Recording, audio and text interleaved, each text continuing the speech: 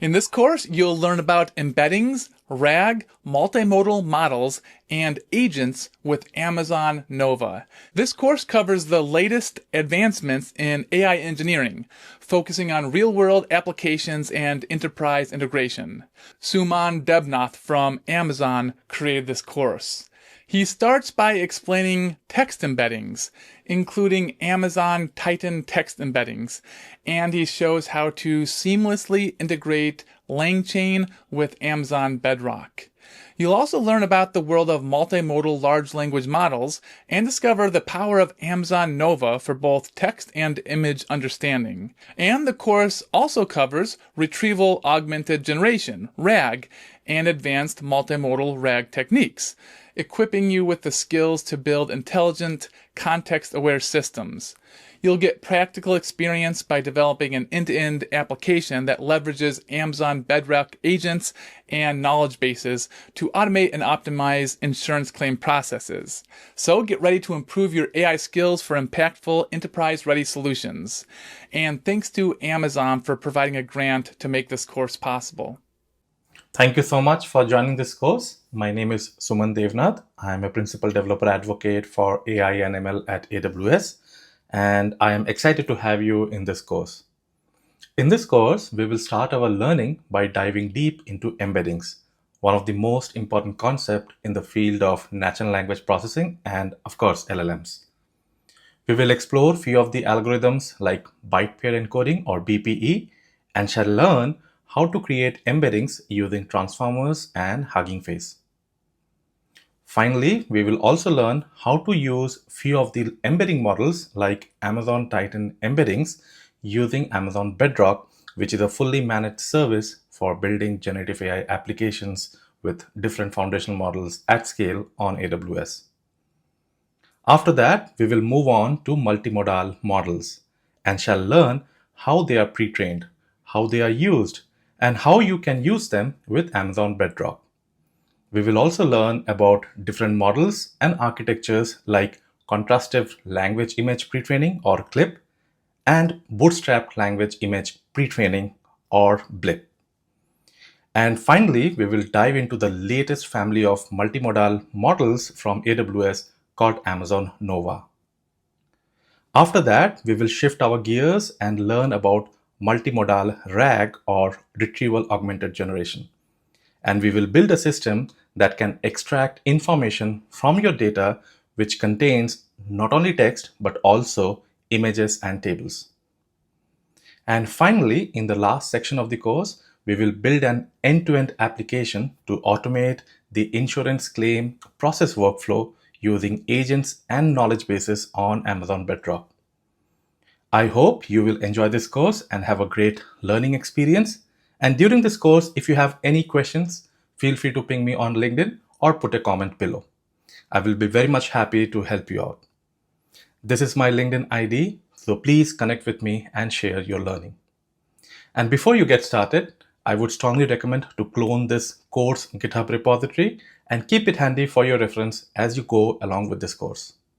Thank you once again for joining this course, and with that, I will see you in the next lecture. In this section of the course, we are going to dive deep into embeddings for large language models. In general, embeddings for natural language processing. I thought that it might be interesting and important to explore how data is being treated by large language model. So we are not going to train a large language model or pre-train any model here, but we will try to understand how data is represented or pre-processed in the very first place before a language model is being trained.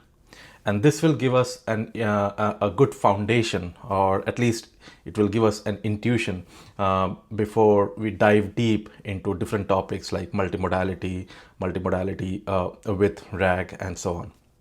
So I have a notebook, as you can see here, and if you go to our GitHub repository, you will see a folder called Embeddings, and within that you will see this embedding for NLP notebook. Okay, so let's get started. So in this case, I am referring a very good resource. There is a a recently published book from Sebastian called Building LLM from Scratch, and I'm going to follow his notebook. I think it's chapter number 2 called Embeddings, and it's a phenomenal book. If you want to learn about LLMs and how LLMs are trained and fine-tuned, I would strongly recommend you to go over that book. So we are going to refer to few of the examples that he shared in that book as a primary resource, and as we go along I will share a few more very good resources which you can complement, which you can use to complement the learning apart from this course. Okay, so as you can see, we are importing a few libraries like tick token and torch. So this is PyTorch, and tick token is a tokenizer. So for the moment, you can forget about this. We will come back to this little later, but we are going to use torch. So let me import them and check their version. So as you can see, we have torch 3.5, 2.5 and TikTok version 0.8. Okay, so this is the image which I took from that book of from Sebastian, but we don't have to go over the entire pipeline. But what it is showing is, if you want to train a large language model, what are the stages and what are the processes? So the first process is to prepare the data, and then you have to build the attention mechanism, then the LLM architecture, and then you start pre-training your model, right? And then in the stage 2, we go over loading the data and fine-tuning and so on. So for this section of the course, we will spend time on preparing the data. So the idea here is we need to do a certain things before we send our data to any model, right? Because models, or any model for that matter, they don't understand raw text or raw audio or raw video. So we want to see how this data has been prepared and sampled. And for the context of this section, we will consider only text data, although the embedding philosophy or the from a conceptual standpoint, it is very much similar, whether the data is of different modality. But for the sake of the discussion, for this section, we will consider text data.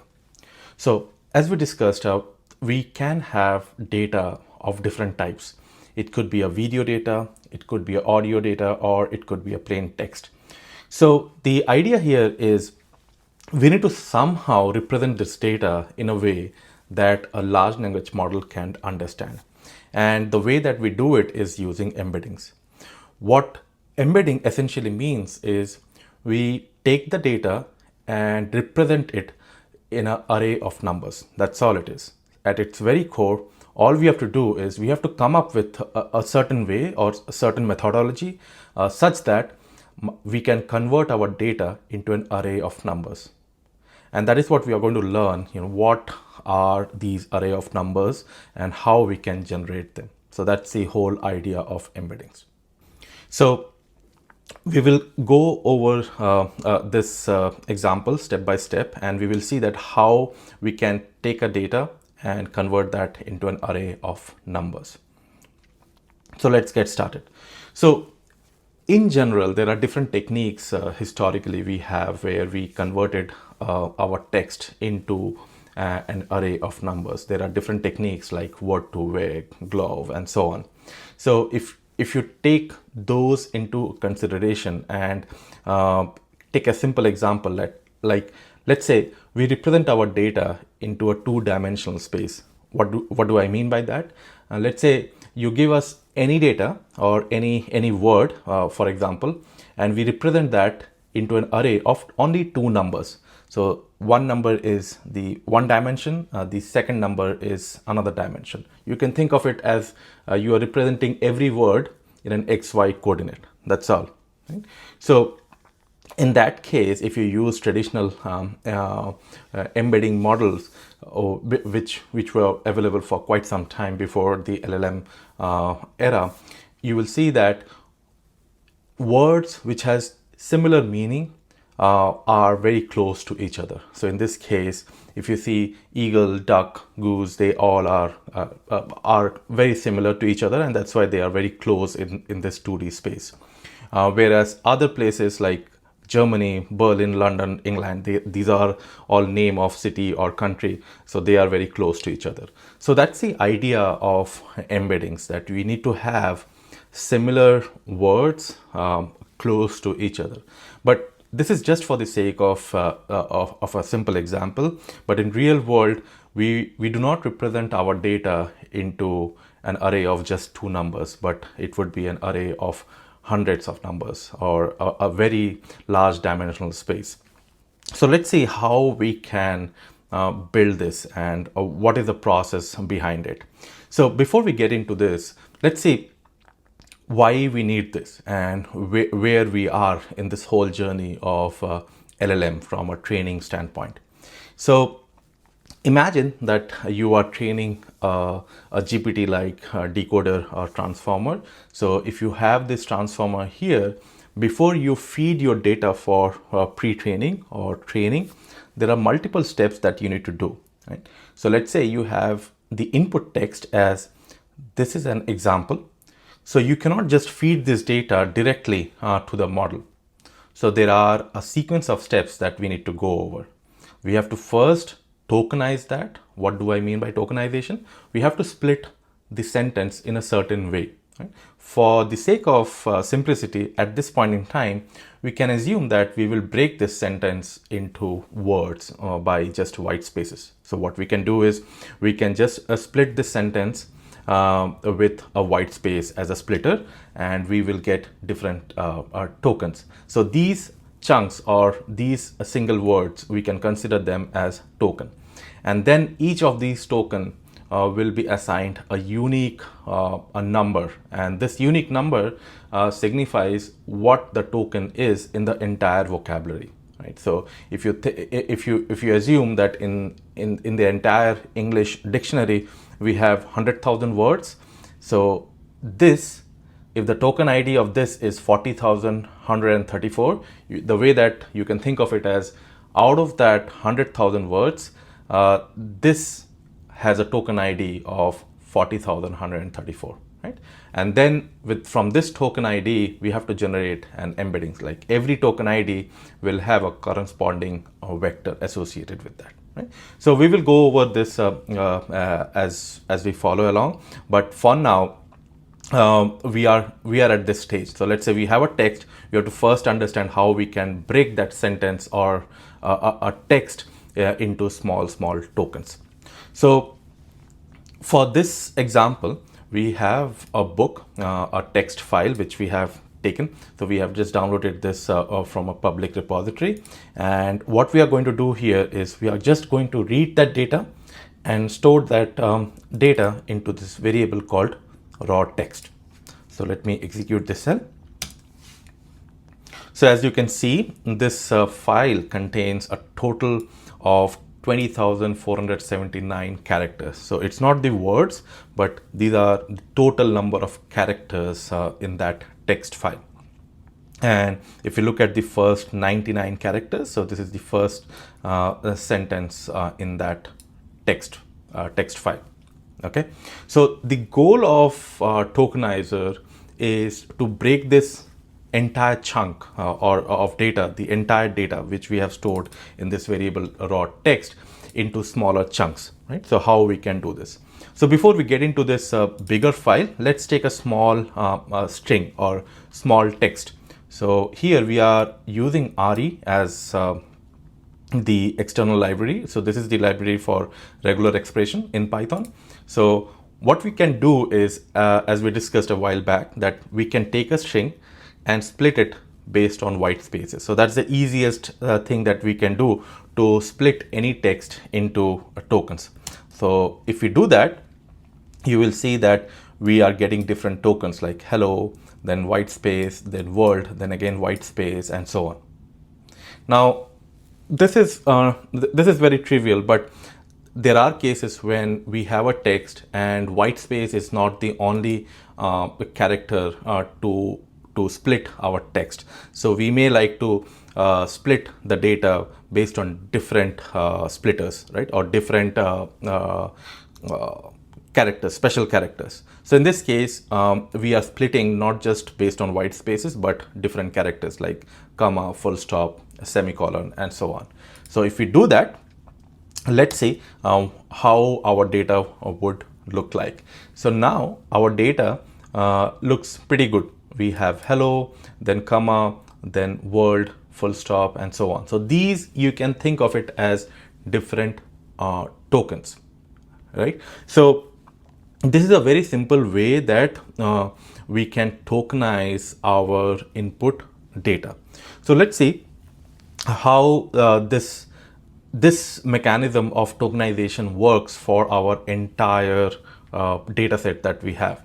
So since we tested with only our small text like one line, now we are going to use the same but on the entire file, the raw text, which was the variable we have created, which contains the entire text file, right? So we are going to do the same thing here, and let's see how the processed tokens looks like. So if you see here, we have processed the entire text, and we can see the first 30 tokens in this particular text file, right? So if you see that how many tokens we have, we can simply use len function to find out the exact number of tokens in that entire file, and that happens to be 4,649. So we were able to tokenize the data that we had.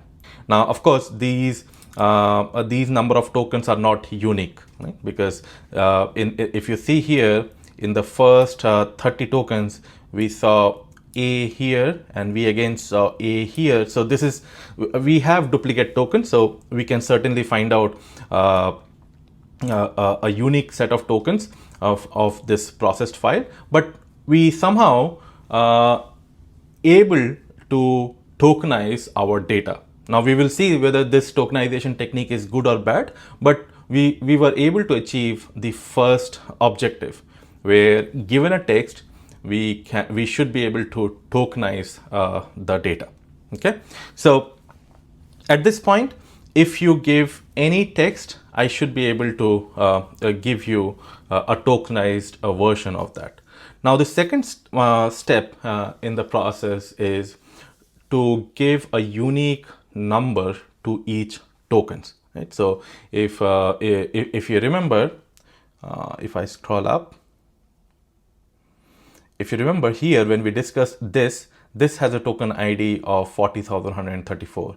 Is has a token ID of 2052. So this is just a random example, but this is what we need to achieve.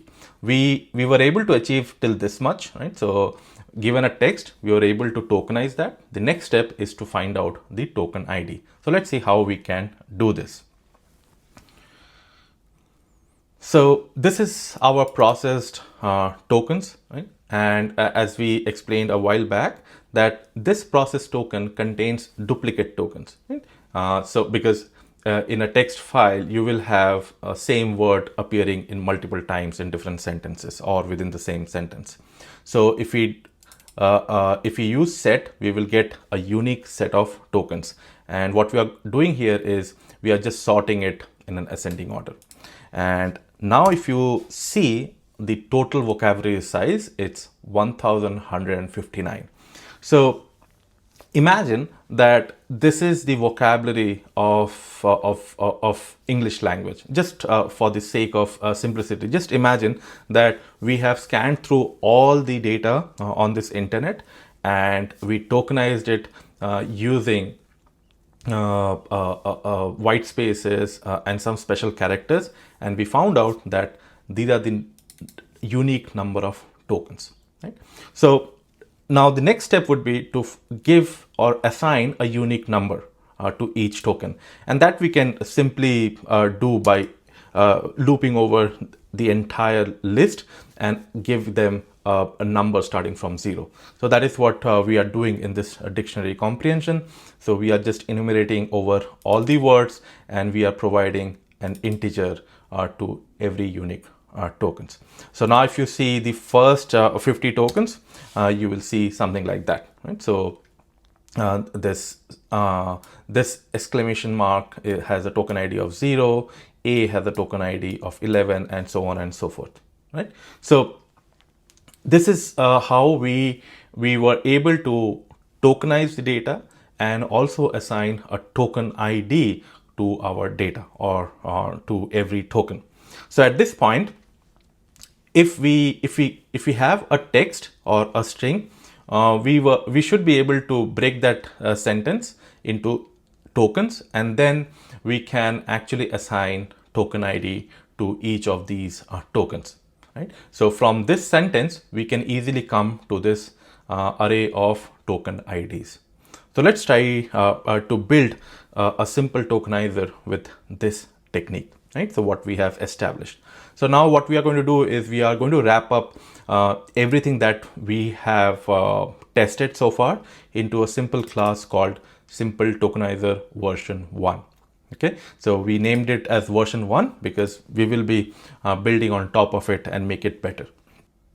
So this class contains two methods. One is encode, another is decode. And as the name suggests, encode will encode the text that you provide, and it will process it by simply doing some pre-processing. As we have seen earlier, it will just split based on some special characters. And once that is done, it will just return the IDs of each token given the vocabulary, which we have already created by reading that text file. Right? So imagine that the text file contains all the words that we have in English dictionary for the sake of it. But in real world scenario, this vocabulary will be huge. Right? In this case, it's very small because we have used one text file, but in real world, it would be huge. So encode will, this method or function encode will encode your text into token IDs, and decode will do exactly the opposite. Given the token ID, it will generate, or it will have a lookup with the exact tokens. Okay, so let's create this class. And now if we provide a string like this, it should be able to give us the token IDs. That is the encode method. And similarly, when we call the decode method, and if we pass this token IDs, it should be able to give us the text back again. So let us test this and see how this works. So first we have to call this tokenizer, or create an instance of that, and we need to pass the vocabulary. So this is the vocabulary which contains all the words that we have in our corpus. So once we create this tokenizer, we can send any text. So let's say this is the sample text that we have, and we call the encode function or encode method. And let's see what are the token IDs we get. So as you can see, these are the token IDs of different tokens in this text. So far, so good. So now let's try to decode that. So if we pass these IDs to the decoder or decode function, we should be able to get the tokens back. So let us see what we get. And sure enough, we are getting the same text back. Right? So this is working pretty fine for us as of now. Right? So we are able to tokenize our text to an array of numbers, which are the token IDs, and we are able to get back to the tokens given those IDs. But now let's try to send another text. So let's say I'm just uncommenting it, and I don't have to create the tokenizer again. So let me comment this, and now let's say we have this text. Okay, hello, do you like tea? So this is just a sample text, and let's try to encode this text using our tokenizer. And it seems that it is not working, and we got an error called key error, and it seems that hello is not there in the vocabulary. So what might have happened is the text file which we have used to process or to create our vocabulary, that text file doesn't contain the word hello. And we can in fact see that we have this text file. So this is the text file which we read to create the vocabulary. If we search for hello, you will see that there is no result. So this seems to be a problem, right? And this seems to be a problem because in real world this is very common. Because imagine that you have started off with a certain corpus by knowing all the words that you know at in today's time, and you trained a model. And later on, when the model got trained after a few months and a few weeks or a few months, when you put that model in production, and when you send a text for inference or give a prompt, it might so happen that you give a word which was recently added in the dictionary, or let's say it's a new word which was never encountered by the LLM at the time of training. So in that case, we will get these kind of error, which is certainly not good. So let's see how we can modify our tokenizer such that it can handle these kind of out of vocabulary situation. Right? So one of the very intuitive or very logical thing to do is to have a token, special token called let's say unknown token, and have it in our vocabulary.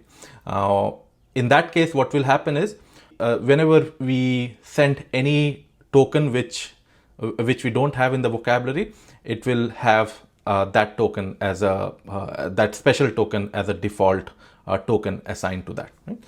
Which may not sound that great, but it at least will take us to a place where we will not get these kind of key error, right, or out of vocabulary error. So what we can do is we can add some special tokens, like here if we add a special token called unknown, and let's say another special token called end of text. So end of text a lot of times are used in LLM while pre-processing the text, where we need to add this to make a distinction that the data that we have is coming from a different file, because in real world we will have a large corpus of data, and all this data will be coming from multiple files. So if we tokenize all the files together, we would not know when the first file is starting and when the second file is starting, and so on. So if we have a tokenizer, a special token called end of text, we can somehow use that in front of every new file. So if you look at this image, so let's say these are the different files that we have, and this is the first file, and this is the second file, this is the third file, this is the fourth file, and so on. So if we add a special token called end of text and send all these files together, after encoding we will have a way to identify from where the second file is getting started, because we have added a special token here. So which type of, or what are the different special tokens you want to add, it's completely up to you. There are different types of special tokens which different models uses, but for the sake of simplicity and for this example, let's add two tokens. One is end of the text special token, and the other would be the unknown token, so that if any word which we encounter in future which is not in the vocabulary, we can assign that unknown token to that. Okay, so if we recall, our length of the total vocabulary is 1159. So if we add the two new tokens, like end of text and unknown token, we should get the total number of vocabulary should increase by 2, right? So let's try to do that. So we already have this much we have already seen. So we already have all the tokens from our pre-processed data. Now what we are doing is we are just extending it with two new tokens. And since we have extended with two new tokens, we have to assign a token ID as well for them. So we are just doing the same thing what we have done before. We are just enumerating over all the tokens, and we are assigning an integer for that, right? So let's run this, And now if we see the total number of tokens, it is now 1161. Right? Previously it was 1159. So we just added 2 special tokens. Okay, so now if you just look at the last 5 tokens, you will see that these 2 tokens got added. So it's pretty natural, and this is very much expected. So with this, we should not get an unknown token, right? So if we encounter any unknown word which was not present in our initial vocabulary, we should not get this error which we got previously. So let's update our simple tokenizer, and that's why we are calling it as version 2 now. And the entire code is exactly the same. It's just that we added a new vocabulary. Right?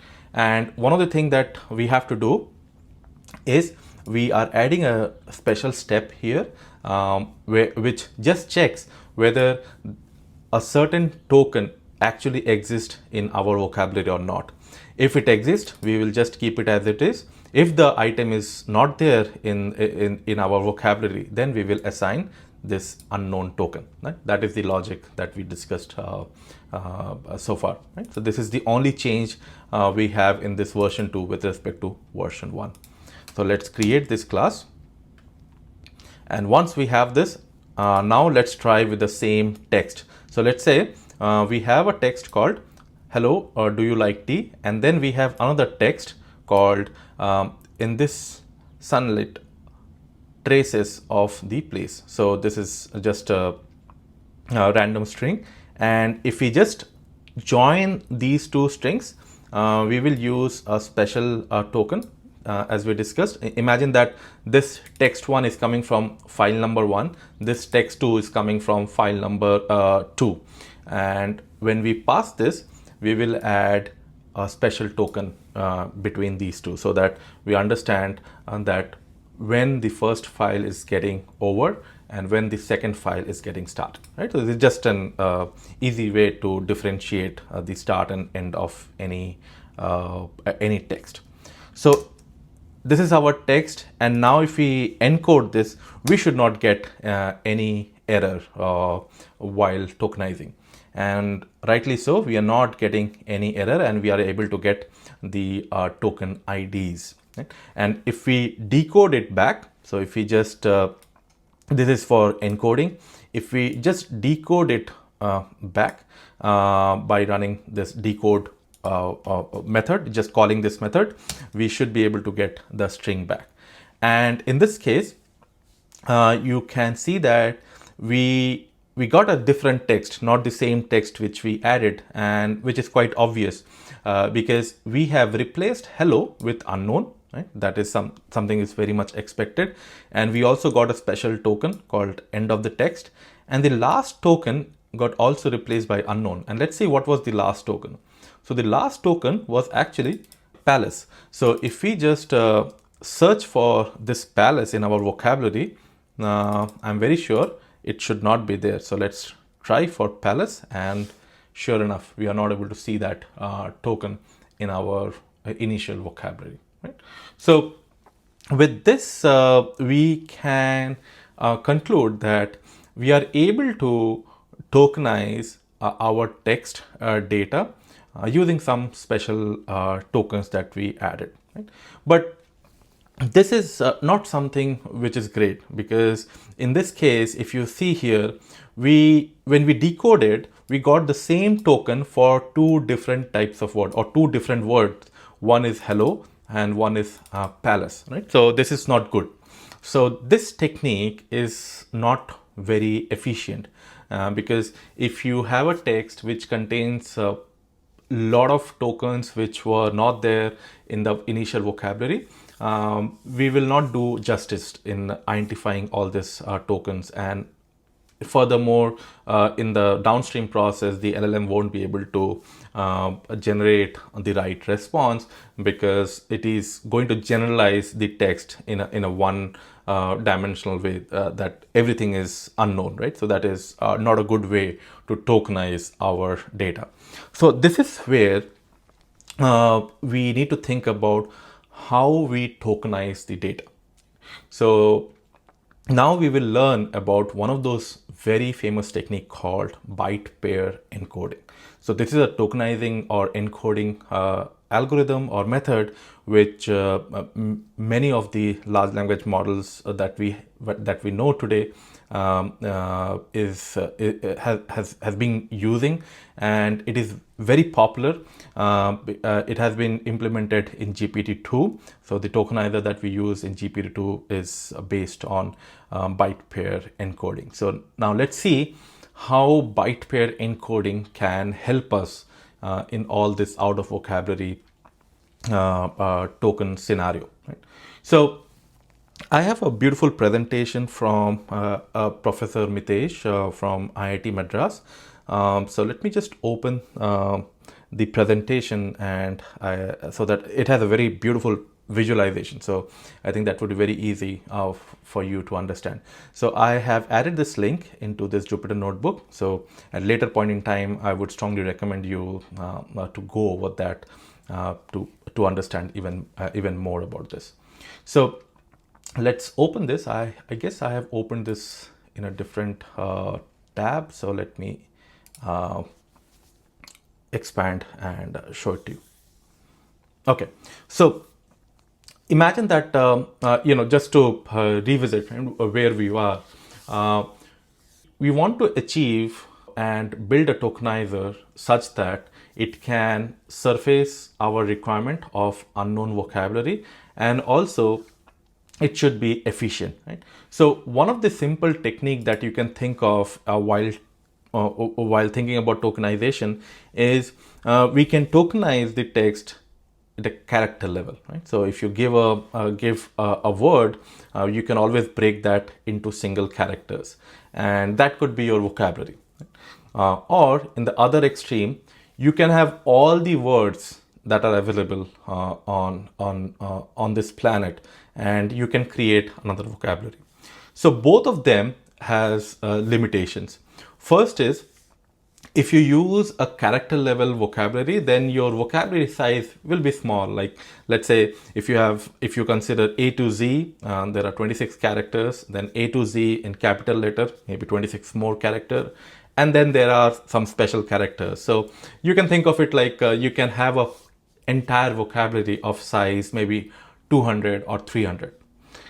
Now, if you do that, then when you give a text like let's say my name is Suman, if you give this text, then my entire the embeddings of that would be very, very large, because now every word, like my name is Suman, so Suman is contains 5 characters. So each character will get a unique token, or will be treated as a unique token, and each of those token will be later on converted into an array of numbers. So it will be very cumbersome to perform the embeddings on even on a smaller text. So doing the embedding at a character level may not be a very good idea. So let's say on the other extreme. On the other extreme, we can have all the words on this internet. So in that case, we will have millions of words. So that is also not very good, because at the end of the day, if you think about any large language model, it's a probabilistic mechanism where it just generates one token at a time. And that one token is selected from the available vocabulary. So if I have a vocabulary of millions of words, and every time I have to pick one word from that millions of word, that is not very efficient. So the problem is this: we need to find a technique such that we can stay somewhere in the middle, not completely word wise, where every word is a token, and not at a character wise, where every character is a token. We have to come up somewhere in the middle, right? So that is where a subword, a tokenizer is all about, and that is what byte pair encoding is. So Let's take an example. So let's say this is a sentence. Knowing the name of something is different from knowing something. Knowing something about everything isn't bad. So imagine that this is our entire corpus, right? So this is our entire vocabulary. Now, we will spend some time to understand how byte-pair encoding works.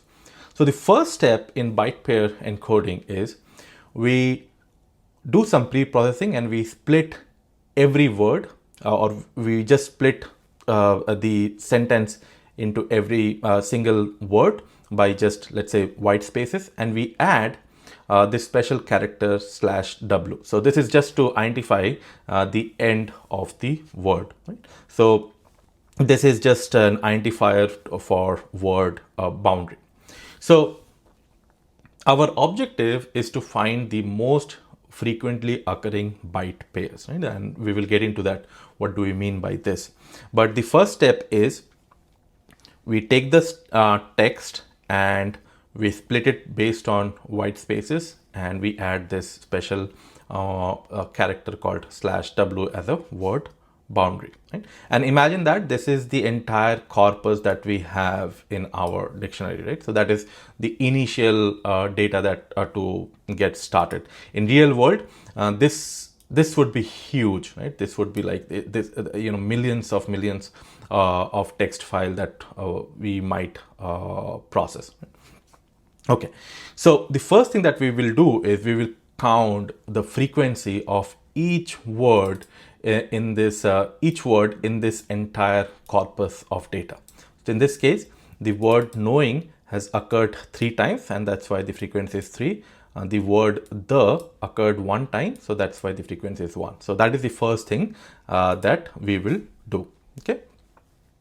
So now that we have this frequency count of each word, the next thing that we need to do is we need to count each character, right, and update this table. So this is going to be our initial token count. So we will start with the character K because let's say the first word is knowing. So we will just start with the first character K, and we will see how many times K has occurred in this entire corpus of data.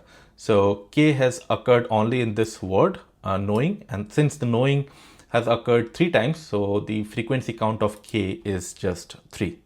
So like this, we will have the frequency count of all the characters, right? So let's try with the next character. The next character is N, and N has occurred 13 times, right? So if you want to know how that 13 have come, we can find out that N has occurred 2 times in the first word. So that's why this is N 2 times 3, it is 6. And if we find more, we can go to the next token, and the next word is name, and here also we have N. So it is 1 times 1, that is 1, and so on. So if we keep on finding N in our corpus of word, we will see that the total number of times N has occurred is 13. Okay, so like this, we will keep on doing for all the characters, and this will be my initial token count, right? So this is what we are going to get started off with. So this is very much like a character-based tokenizer, and that is our initial starting point, right? So if we recall, we mentioned that character-wise tokenization is not that good because it is limited, and word-wise tokenization is not good because that's a huge corpus. So we have to come somewhere in the middle. So what we are going to do next is we start off with character-based tokenization, right? And we will keep on merging the more frequent pairs of characters, and then we will keep on merging them, right? So what do I mean by that? So this is my initial corpus or initial token counts.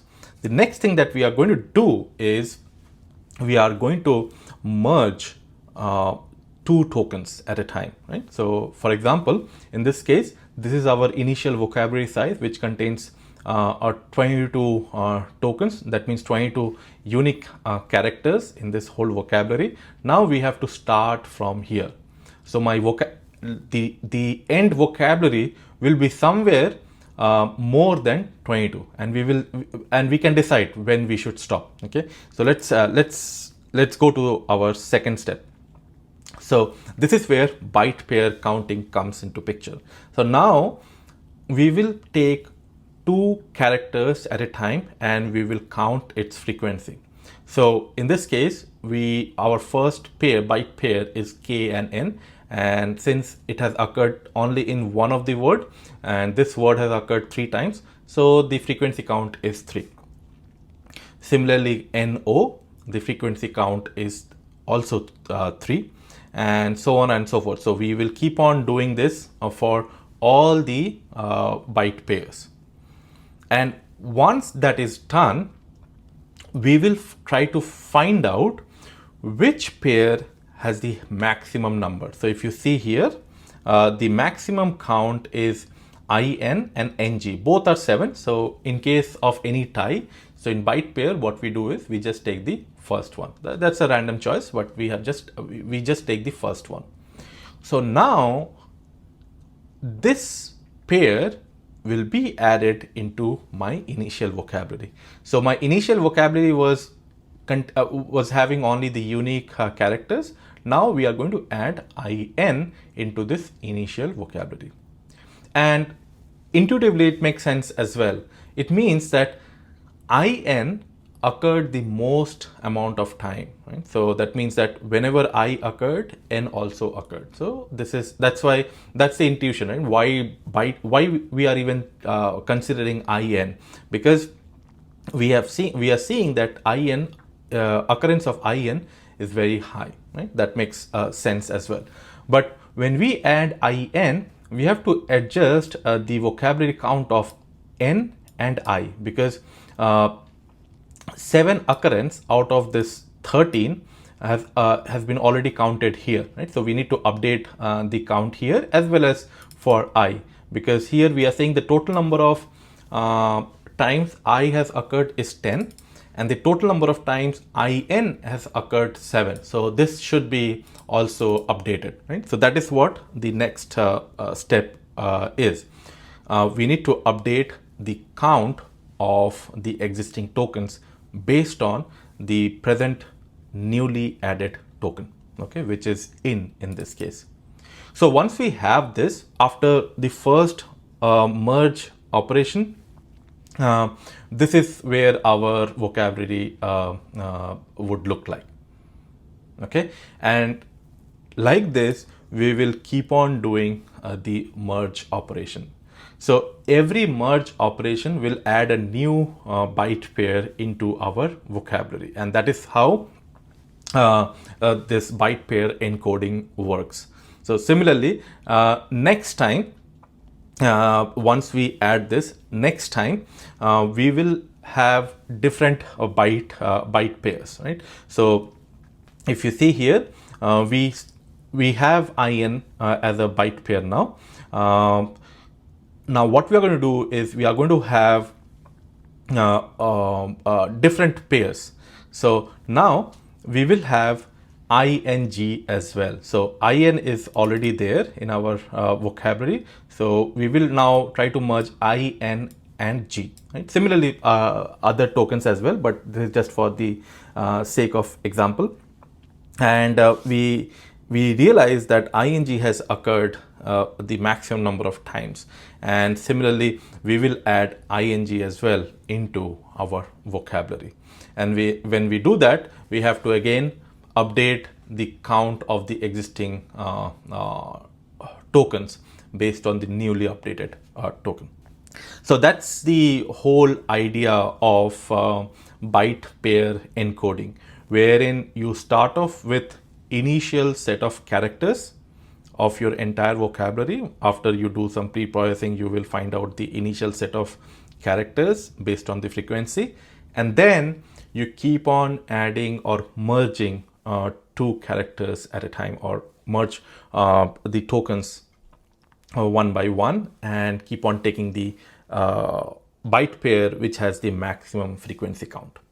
So if you do a lot of merges, at the end, you will find your final vocabulary. So in this case, if we add, let's say after 45 merges, we should be adding 45 new tokens. So the total number of tokens that we will have for our vocabulary is 45 plus the number of initial tokens. So let's say the initial number of tokens is 20. So the total number of tokens would be 65. So that's how this whole byte pair encoding works. Okay. Just to summarize, if you start off with an initial number of tokens, which would be a character-based tokenization. So let's say that is 100, and then you do 200 merge operation. So in that case, your total vocabulary size will be 200 plus 100, that is 300. Okay, so that's about byte pair encoding. I just thought to give you some intuition about that. You can go over this presentation. It's a beautiful presentation to learn more about this, but I think this is enough for us to get an intuitive understanding of what byte pair encoding is. So what we are going to do is, we are not going to implement a byte pair encoding, because that would need a large corpus of data. But what we are going to do is, we are going to use the byte pair encoding tokenizer which GPT-2 has used.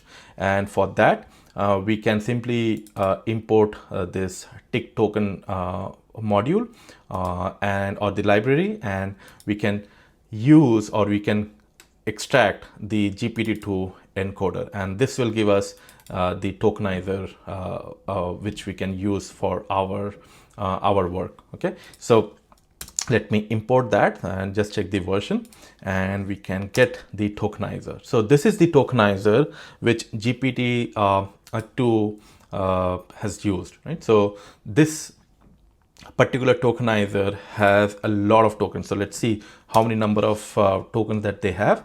So they have 50,257 tokens.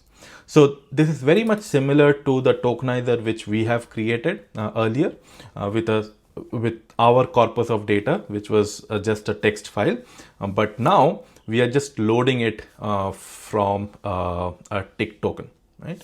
So this tokenizer should be able to handle unknown tokens, and also it has a richer understanding of data, because this has been trained on a large corpus of data, right? So if you want to test it, you don't have to go with GPT-2 tokenizer. You can always go with any other tokenizer. And to find out different tokenizers, you can use this list encoding names method, and you will see that there are different tokenizers which are available, right? And if you want to see what is the vocabulary size of different tokenizer, you can just use this nvocab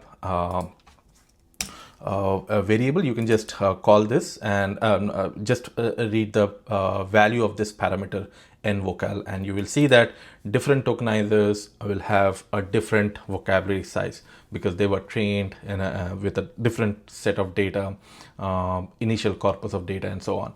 And going forward, when you look at different tokenizers, you will see that the number of tokenizers or number of tokens are increasing, right? With the latest and greatest models. It's a very common and natural thing to observe. Okay, so now let's try to do something interesting, right? So now let's say we have some text, right? So you can pick any text of your choice, and then let's try to encode this text. Just like before, where we have implemented our own tokenizer and send our text, we used to get an array of numbers which are nothing but token IDs. In this case, we are doing exactly the same, but we are using a GPT-2 tokenizer. So there is nothing special about it. So if you see, here are the array of numbers that we get, which are nothing but the token ID of all the tokens which the this particular GPT-2 tokenizer has observed. Now, if you carefully see, there are some words which makes no sense. So, and we deliberately using this. So there is a word called some unknown word. So this we kept it as a single word which has no meaning. This is not a dictionary word. So in our technique, this should have been replaced by unknown token, right? Now let's see how this byte-pair encoding has tackled this unknown word or this out of vocabulary word. So if we now decode this and check the string, and you will see that we are getting the exact same string. So it was able to chunk or tokenize this word, some unknown word, right? And this is the beauty of byte-pair encoding. And the reason that it could able to decode this is because we used byte-pair encoding. So what might have happened is, in the vocabulary, this token, this particular word, some unknown word token, might have been divided into some unknown and word, because these are very common words, right? So depending on the vocabulary that this GPT-2 tokenizer have, it was able to decode that. So this is the usefulness of byte-pair encoding, where it can handle unknown tokens or unknown words at the runtime, right? So that is the reason why byte-pair encoding works pretty well in large language model, and one of the major reason is it can handle unknown word which was not present in the vocabulary, and the reason that it could able to handle is because of sub-word tokenization. So it actually tokenized the word at a sub-word level. So if you remember, when we started off this section, we assumed that every token is a word, but in real world that is not the case. And if you look here, this particular sentence, right? So this particular sentence contains how many words? 1, 2, 3, 4, 5, 6, 7, 8, 9, 10, 11, 12 words. But if you see the number of tokens that it has generated, it's not 12. It's much more than that. In fact, we can see this as well. So let's try to see the length of this. It's 21. So 11 words got converted into 21 tokens. So from now onwards, if somebody says that every token is a word, which is okay for explanation sake, but in real world or at its core, that is not how tokenization works. Okay. So now that we know that it can handle unknown words, we can always throw any garbage word or any word which is not there in the dictionary. And like in this case, we are just passing this unknown word. This is not a regular dictionary word, and it should be able to decode that, right? And if we take this same array of numbers and if we paste it here to decode, we will be getting the word back as it is, right? So this is one technique to tokenize our data, right? So we are able to come to a stage where we, given a text, we will be able to convert that into token IDs. Now, the second thing that we need to do is when we think of training an LLM using a large corpus of data, is called data sampling. So the way that any LLM is trained is a self-supervised way. So what do we mean by that? Assume that you have all the data, all the corpus of data, Wikipedia data and all of that. And let's, for the sake of simplicity, let's consider only text, as we have been doing since the beginning. If we have the entire text of data, what we want the large language model to do is, at the end of the day, is it should be able to predict the next token, or it should be able to generate the right token one after another, right? So when you go to ChatGPT or any LLM or any application based on LLM, when you ask a question, you get a response, and that response that you get, it generates one token at a time. So it just generates one word or subword at a time. So when we have our training data, like the entire Wikipedia data, what we can do is, since we have the entire data, we can send only the first token, and we expect the second token as the response, right? So we know that the second token here is learn. So if I give LLM as the first token, we expect the model to generate learn. Similarly, when we give this phrase LLMs learn, we expect the token 2 as the prediction.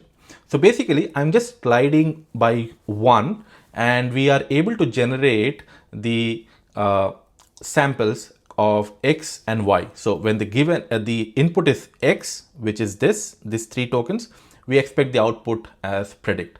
So just by it's a self-supervised. The reason that we say it as self-supervised is because in normal supervised machine learning, we always need to give the X label and the Y label. But in this case, we are just having the data. So that you can consider as X, but there is no Y label. But from that X itself, we can develop Y, right? So, and that is how we are developing, because we have the whole corpus of data. We can just slide by one token, and we expect the model to generate the next token that we have, right? So let's see how we can do this.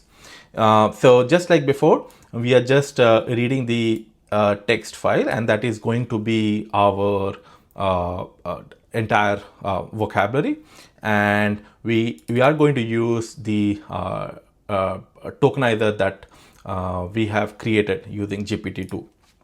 Okay. So the length of the entire corpus of data is 5,145, right? So this is the total number of tokens that we have in our training set, right? So now the first thing that we have to do is we can, before we go ahead, we have actually gone through the text file, and we felt that the first 50 tokens we can skip because it has some introduction, name, and all that. So just for the sake of this example, we are just getting rid of the first 50 tokens, right? So if you want to use any other file of your choice, you can very well do that. In that case, you can just skip this part. Even if you don't do this, that is also okay. But since I've read through this file, I realized that the first 50 tokens are of not that use, right? Roughly around 50 tokens. Okay. So the way that we will generate our X and Y for us self-supervised training is by this. So let's say my context size is 4. Okay. So the way that I will generate the samples as like this. So we can start from the very beginning and take the first 4 tokens, and then the Y would be starting from 1 to the token plus 1. So let me print this so that you get a better understanding. So my tokens are this, right? So this is my encoded text, and this is the sample, right? So this is the entire vocabulary that I have, or the entire text that we have. Now, when the first token, so this is an X and Y, and see this very carefully. I have used the same data to construct X and Y. So in regular supervised learning, what we do is we give something like X and we have some Y, right? So this is how we always get the training sample. But in self-supervised, what we have is just we have X, right? So we don't have a Y. So what we will do is from this X, we have to somehow find out X and Y, right? So this is the technique that we are trying to implement, right? So in this case, the X contains the entire corpus of data. Right? Now we have to somehow find out why, because we know the nature of this problem, which is just a next token prediction. That is what all the large language model do. So we can somehow establish that fact. So let me delete this and show it to you how this works. So the first token, if the first token is 290, I expect the LLM to generate this token 4920, right? So similarly, if the input is first two tokens, then I expect this third as this 2241 as the Y as the generated token. So let me print out the actual tokens so that you can get a better context. I had the sentence this, right, and established himself in, right? That was the exact sentence. And the way that we have segregated that X and Y pair is like this. When the input is AND, the response should be established. When the input is AND established, the output should be himself, and so on. This we were able to generate just based on this one sentence, right? And that is why we call this technique as a sliding window technique, right? So if I just scroll back, if you just see, we just had one line here, right? LLM learned to predict one word at a time. This is just one line. So this is the only text that we have. Now from this text, we were able to generate 1, 2, 3, 4, 5, 6, 7, 8. 8 pairs of training samples. Right? And how we were able to do that? We were able to do that using a sliding window technique, where we start from the very extreme left and we process it in such a way that when the X is first token, the expected token should be learn. When the input is the first two tokens, the output should be the third token. When the input is the first three tokens, the output should be the fourth token, and so on. Right? So this is how we can construct our data set to train our LLM. Right? So this is called a self-supervised technique. And here in this case, we just took a context size of 4, but in real world, it could be something else. And we will see that in some time.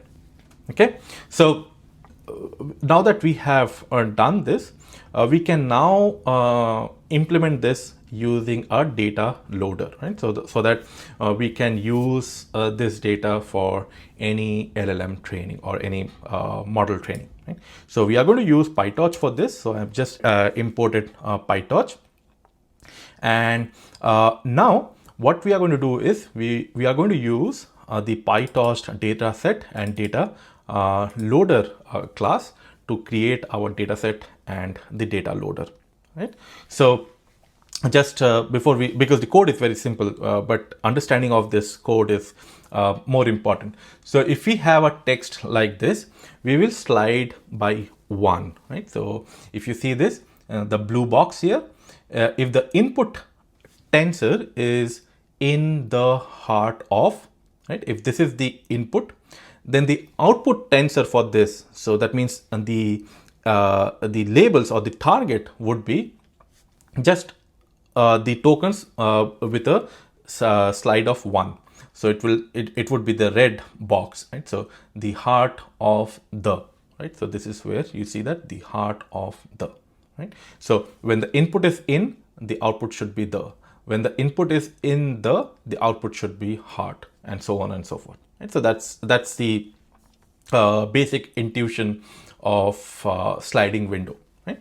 So here we are just creating a data set, and this is our own custom data set. And in this 3 lines of code, we are exactly doing what we have just explained, just to implement the sliding window technique to just go over the entire corpus of data.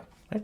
So let's create this data set, and then we will have a data loader which will load the data. Right? And in this case, we have to mention what type of tokenizer we are going to use. So we are going to use the Byte-Pair Encoding based tokenizer, which is GPT-2 tokenizer, which we have seen earlier. And then we will just take a batch of 4. So this is the default, and whatever is the maximum length. In the previous example, I think we saw the maximum length as 4, but you can put whatever number that you would like to. Right? So this will give us a data loader. So now with this, we can load this data and start the LLM training. Right? So that's where we are getting into. So let's now read our whole file. So now that we have our test data loader and data set created, or the class created, now we can create a data loader. So we will load the whole corpus of data, which is this text file that we have been working on from the beginning, and we create a data loader. Right? So we will just give this raw text. We here, for the sake of this example, let's start off with batch size as 1 and maximum length as 4 and stride of 1, and then we will just load the first batch. Right? So first batch should contain 4 tokens, because the maximum length is 4. So let's see this. We got the first 4 tokens, right? And this is the X and this is the Y. Right? So just exactly same as what we have seen earlier. Right? When the input is this, the output is this. The data loader, whenever we load the data and whenever we call the data loader, it will give the X and Y. Right? That's how a data loader class works in PyTorch. If you want to see the next batch, we can call this is an iterator, so we can just call this next function. And if we print the next batch, you will see the next batch, since the sliding window is 1, it should start from 367, and that's what you see here. The first is 367 on 28285 and so on.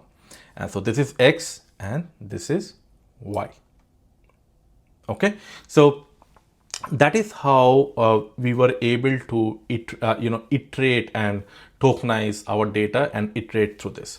So now let's take a more concrete example. So in this case, now we are creating a batch size of 8 and the maximum length is 4. Right? So that means every time we load, we will get an XY pair of 8 such samples. Right? So let's see this.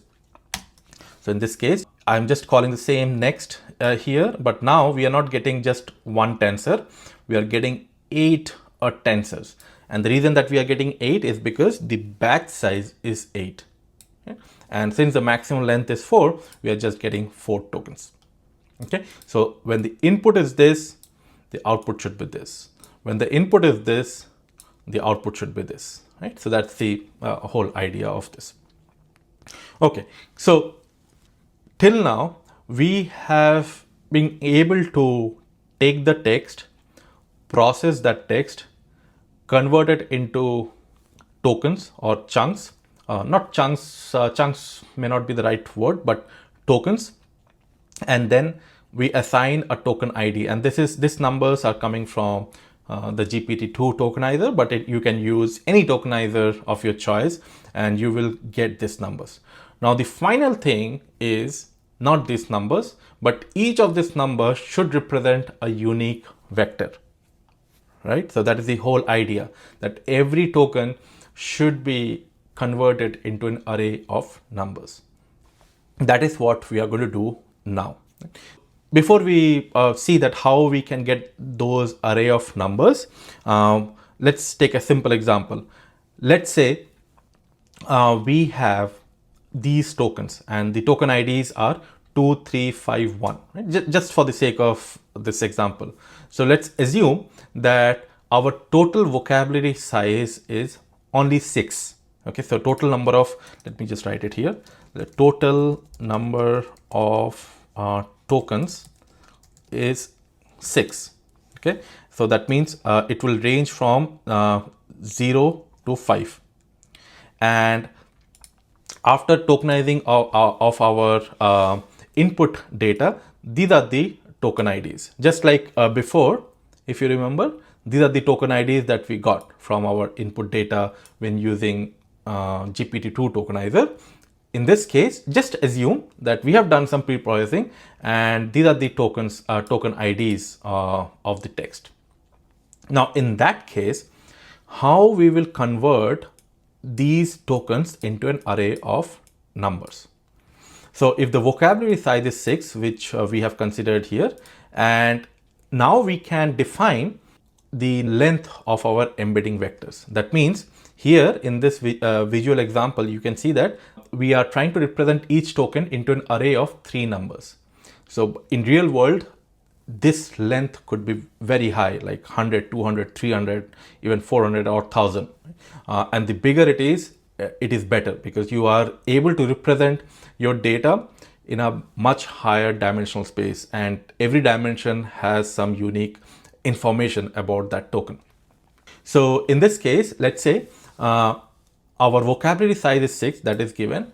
We can change this number. So let's say we want to create an embedding model where the length of embedding is 3. We can mention that as 3, and we can create an array of 3 numbers by using the torch NN module, and we can use the embedding layer, and we can give the vocabulary size and the output dimension, right? And we will get a 6 by 3 matrix, right? So this is the matrix, what it would look like, and these are just randomly initialized numbers. But what this intuitively means is that the first token's embedding is this, the second token's embedding is this, and so on and so forth. So since our total vocabulary is just 6, that means there are 6 unique tokens. So we need to have 6 vectors representing these tokens. And the way that I can create 6 unique vectors is using torch nn.embedding. Okay, now these are not trained, these are just randomly initialized. What happens is during the LLM training, during the backpropagation, this embeddings are also learned. So at the end of the training loop, or after we optimize and we get to a point where we feel that this is a good model, we just stop, and then we get a frozen set of numbers which we consider as the embeddings of different tokens, right? But this is how it all gets started. So you start off with an random initialization. So there are different techniques to initialize, but this is not the final array of numbers. Okay, and you can think of this as these 3 numbers representing 3 different things about every token. Right? So for example, the intuitive meaning of this is, let's say you know me, and you just know 2 things about me. One is my name is Suman, and the second thing you know is that I work for Amazon. You just represent me into these 2 things. Right? So you can think of it as you are representing me in 2-dimensional space. Now, if somebody asked you, can Suman play cricket? Now you cannot answer this based on just these 2 information. But imagine that I have given you 5 different types of information about me. So let's say if I say, my name is Suman, I work for Amazon, I used to play cricket in school, I used to play basketball as well, which is not true. But if I give you more information, what it essentially means is you are representing me in a higher dimensional space. And now the probability for answering any question about me correctly is much higher. So if I use a higher dimensional vocabulary size here, so let's say if I use 10, right? And if I use this now, I will see, oh, sorry, not the vocabulary size. So vocabulary size is 6, but let's say the output dimension is 10. Now, every token in my vocabulary is represented into an array of 10 numbers. So previously it was 3, but now I have added more information. So that is the reason when somebody says, if the embedding length is higher, is it better? Of course it is better, provided that the added information is unique. For example, if I tell you a few things about me, but not just my name and company, but if I give you more information, something like my name is Suman, I work for Amazon, I play cricket in the morning, I play cricket in the evening, I used to play cricket in the school, I used to play cricket during my college. So I have given a lot of information, but if you noticed, last 4 or 5 set of information are quite redundant. Right? So that is not adding new value to you. So that's why we say that when the embedding length is bigger, it is always good, assuming that it has been trained properly and we know that these columns are linearly independent, or rather they all contains unique information. In this example, we have just considered an array of 3 numbers, and these are the random initialization, and during the training process this weights gets updated such that every token will end up having a good information which are semantically similar. That means an embedding of cat and embedding of, let's say, dog may be little similar because they both are animal, and they both have 4 legs, they both have tail. So the embedding of these two are expected to be very similar, and we don't have to do this of our own, and we cannot do it of our own as well, but these are learned during the training process. Okay, so now if we just let's say this is our embedding metrics, and assume, for the sake of simplicity, let's assume these are the trained weight. Okay, so these are not the trained weight, as you have seen that we have just randomly initialized, but assume that this is our trained weight. After the training and all that, this is the final embedding metrics that we got. Now if we have a token of ID 3, I can simply run this, and I will find the 4th row from here, right? So this is my 4th row, and it is just a lookup. It will just look into the embedding metrics, and it will just find out the embedding which is there in the 3rd token. So 3rd token is nothing but the 4th row because it's indexed from 0, and this will be the array of numbers which represents the token number 3. Okay, so similarly, if I have to do it for okay, I'm sorry, I think token IDs. Okay, I think I have not executed this, but this is the token IDs, right? So let's say these are the token IDs, input token, and now if I pass this, so let me just copy this and keep it here. So let me copy this, and let's say these are the tokens that I have, and if I want to generate the embeddings of this, it will just refer to that embedding matrix, and it will find the vector for ID number 2, 3, 5, and 1. Right? So it's basically a lookup. So if you see this, the token number 2 is nothing but the 3rd row, and the 3rd row starts with 1.27, and that is what we are getting here. Similarly, the 5th one is this minus 2.84, and the 5th one would be the last one, and that is exactly the same vector. Right? So that's basically a lookup table. Now this is all good, but there is a problem in this, and the problem is we are not considering the positional information of any token. So if you look carefully, we have created the token IDs, and every token ID has a corresponding array of numbers or a vector. But if we have the same token appearing in a sentence in a different position, there is no way that we are capturing that information. For example, here, if you see this, let's say this is our embedding metrics. So these are like, consider that our entire vocabulary is just contains 6 tokens. So in this case, if I have a sentence like this, where fox is coming in the first token in the sentence, in that case, the embedding of fox would be this, right? the second index in the weight matrix, and assume that we have another sentence where fox is also there in the last token, or the last word in the sentence. So this is the same sentence, but fox is there in the first, fox is also there in the last. So in this case, the embedding of this vector and the embedding of this vector is the same, which is not good, right? Because these embeddings should contain the information of its position.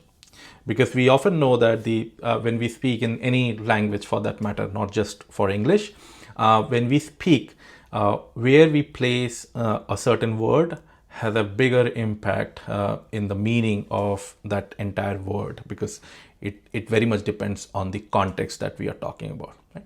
So this is the last step that we are heading towards, where we need to come up with a strategy where we can embed the positional information of the token as well when we do the embeddings.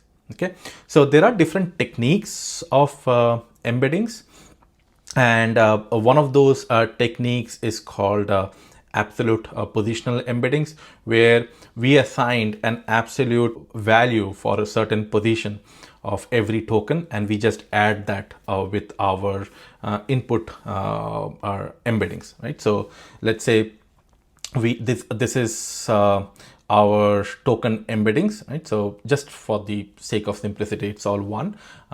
Assume that the same word coming multiple times, and what we do is we just add a positional embedding. So that is another vector of same size. It should be of exactly same size of the token embedding, but we just add this.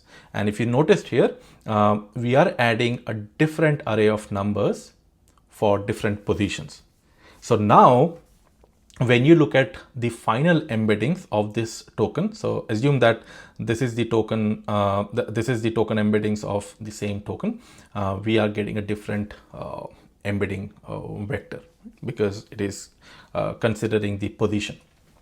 So this is called absolute positional embedding. There are different techniques. One is absolute, then there is a relative positional embedding, where the focus is on relative position between the tokens, not the exact position of the token. So there are different techniques, different models, but we are going to use absolute positional embeddings. And in fact, if you want, so let me just share you one nice animation. I think this is a little old, but I guess this will give you an intuition of how these random array of numbers can be generated.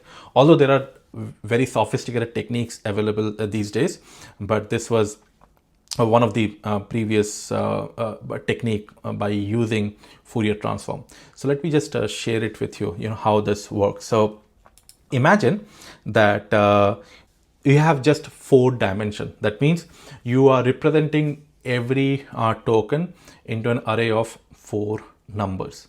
So what you can do is, what you could do is, you generate 4 different signals or 4 different samples using Fourier transform. Or basically, the way that you can intuitively think of this as, let's say you create 2 functions of sine, 2 functions of cos, right? And with different frequencies, and it will look up like this, right?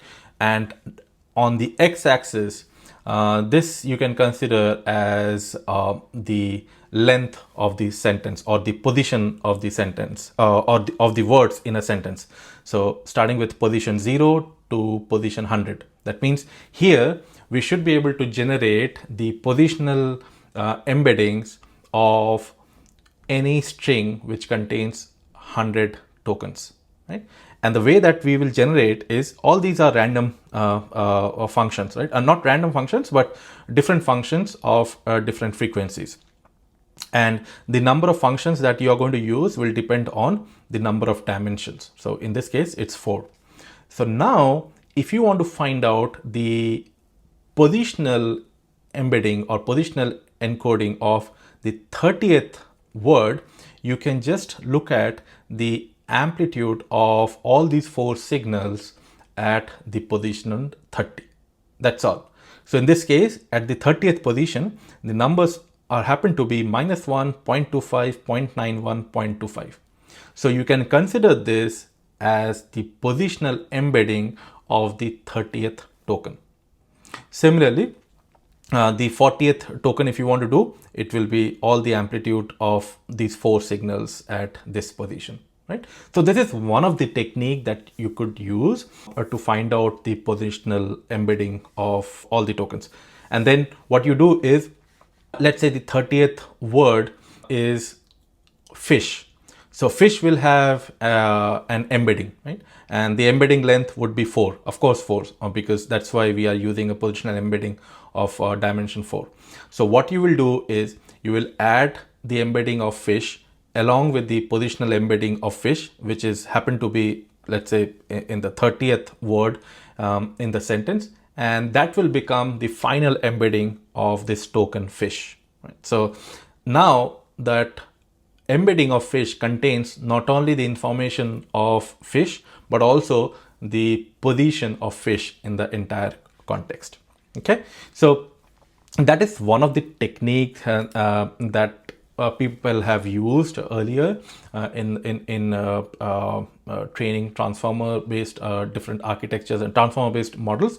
But at this point in today's time, we have many more sophisticated techniques. But the core idea is this, that you need to come up with an array of numbers which represents different positions, and you just add that with your token embedding. That's all, and you will end up getting the final embedding of your tokens.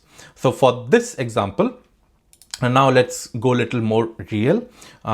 Previously we used a vocabulary size of 6. Now let's use the vocabulary size as 50,257, which is the vocabulary size which GPT-2 model has used. And now we are using an output embedding size of 256. That means every token will have an array of 256 numbers, right? So that is the length of the embedding vector. So here we are creating the token embedding layer, and here we are again loading our data, but in this case we are using a batch size of 8. And now if we just see the token IDs, we will see there are a batch of 8 tokens, a batch of 8 samples, and each is of size 4 because the max length is 4. So what is happening here? In this case, we have total 8 samples, and each of these samples contains 4 tokens. These are the token IDs of different tokens. Now each of this token, we want this to convert into a vector of size 256, right? So each of this token will have a vector of 256. So let's see how we can do this. So what we can do is we can just say token embedding layer, and we can parse this input, because token embedding layer is the layer that we have created here using torch.nn.embedding, and we will just pass this input, right? So before I execute, let's think about the size of this token embedding. So if you see this, the size of this input is 8 cross 4, right? So it is 8 cross 4, right? So now we want each of this token to get an array of numbers, and the length of that array is 256. So that means this should change into, we will have 8 as a batch size, 4 because there are 4 tokens, but each token will be of 256, right? So this is what the size that we expect. So let's execute this, and sure enough, we are now having a tensor of size 8 cross 4 cross 256. Okay, so the last thing that we need to do is we need to add a positional embedding, right? So far, whatever we have done this before as well, nothing new. The only different thing that we did here is we increase the vocabulary size and we increase the output dimension. That's all. But we have not done anything for positional embedding, right? What we were discussing for last couple of minutes. So at the end, what we are going to do is we are going to create the positional embeddings, and the positional embedding size should be same as the size of the output dimension, right? And we are giving the context length as the same as the maximum length. So in this case, we are considering only 4 tokens at a time. So that means we need to have the positional embeddings for 4 tokens. And that is what we are going to do using again with this embedding layer. And in this case, we are saying that we should have a context length of 4 and the output dimension is 256. So if we execute this and then if we find out the shape of the positional embedding, it's 4 cross 256 because there are 4 positions and each position should have an array of 256 numbers. So now that we have the positional embedding and we also have the token embedding, the exact input embedding would be just the addition of these two. That's all. And that's the reason that we need to have of these two of same size so that we can create this final input embedding. Right? So if I execute this, you will see that the embedding size is still the same as before, like what we have seen this before adding the positional embedding. But now this input embedding contains the positional information of each token. At this point, if you look at it, we have covered a lot. So we started off with plain text. We learned how we can tokenize the text. We also learned how to create this token IDs. And then from this, we learned how to create this token embeddings. And finally, we need to add the positional information of each token in that context. Like in this example, the context size seems to be 5, 1, 2, 3, 4, 5. So all these positional embeddings represents each token at a certain position. Like this is the positional embedding of token number 1, token number 2, and so on and so forth. And once we add that with our token embedding, we get the final embedding of our input text. Okay, and now we can use this input embeddings to train our transformer model, or in this case it's a GPT based decoder only transformer model, but you can think of it as any LLM or any transformer based model. So we will take a pause here, and going forward we will try to learn how we can use embeddings in multimodality and also multimodal RAG, and we will also touch base on different embedding models that we have. We are going to use Amazon Titan embedding model in one of our demo, and this should give you a good overall idea of how text are being treated by a large language model. So next time when you go and open ChatGPT or any of the application backed by LLM and ask a question and you get a response, you know what is happening under the hood when you hit enter and the text goes and you get a response back. So you know what is happening under the covers. Okay, I would highly recommend that you go over the GitHub repo and then play around this notebook. If you find any bug or you feel that we can add a few more examples, feel free to comment on this video, or better would be to just raise a PR or contribute to this project. Thank you so much. I'll see you in the next section.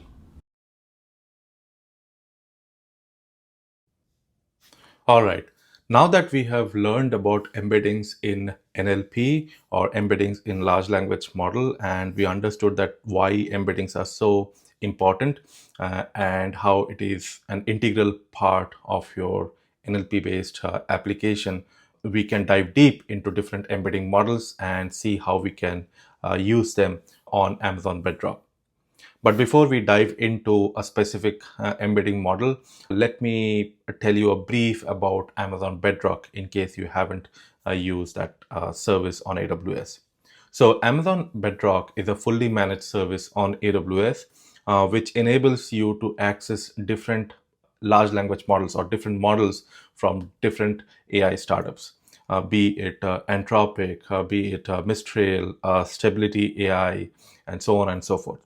So what you can do with Amazon Bedrock is you don't have to manage and get different API keys from different model providers. You can access all these models with just one or two lines of code change and toggle between one model from another. Right? And we are going to see that how we can implement that in the code. But just to give you a feel of what are the different functionalities that you can get from Bedrock, let me show you in the UI. So I have already logged into my AWS account, and if I just search for Bedrock, you will see there are different options on the left hand side bar. So you can see there is a getting started where you can just click on different model providers and select the model of your choice and get started with that. And you can also do custom model, meaning you can do fine tuning of your pre-trained model. You can do model distillation. So this is something which we have recently announced during the 2024 reInvent, and we can also do continuous pre-training. Not all the models are available for fine-tuning or model distillation or continuous pre-training, and we will see how to determine which model is available for fine-tuning or model distillation or continuous pre-training. But keep this in mind that not all models can be fine-tuned or customized. Okay, but Amazon Bedrock is not just for accessing different models, but it gives you different offerings. So fine-tuned model or customizing your model is one of the option that you get apart from accessing different models under the same umbrella. We also have playgrounds where you can select chat and you can select any model of your choice. And once you select that, so let's say if I select Nova Pro, which is the latest model that we have announced, you can just select that model and start asking questions, or you can start writing your prompt. So next to Playground, we also have different builders tool. These are the tools which are available on Bedrock, and these are the tools which will enable you as a software developer to build AI-enabled software. A few of the options that we have is you can use agents, where you can create an agent by selecting a foundational model, and you can add more real-time actions that the agent should take. And you can also connect knowledge base. And we are going to talk about that in the last section when we build an end-to-end application for insurance management, wherein we will discuss what our agents are, how it is different from function calling, and we will use agents with knowledge base, which is a RAG based solution on Bedrock. So that is what we can see here. We have knowledge base, which takes care of creating a vector database, embedding your data, automating the entire data ingestion pipeline, and so on. So I don't want to spend time on this because I will go deep into this in the next section once we start our multimodal RAG embedding section. But this is also something that you will get on Bedrock. And apart from that, we also have prompt management, guardrails, and so on and so forth. So at its core, Amazon Bedrock is one service, but it's the way that I think about it is it comprises of many different services, small services and features and functionalities, which enables you to build smart application using large language model. And it's not just about Amazon's own model, but this is the place to go for to explore different models without worrying about API keys from different model providers. Okay, so before we even look into any of the model, the first thing that we have to do is we have to make sure that we have the model access for the model that we are looking for. So if you see here, we have different models from different model providers, and you see that whether we have access or not. So if you're logging in for the first time, most likely you will see you don't have access. So in that case, what you have to do is you just have to go up and click on modify model access and select the model which you don't have access, or the model that you would like to have the access. Just click on that and click on next, and then submit the request, and you should be able to get the model access in some time. Most of the time it's very immediate, but in few of the cases it might take some time. But this is the first thing that you need to do to get the model access. Once that is done, you can access these models through SDK and get started with it. Okay, so that is what we are going to do next, how to access these models through SDK. Okay, so lastly, I want to show you something that there are different types of models and there are different modalities. So if you see here, this is the model catalog. And since we have completed only embedding so far, if I click on embedding, you will see that these are the 5 different embedding models that are available. Titan text embedding version 2, Titan multimodal embedding, Titan embedding G1 text, and Cohere multimodal embedding or multilingual embedding, right? So in this section of the course, we will use a Titan embedding model, and we will see how we can access them using Python SDK. Okay, so let me go back to my notebook.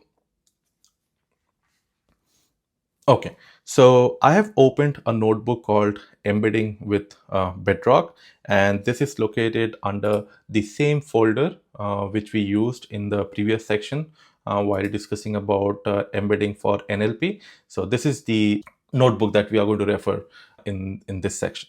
Okay, all right. So just a quick recap of embeddings.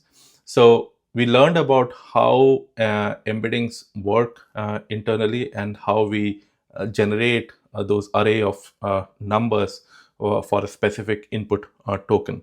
So now what we are going to do is we are going to use a pre-trained model which has been trained in a similar fashion during its pre-training.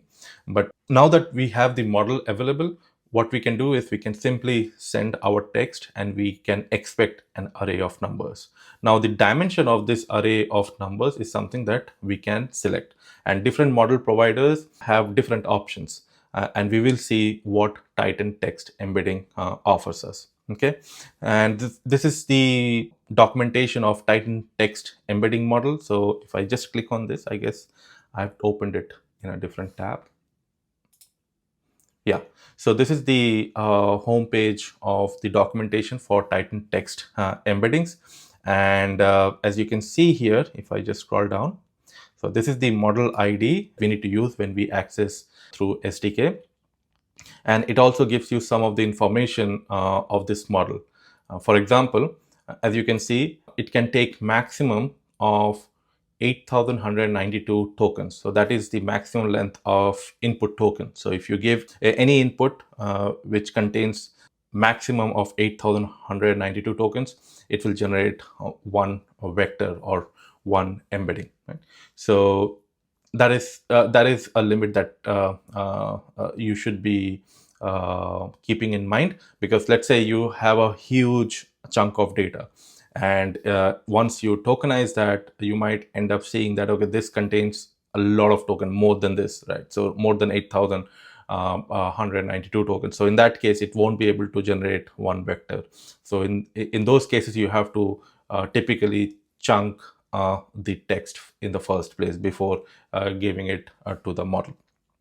Okay, and this is what I was talking about. So you can change the output dimension or the output vector size. By default, it's 1024, but you can always have a smaller vector length. So that means every input token will be converted into 384 array of numbers. So when we discussed embeddings in the previous section, we learned that for a given model, if we have a smaller representation, that means we are discounting different features, right? So a model which a higher dimension is likely to be better with respect to a smaller dimension, because higher dimension always captures more information.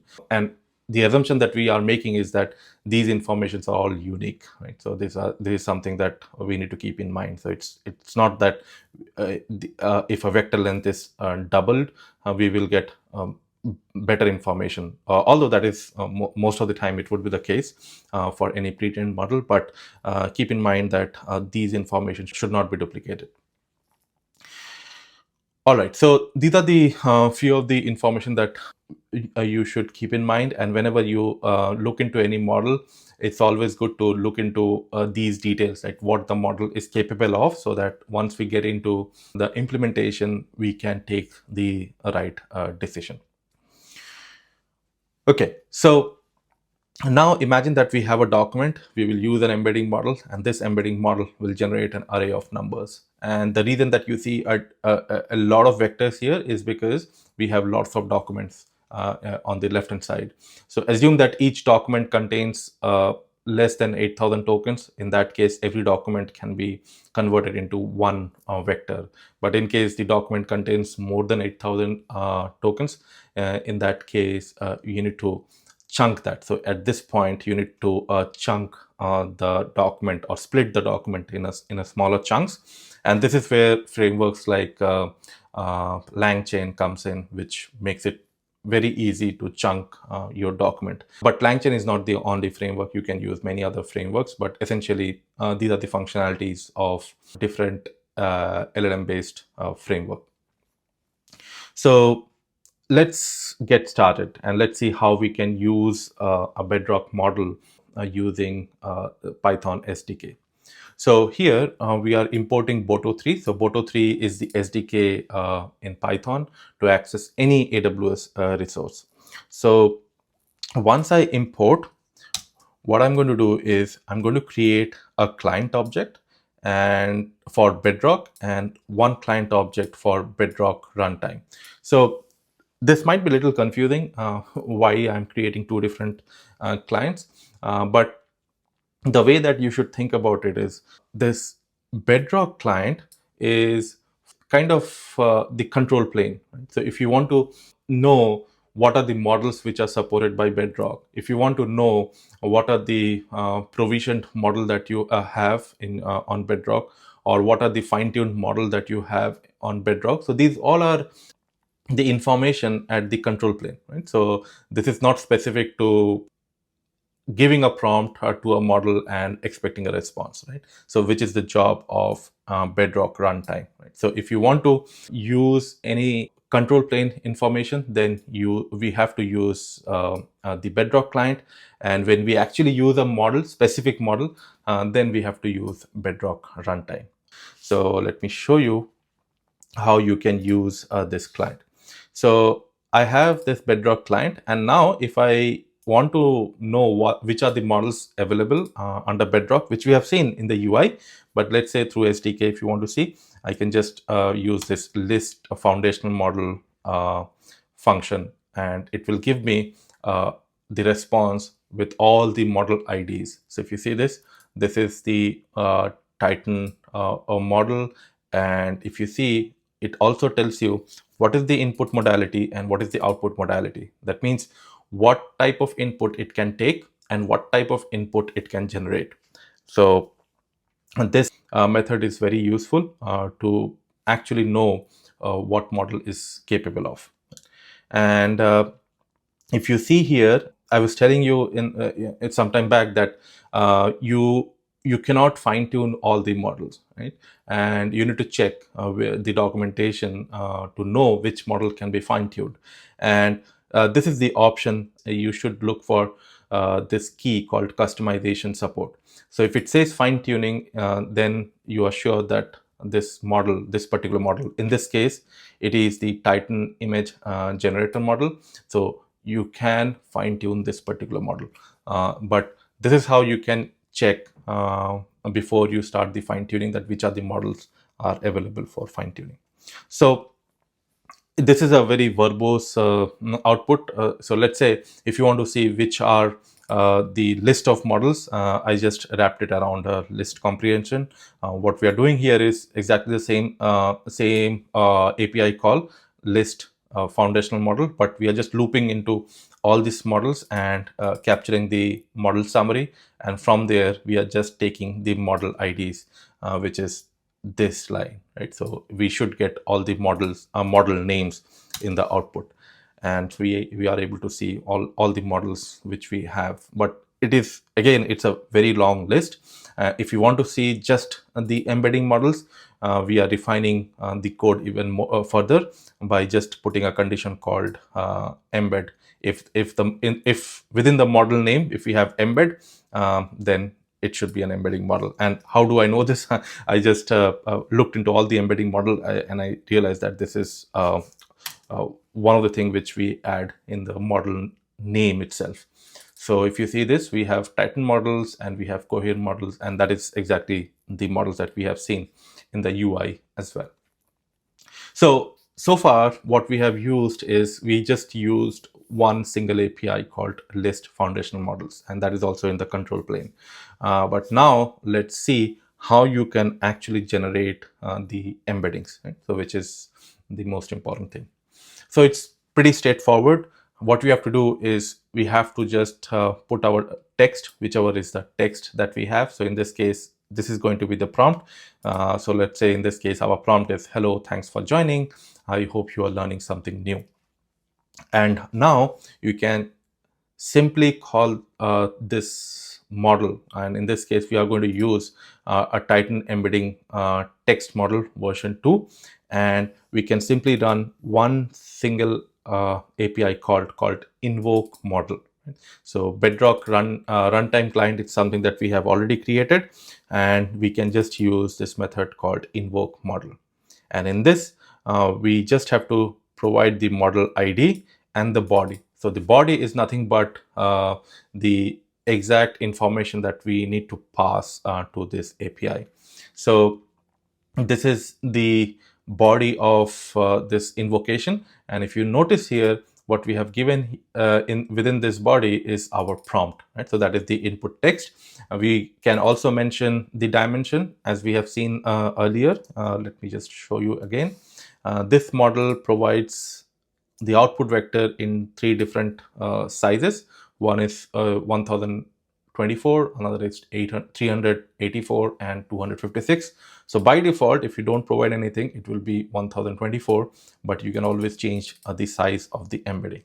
So let me go back to the notebook, and here the dimension, we have mentioned this as 1024, but even if I remove it, it doesn't matter. It will work as it is, okay? And it will generate a embedding of size 1024. That's all. And there is an option called normalize, and I'll talk about it next. So if you notice here, the only thing that we have done is just provided this model ID, right? So let's say if you want to test with a different model, all you have to do is you just have to change this model ID. So you can pick a different model ID, let's say this Cohere, and you just put the model ID here, and you just have to check the documentation that what is the input structure of this model, and just change this a body. That's all, right? And then you can just invoke the same API invoke model, and you can get the embeddings. So this is the most powerful point about Amazon Bedrock, that you don't have to worry about different model providers, different API keys, and all of that. You can just change one line of code or just a couple of line of code. I say a couple of lines because in many times you might have to change the structure of your body, because different models expects the query or the prompt in a slightly different way, and that's why you might have to change one or two lines of code, and that's all. Okay, so now let's execute this and see what we get. So if you see here, we got a long vector, and we just printed the first three embedding and the last three embedding numbers. But if you see the length of this embedding, so let me just run this. So if you see the length of this embedding, it should be 1024, right? And in fact, if you just change this to 256 and execute it again, and then if you see the length of this, it should be 256. Okay, so that's about how you can generate an embedding of your text. Now, once you have these embeddings, you can embed all your text data, which we are going to see in the next section when we dive into a RAG. But once you have these embeddings, you can store that in an embedding in a vector database, which can store all your embedding, which you can use later on for retrieval. And we are going to look into that later in this course. Okay, so that's about generating an embedding. And there is an option called normalize, which I have not talked about yet. So let me tell you about normalize and why it is important. So normalization, or normalizing a vector in general, it means that you are doing some processing of the output vector that it generates. So normalization is a process process of scaling, so that the output vector that you get, the end vector, the final vector that you get, the unit length is 1. Now, this may not be that appealing in the first place. You may think that, okay, what is the point of this? But this is very useful in many of the applications. So it is useful to ensure that all the vectors are in the same scale, right? So if the length of the whole vector is 1, then it is assured that all the vectors are in the same scale. So you might embed different vectors. If you don't use normalization, then embedding of different vectors can vary widely. But if you normalize it, you are always sure, or you are always making sure that all of your embeddings are within the same scale. And this is very important in the context of machine learning most of the time, and not just in NLP, but we do normalization, standardization during the pre-processing and post-processing of our data. And specifically, this is very useful for retrieval purposes, and that's why this is used as a default. So let's see, how you can use a normalized vector when you generate an embedding. So let's say this is the text. So we have just taken one text, and now we are using the same model, but in this case we are changing this option of normalization to true.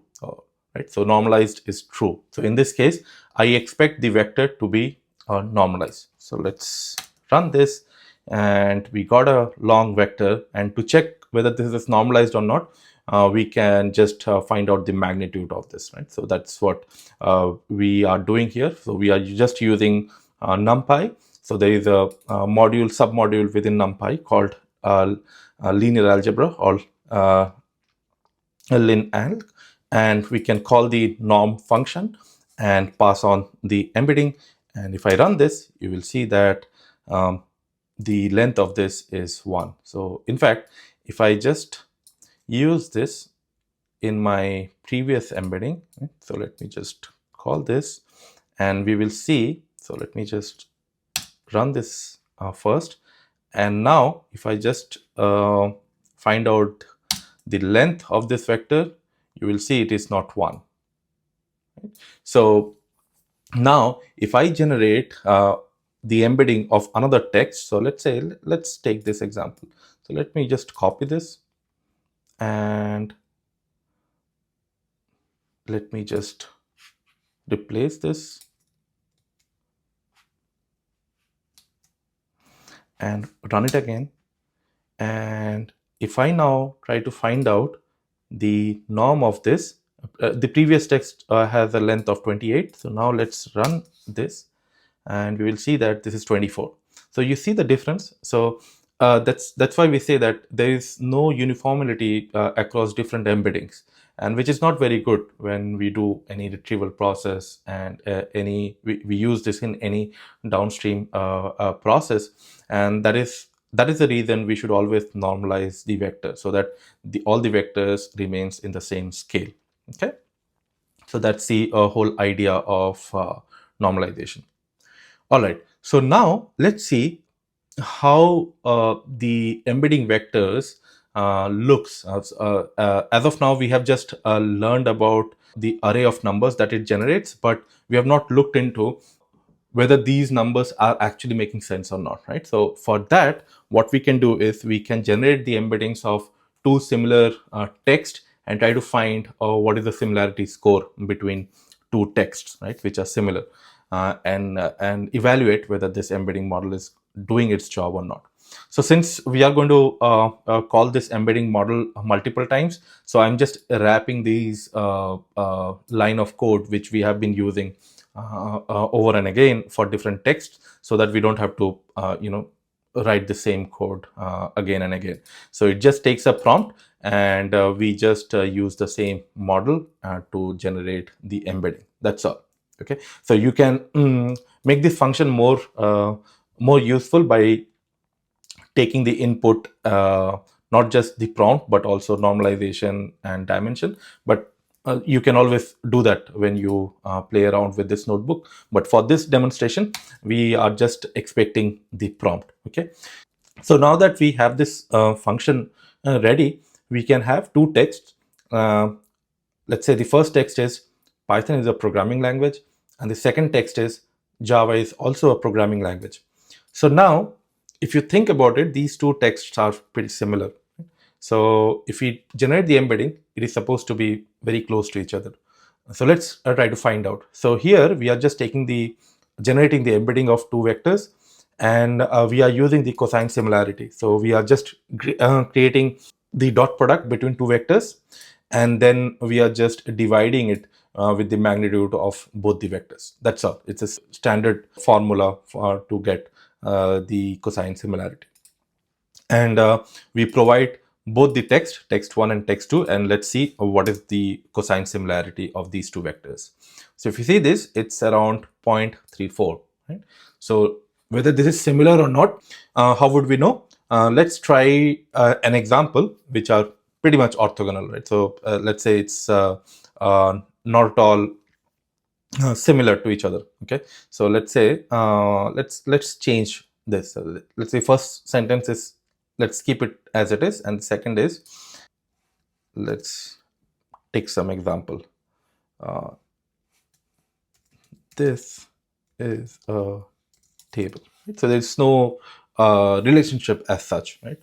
Although we have used is a it's in both this text, but in the context they are not very similar, right? So in here we are talking about table, and there we are talking about programming language. So let's see the cosine similarity. So it's very less, right? But although it's not very less, because it is still talking about something, and this here also it is talking about something. But if you just give something very random,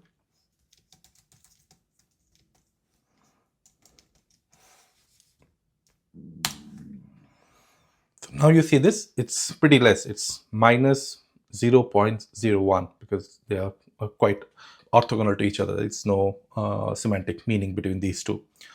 Similarly, if we have some other text, so let's say in this case it's have a text called it's a sunny day, and we have another text called it may not be raining. So these two are related, but text semantically they are related. If there is no if it is a sunny day, it's very likely that it will not rain, right? So we expect the cosine similarity of these two should be little close, and as we can see here, it is indeed we have a good similarity between these two.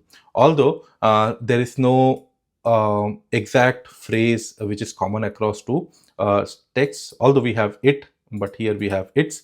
But this should give you an intuition that why embeddings are so important, and that's why when you pick an embedding model, that actually determines how good your response would come up at the end of the day in your application. Because the better the embedding model is, it can contain better information, and it can give you a better semantic search result when you use it in a downstream process like, let's say, RAG. Okay, so now that we learned about text embeddings, and also we looked into how you can generate embeddings using Bedrock, in the next section, we will start off talking about multimodal embeddings and multimodal large language models in general. And we will see how you can use a multimodal model with Bedrock. Okay, I'll see you in the next section.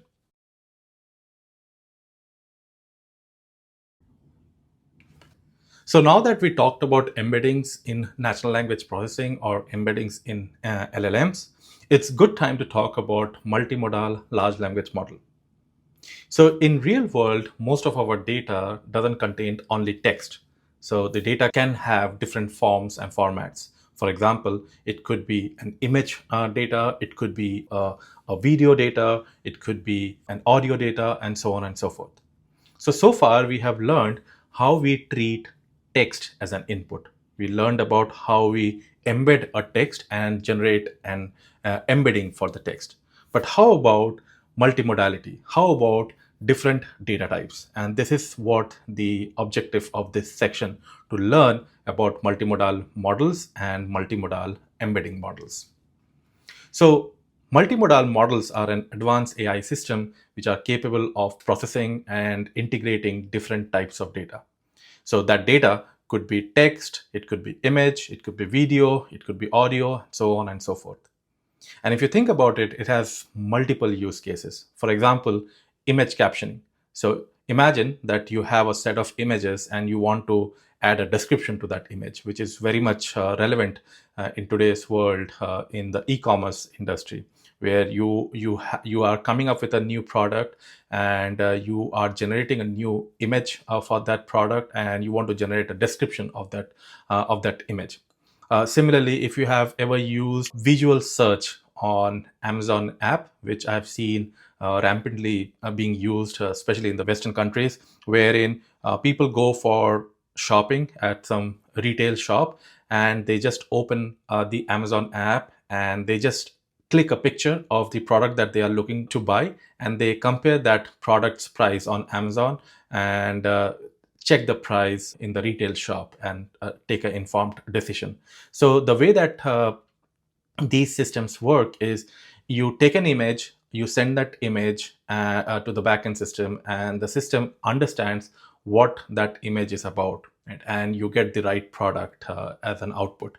So image search, image captioning, visual question answer, wherein you send a screenshot and you ask some question, or you pass a PDF document which contains images, tables, and text, and you want to talk to that PDF document, or you want to question where you expect the answers to be in that document. And we are going to see one example for that in the next section. So the idea is very simple. We want to come up with a model which can handle different types of modality. Now, before we go ahead, one thing to keep in mind is, when we think about multimodal models in particular, we need to first ask the question, in which side of the model we are expecting the modality. For example, in this case, if you see, the input to this model could be text, could be image, could be video, or could be audio. That means the input of this particular model is multimodal, whereas the output, we expect this to be just text, right? So this is also a multimodal model, but we need to be very specific in which side of the model we are talking about, right? When we say it's multimodal. Similarly, there could be some model which just takes a text, but it can generate text as well as images. So that could be also a multimodal model, but it's just that you need to be very careful that multimodal means what in the context of its input and output. So we know that from the world of NLP, ever since we got the paper called Attention You All Need, which is a transformer paper. I think it was published in the year 2017. Phenomenal paper, which changed the entire dynamics of NLP and machine learning in general. So we know how text can be used for any classification task or text generation task because we have this new architecture called transformer. So for example, we are passing a text and we expect the transformer to predict whether this text is a spam or not spam. So this is very much a common problem, especially in emails, right? We get a lot of emails and we need to classify whether the email is a spam one or not a spam one. So we knew how to handle text data, and this was powered by transformer-based model. And this has been worked out in the recent past. Previously, also these kind of tasks were accomplished, but not through transformer, but using different models, different architecture. But in today's world, most of the NLP-based tasks can be accomplished with transformers. Now, this was very, very powerful, and researchers and scientists came up with a thought that, okay, if this works with text, how can we leverage the same architecture for vision? And that's how Vision Transformer came into picture, which processes unstructured data by converting the data into a numeric representation. So for example, now with Vision Transformer, if you give a image as an input, it can also classify what that image is about. Here, if you provide an image of a cat, it can predict it's a cat or a dog.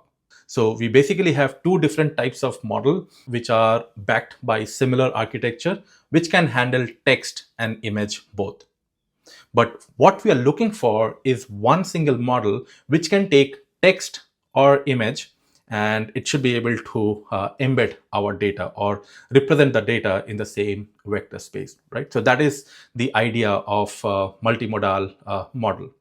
But the fact here is what we have learned in transformer-based model, or when we discussed about embeddings, we learned that when we get a text, we chunk it and we tokenize that text. Now, the first question that might come in our mind is, now that input is an image, how can we transform that, right? So we cannot just tokenize an image just the way we tokenize a text. So let's see how we can do this. So if you recall, in NLP, or when the input is plain text, the way that we tokenize it is splitting that text into small tokens. And we have learned different techniques of tokenization like Byte-Pair Encoding. But in this case, for the sake of simplicity, let's consider that we have this text and each word is a separate token. We also add some special tokens like CLS, which is a classification token, which always gets added at the beginning. And then we also add a special token called SEP, which stands for separation token, which indicates when a sentence ends and when the next sentence starts. These are the special tokens, but the way that we tokenize is very straightforward. We just split it based on different tokens. So in this case, it's a word-based tokenizer, but in real world, it's always a sub-word-based tokenizer, which we have seen in the embedding section. And once we tokenize it, we pass it through the encoder layer, because we have the embeddings, and now we can just pass it to the encoder layer of our transformer architecture. Now, this works pretty fine in case of plain text, but how about images? They do not consist of words. So we must come up with a strategy to mimic this tokenization so that we can use the same transformer-based architecture, but for vision. And that is where Vision Transformer comes into picture, wherein when we take an image, we first used a patched image. What that essentially means is we break that image into small patches. And then we flatten up those patched input. For example, here in this case, the original image is this, which is an image of a cat. We used a patch of dimension 3 by 3. That means we split this into small blocks, and the total number of blocks is 9. And then we flatten that input. And the objective here is to tokenize the image such that I can use the encoder component of the transformer. Just like how encoder part of the transformer works for text, we want to use a similar architecture, but for vision. So in this case, we have used a 3x3 patched image, but in the original paper, if you read through that paper, you will see that they have used a 16x16 patch. But the core idea remains the same, that you split that image into small patches, and then you flatten those patches, and that becomes your input. Now, the natural thing to do after this is just like in text, after we tokenize, we assign a token ID. So in this case also, if you think that each of this patch is equivalent to one token, we may want to add one token ID to each of this patch. However, this may not work in the world of vision. And the reason is, when we think about text, let's take an example. A word, the, might come in many texts, right? Because we are very sure that it's an dictionary word which can come in many other texts. But in case of image, if we pick one of the image and if we patched it, and then whatever patch we get, let's pick this second patch, I don't think that we can expect this patch in other images that are available on the internet. So that's why it doesn't make sense to uniquely identify each of this patch at this point in time. And that is the reason we don't use this flattened input and perform the tokenization. So we take this flattened input and then we go through a linear layer projection. So what that means is, we take this flattened input and then we add a linear projection. And then linear projection gives us a vector. And that vector we used for encoder. Now, of course, each of this patch, once we perform the linear projection, it gives us a vector, but that vector doesn't contain the positional information of each of this patch. So just like in processing text, here as well, we add positional embedding, which I've not seen in this block diagram, but imagine that that positional embedding is also being taken care at this layer. And once we have that, once that linear projection is over, we have an array of embeddings. And now that we have the array of embeddings, we can use the same encoder architecture which we have used in text.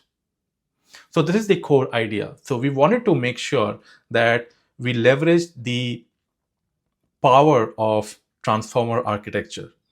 And we have to come up with a way such that image can be also broken into similar format or similar input space so that we can leverage the same architecture. And that's why we came up with this patched image thought process. So this is what we do. Let's say this is an image.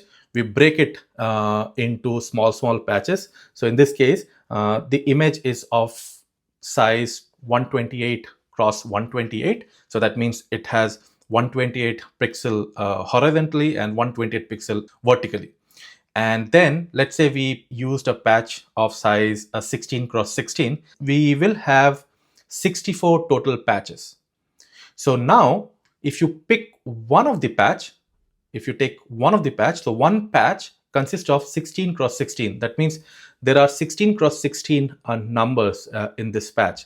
So when we flatten that patch, you can think of this as an array of 768 numbers. Right? So if you just do the maths, it's 16 cross 16 cross 3. It's 768. So each patch got vectorized into an array of 768 numbers. This is what the linear projection is all about. Now you can use this array of numbers and then add the positional embeddings, and that you can use as the embedding of that particular patch. And similarly, if you take the embeddings of all the patches, you will get the embedding for the image. And of course, the weights for this linear projection is being trained during the training process. Okay, so that's about processing an image. And this particular image, as you see, it's a beautiful illustration I've taken from this GitHub repo. I've added the source link in case you would like to dive deep.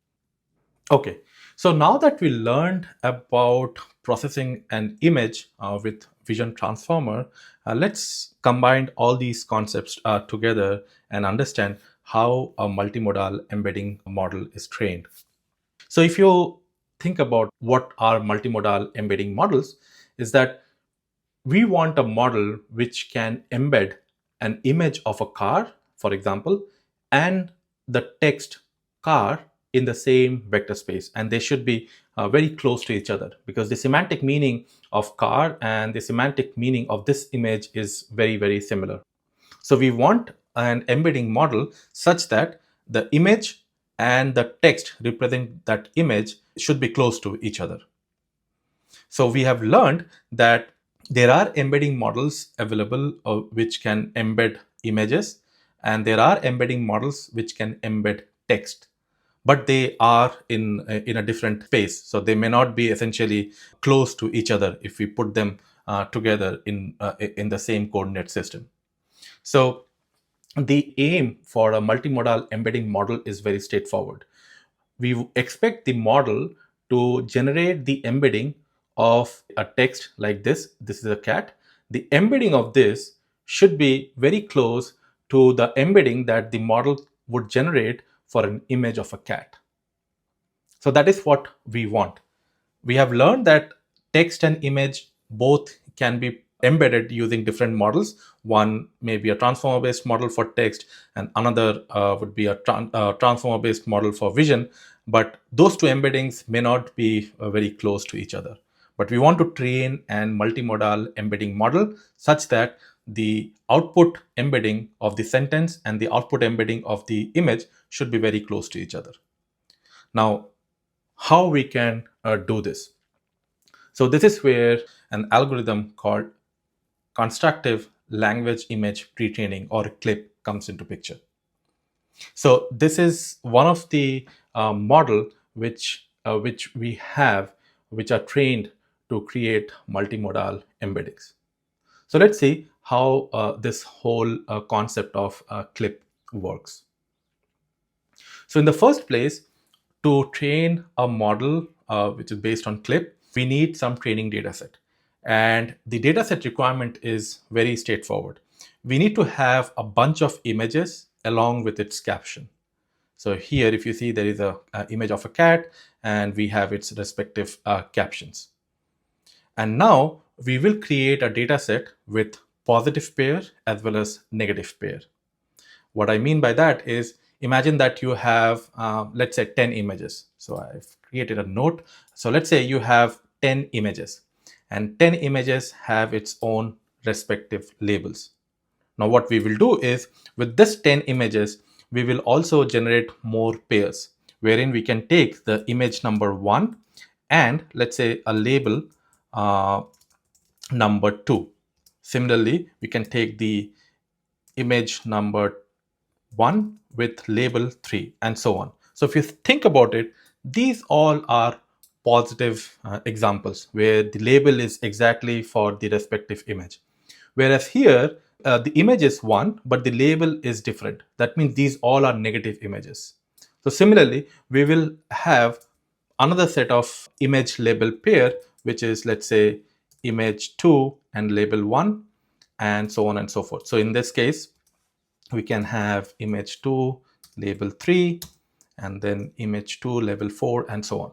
So if we have 10 images, we can have 10 positive pairs and 90 negative pairs.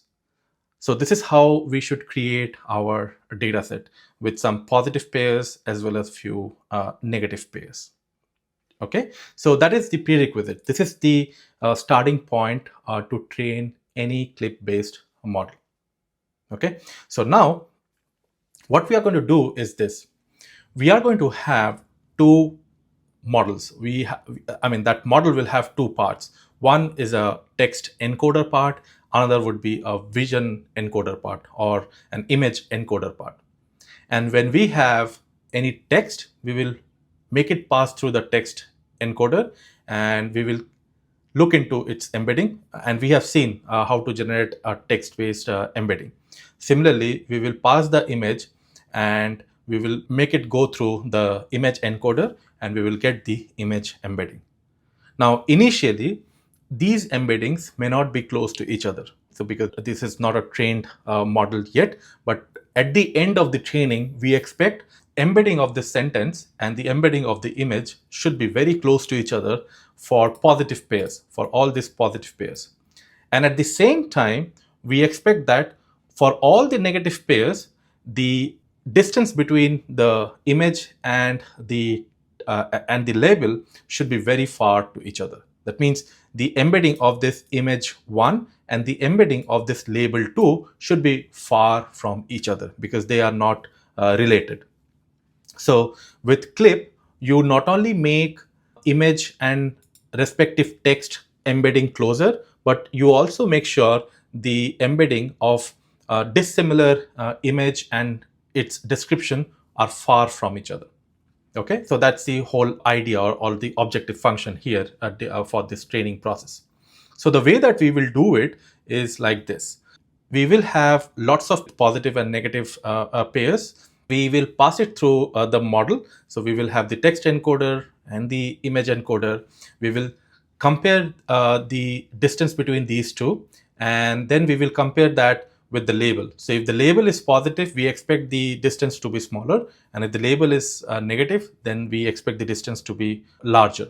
And we keep on doing this, and we will backpropagate and update the weights of these models, or the text encoder and the image encoder.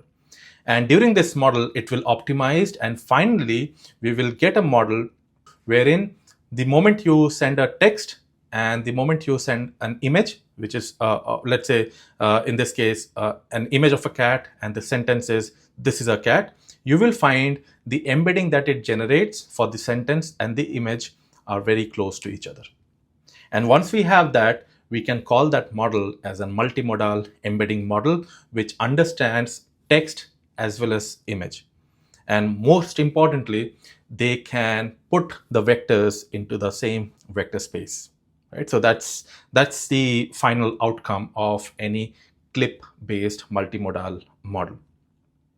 So one thing to note here is, before we jump into the code, is here when the input is text and when the our input is image, so we expect the model to take both of them, right? So that's the whole idea of multimodality. So there are some requirement from the model which might mandate you to pre-process the image before the model takes that as an input, because every model have a different architecture, different requirement. So most of the time when you have a text and an image, you have to go through a pre-processing, because the image can be of different sizes, right? But when the model was trained, the model might have been trained with a certain dimension, a certain size. So before throwing any image of any size, you might have to pre-process that image before you pass that image to the model. So there are many clip-based model available.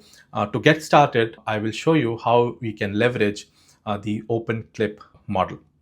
So for this, we have to install the transformer and Hugging Face library. I think I've done that prior to starting this video, but all the requirement and prerequisite and libraries required for this, I will add that in a requirement.txt file. So before you get started with this notebook, you can just pip install the requirement file, and you should be good to go for all these examples.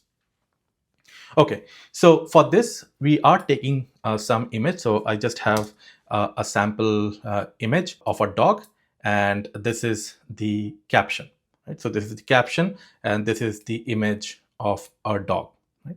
So you can imagine that we have a text with its caption, because this is a positive pair, right? Because the caption is also about a dog.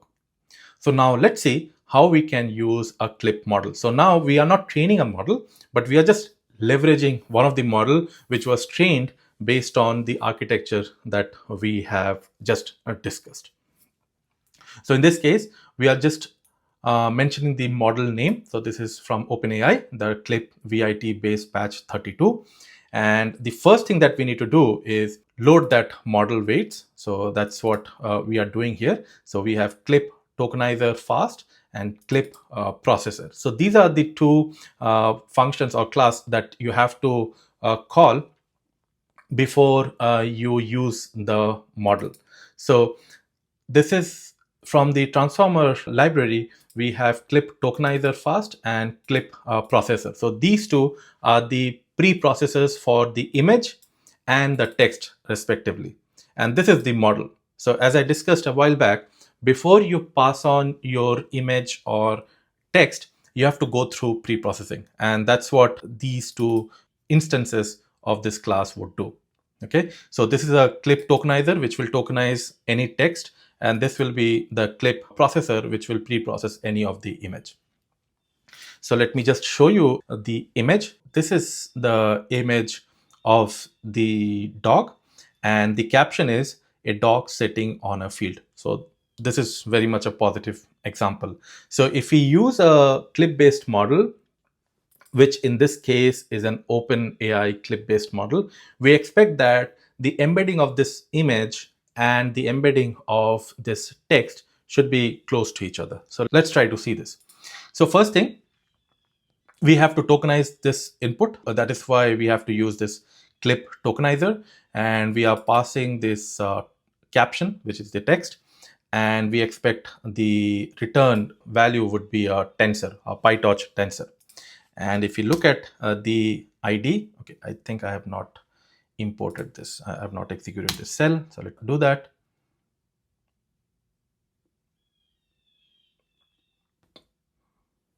Okay, so now if I run this, you will see that this has tokenized my input, a dog sitting on a field, into a bunch of tokens.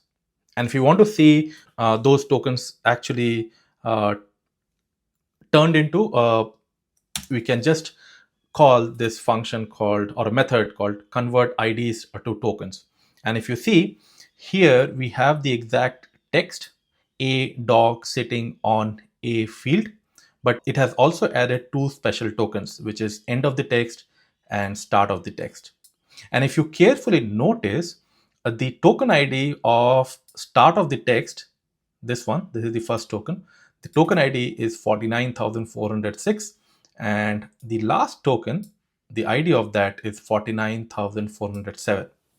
So I guess the entire vocabulary size of this tokenizer is, I think, 49,408, because it starts with 0.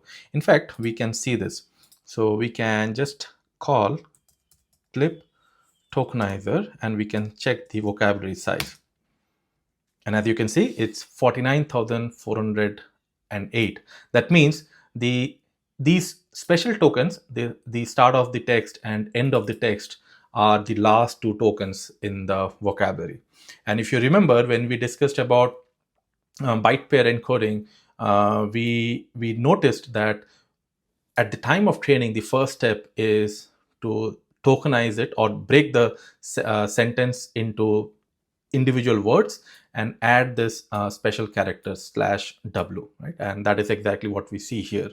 And the reason is it has used byte-pair encoding under the hood, right? So that's the tokenizer that they have used. Okay, so now that we have processed our text, let's see how we can process our image, right? But before that, let's create the embeddings of this text.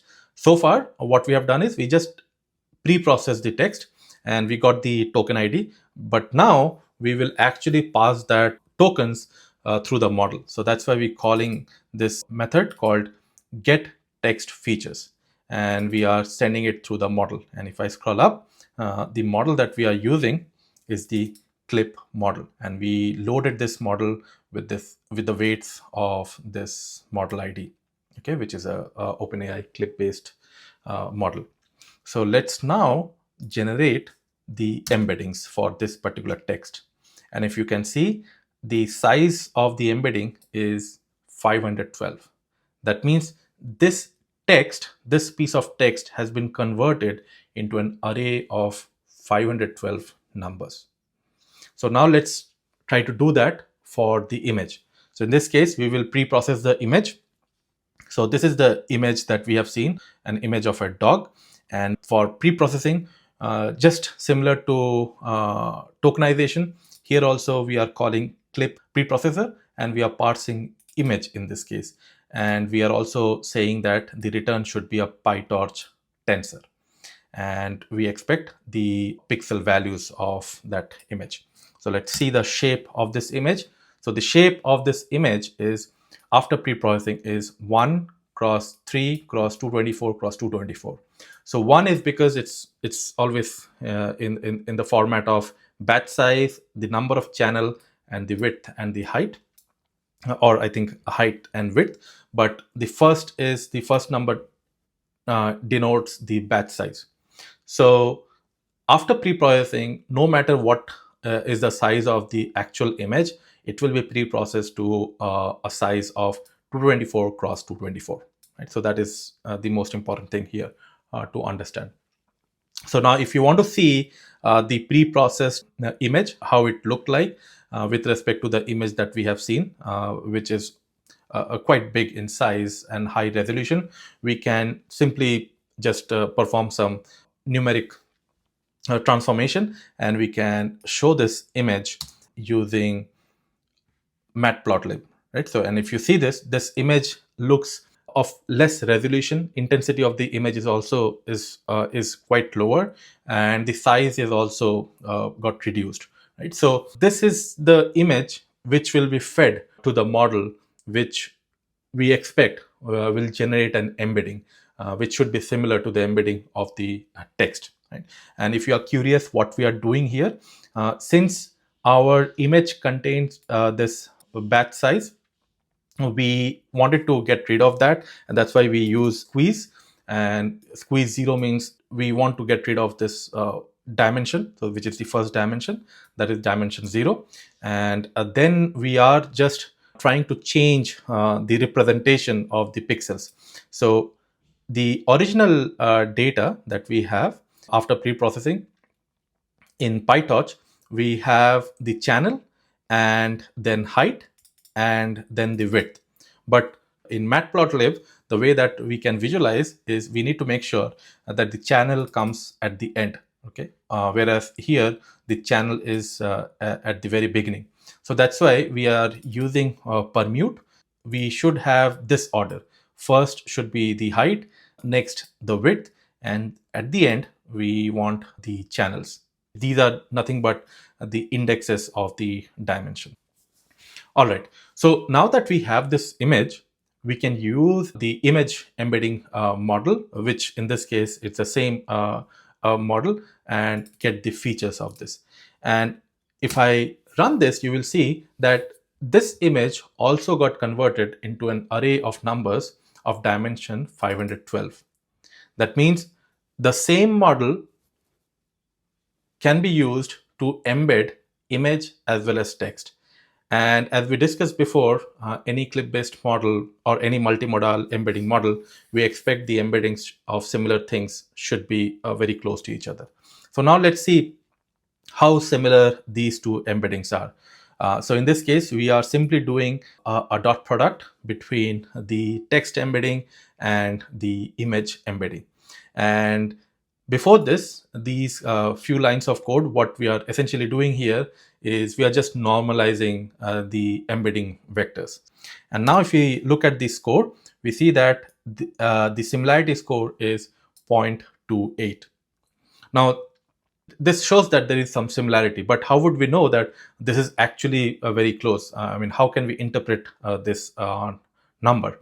So for that, what we can do is we can take a bunch of images and a bunch of captions, and then try to see the similarity across all of them so that we can have a relative understanding of similarity. So in this case, we are taking 3 images: image of a cat, image of a car, and image of a puppy.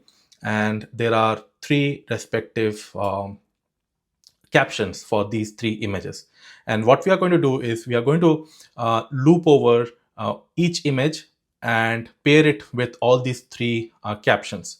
So in totality, we will have 9 examples, but out of 9, only 3 are positive and rest 6 are negative, right? So let's see how their similarity scores would look like. So in this case, I'm just looping over all of them, and we are just trying to store the embeddings of images as well as the text. So let me just run this. What we are essentially doing here is just looping over all the captions and looping over all the images. The code is exactly same as what we have seen before. And now we can just use the cosine similarity, which the functionality which is there in the scikit-learn package under metrics pairwise, and something that we have done earlier, but we have done it kind of manually using NumPy. But here, not NumPy, sorry, PyTorch. As you can see here, we are just doing a dot product between two matrices. Or two vectors. But now we are using scikit-learn. So you can use whatever you feel like. So if I run this similarity matrix should contain all the information. And here we can visualize that. So you can simply ignore the entire code and just print this similarity matrix variable, and you will see the similarity score. But this is just to show the output in a much more visually appealing way. And if you see this, these three images have a very high similarity score with respect to the three captions which they belong to. And all these off diagonal numbers shows the similarity score between, let's say, this car and this text, a pixel image of a cute cat, which is certainly not the case. And if you see this, the similarity score is very low. So this shows that our embedding model is working pretty good with images as well as text. So this is just an example, but you can always try with different multimodal embedding model and see that which one works best for you. Okay, so now that we learned about clip architecture, and we used OpenClip, and we explored that how we can make use of these models to get the embeddings, we might have noticed that there is an extra step before we pass on the input, whether it's text or image, to the model. So we have to pre-process that. Now there are different models which are available, like there is a sentence BERT, which is an extension of the very famous BERT architecture. And there, if you use the clip model using sentence transformer, you don't have to do that pre-processing or pre-processing of the text or the image. So in this case, if you see, I'm just importing sentence transformer from sentence transformer here, and I am using the clip vision model. And in this case, I am not doing any pre-processing like I've done earlier. Here, I can simply send the images or the text directly to the model, and we can encode this. And once we get the encodings, we can perform the cosine similarity between all these vectors. So here I'm not printing it in a fancy manner. I just wanted to show you, how simply you can look into the similarities between the vectors that the model generates for the image and the text. And if you notice here, the diagonal numbers are pretty high, whereas the off-diagonal numbers are very, very low. So it's the same model, but here we are using sentence transformer. So it is doing the pre-processing on our behalf under the hood. So this might be a better approach or to use any clip-based model if you just want to experiment with these architectures. So now that we learned about multimodal embedding model, let's look into multimodal model which can generate text. So far, we have learned about a multimodal embedding model which can take image or text and it can generate embedding. But now let's look into some of the models which can generate text, not just embeddings. So if you realized, we have a lot of sophisticated models which are very good for vision, which are vision-based transformers, and there are very good models which are only for text, which are different LLMs which are based on transformers. Now, there is a new paper which got published by Salesforce called BLIP2, which stands for Bootstrapping Language Image Pre-training for Unified Vision Language Understanding.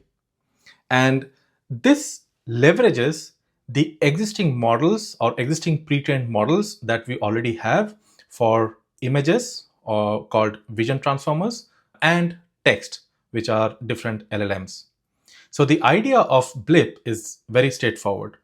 They wanted to use the vision transformer and the language LLMs or the language model, the large language model models as a frozen model. That means they want to leverage their learning, their understanding, which are already been pre-trained. Now, the only component that they have added in this new architecture is this middle one, which is called querying transformer. So the core innovation in BLIP2 is this Q-former or the querying transformer, which is a bridge that connects a pre-trained image encoder, example, a vision transformer, with a pre-trained large language model. So the Q-former is the only trainable component in the BLIP2 pipeline. And that is what makes it very, very efficient. Because these vision transformer or this language model are already been trained with a plethora of data, right? So there's a large corpus of data which has been used to train this model. So by using this bridge technique, BLIP2 does not need to train the image encoder or the language model from scratch, because it is able to leverage both the vision transformer and the language model. So let's look into this particular building block called querying transformer and see how this actually being trained. So the Q-former contains two blocks. So we are talking about this particular block. We already know that it has a pre-trained vision transformer and a pre-trained LLM. Now let's dive deep into this Q-former block. So this contains an image transformer module and a text transformer module. So the image transformer module interacts with the vision transformer, that means on the left hand side, and the text transformer module, this module connects with the LLM. That means that a text transformer within this querying transformer connects with the large language model, or on the right hand side, which is a pre-trained LLM. So let's see how this works. So imagine that you have an image, as we have already learned. Before we pass on this image to any vision-based transformer or the vision transformer, we patch this image, we do the tokenization and send it to the vision transformer. And then the output of this vision transformer will be fed into this vision transformer block within this Q-former. So within this Q-former, as we have learned, that it contains two modules. One is image transformer module, which is this one. And the other module is the text transformer module, which is this one. And we have not completed this image. So the output of this query transformer will go to the frozen LLM. So that's why they said that this text transformer block within this query transformer is connected to the LLM, okay, which we will see next. So the way that this model is trained is by having three different objective function or three different tasks. So the input for this model or the data set that we need is similar to a clip, where we should have images along with its caption, and there could be some positive samples, there could be some negative samples, but we need data set in a similar format as in clip. If I go back here, let's say we have 10 images along with its 10 labels. We have to have some other data set where we have the image along with labels which doesn't belong to those images. So similar to clip, we should have some positive samples as well as negative samples. And the way that we send this training data during the training process is like this. We send this image to the vision transformer and the caption to the text transformer directly. And these are the three different objective functions which we try to adhere to and minimize the loss. And the three different tasks that we have here are image text matching, image text contrastive learning, image grounded text generation. So as the name suggests, the first objective function called image text matching is a classification task to predict whether an image and a text pair is positive or negative. That means if you pass if your data sample or the first data point is a image of a cat, and let's say the caption of that is a pixeled image of a cute cat, in that case, we know that this image and this caption are very much positive. So we expect this objective function to be positive. Similarly, for a sample where image and labels are not matching, we expect this objective function to be negative. Similarly, the image text contrastive learning, the task of this objective function is to align the pair of image and text embedding such that they maximize their mutual information. This is very much similar to the clip contrastive learning. Similarly, the last objective function is to train the model to generate text based on the information extracted from this image. So it's basically generating the text based on the image. And we already have a positive sample here. We know the description should be like this. So we can always have a loss function which can be minimized using what the model generates.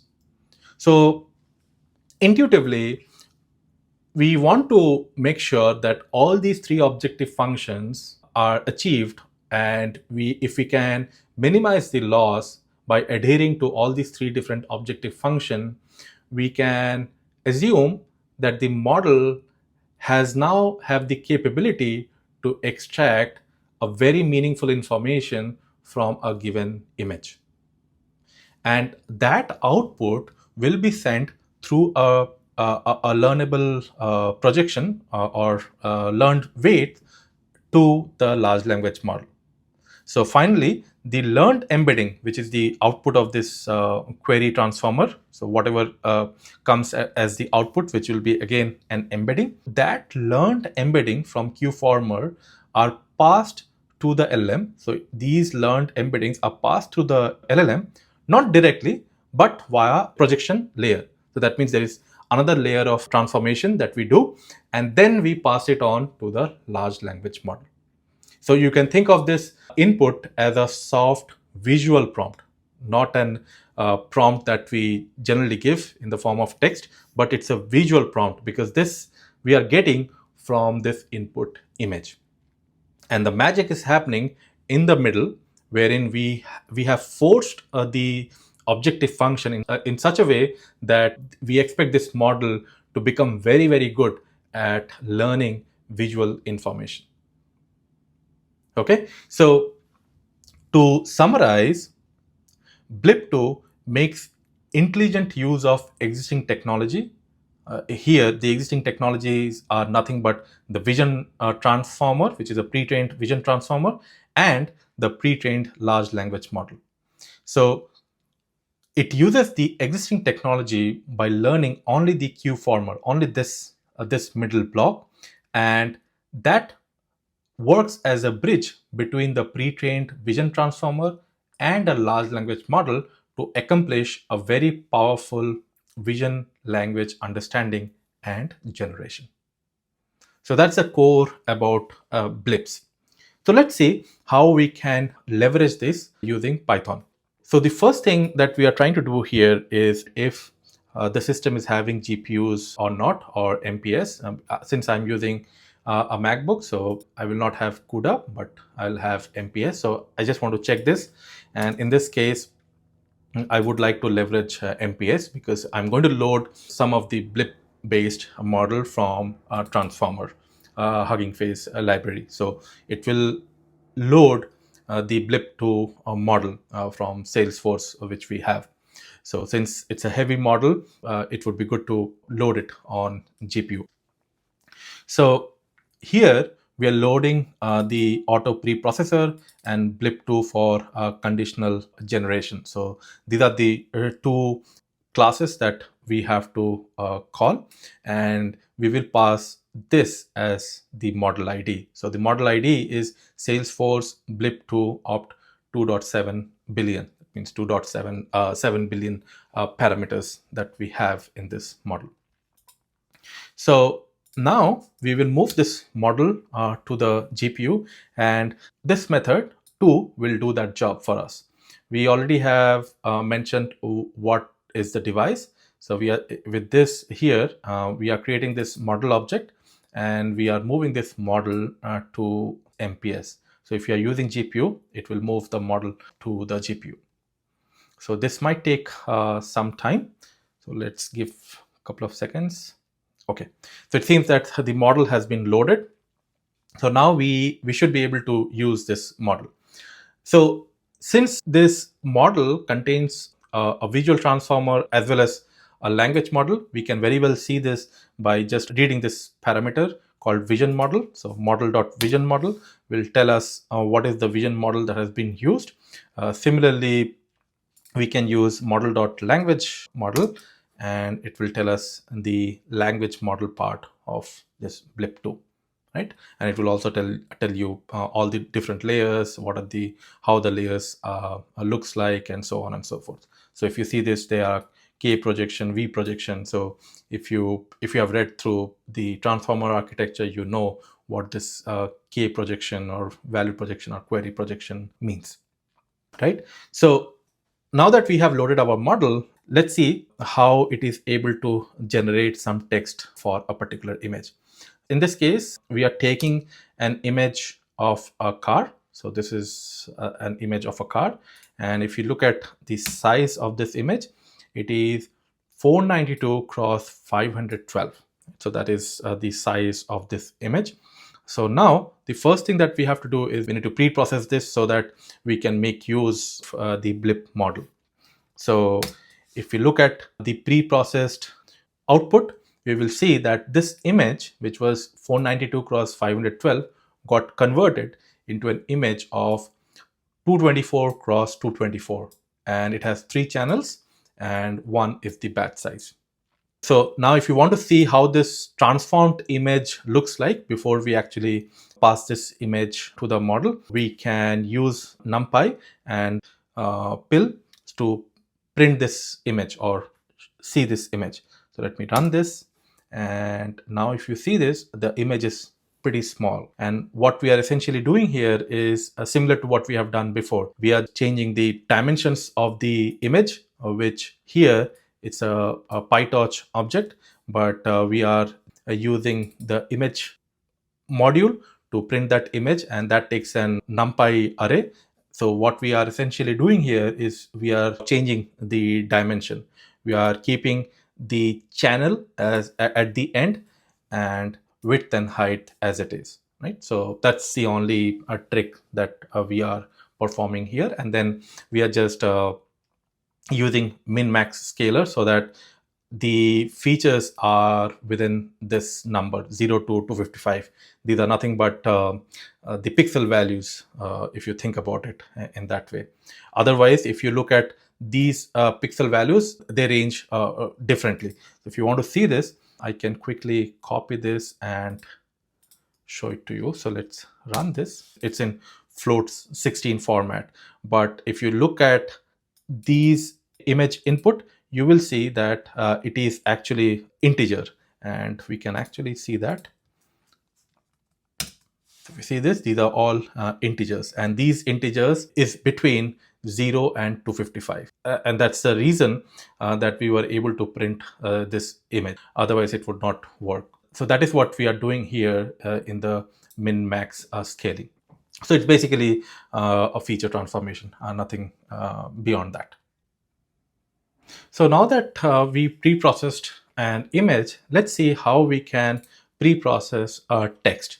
So in this case, let's take an example. So here we have this text as thanks for joining this course. So just like in image, we are pre-processing the text as well. And we expect this to be a PyTorch tensor as the return value. And we are moving this tensor to our device, which in this case is MPS, but it could be GPU or CPU in your case. And we are also specifying the D type, which is of float 16. So once we come here, we will get the token IDs. So let me just comment this and run this. And if I just print the token IDs, you will see the IDs of the token or the text basically. So you can ignore the initial tokens, which is all same, because that is kept for images, because this is a multimodal embedding model. Since we are just passing only the text, we are interested to know the token IDs of this text. So now if we just uncomment this, and if you want to see what are those tokens, what are these IDs actually represent, we can simply use convert IDs to tokens, which we have seen earlier as well. And we can see the last few tokens, which these are all for image. The last one is the actual text. Thanks for joining this course. But if you notice carefully, the tokens contains a special character called G dot, which is very weird. And it seems that the space got converted into this particular character. So what has happened is actually it is supposed to be a space. However, an internal function takes this character in certain code point and moved them by 256 just to make it printable. So what we can do is we can simply replace this character with underscore, just to recognize that these are actually spaces. That's all. So now this looks pretty much like the text that we had. So let's explore few of the use case. Like for example, let's start with image captioning. So imagine that you have an image and you want this multimodal model to generate a caption for us. So as before, let's pre-process this image. And this is the output of the pre-processed image. And then if you want to see the size of the pixel, we have seen this before. It pre-processes any input image into a size of 3 cross 224 cross 224, and 3 is because it has 3 channels. And the device is already, we know it's MPS in this case, but for you, it could be GPU or CPU as well. So now we can call this model by calling this model.generate, and we can pass this input. And we can say that generate maximum 20 tokens. And let's see what it generates. So as you can see, it has generated a text saying an orange supercar driving on the road at a sunset. So which very much an accurate description for this particular image. Right. So if you notice here, we have passed on an image and we have mentioned what is the maximum number of tokens that we expect. It actually can generate a text with that number of maximum tokens. We can in fact try by increasing the token size. So let's say we expect the maximum token to be, let's say 100. Okay. And let's run this and see what description it gives. So in this case, it is not generating anything more, which is okay. But later on, we will see that how we can pass not only just image, but also text. And we can enforce the model to generate a bigger text. Okay, so let's try with another image. So let's say this is an image, and if you see, this is a black and white image. It looks like a bat where somebody has drawn this with ink, right? So it's not a very straightforward image to interpret. So let's see if this blip-based multimodal model can interpret this. So let's take this input and pass this image just like before. And now let's try to generate the caption. Exactly same piece of code which we have used earlier. And as we can see, it has predicted as a black and white ink drawing of a bat, which is very, very apt, right? So this is the power of a blip-based model, which can interpret text as well as image. And this is one of its use case that given a lot of images, you want to put a caption to all of those images, right? So this is just one example. Let's look into more interesting example like question and answer, where we will send some image. Along with that, we will ask some question where we expect the answer is embedded into the image itself, or the answer can be found within that image. So let's pick another image in this case, and we can look into this image. It is the same image of a car. And now let's say we want to have a question as this: write down what you see in this picture. And we are just starting the response. It's basically giving a hint that, okay, your response should start from here. And the answer we expect is from the multimodal model. And we are pre-processing this image just like before. But now our max token is 30. Right? So it is not 20, which we have tested before, but now it is 30. So now let's see what the response the model generates. And if you see, the response that it generates is from the answer, because that is where we ended. It says a sports car driving on the road at sunset, which is very much correct. And now let's say you want to ask follow-up question, right? So that means you have to add this response in the prompt itself, which we are doing it manually here, like where we kept this much as it is, just like in the previous prompt, but we just copied the response, what we got from here. So whatever the response that we got from here, we are just adding it. So if you see this portion, this is exactly the same answer that we got from the previous prompt. And then we are appending our next question. So this is not ideally you would do in production-based application. You will use some agentic system, or you will have some memory-based context, which you can get in a lot of SDKs. We will see that in Bedrock as well. But you can use this, use any frameworks like LangChain or Llama Index, which can enable you to build a chat-like prompting with some memory, right? So you don't have to create prompt manually like this. But this is just to give you an example that how you can keep on asking question on an image. So in this case, the follow-up question is, what would be the cost of this car? Right? And again, we are pre-processing this image and asking or sending this image to the model and requesting it to generate the text. And if I run this, you will see that the answer it is giving is almost a million, right? So this might have given you an intuition of how a multimodal model is trained and how you can leverage it in your day in, day out work.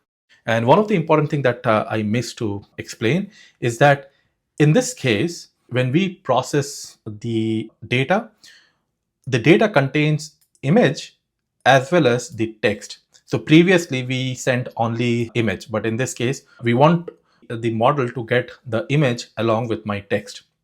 So that's why we have this input containing images and text, right? And in the next section, we will dive deep into one of those very powerful multimodal model from Amazon called Amazon Nova, which we recently announced during reInvent 2024. And we will dive deep into different multimodal models from Nova. Then we will dive deep into multimodal RAG, which is an exciting topic. At least I really enjoyed working on that project, and I hope that you will also get some insights about this. With that, I'll see you in the next section on Amazon Nova and Multimodal RAG.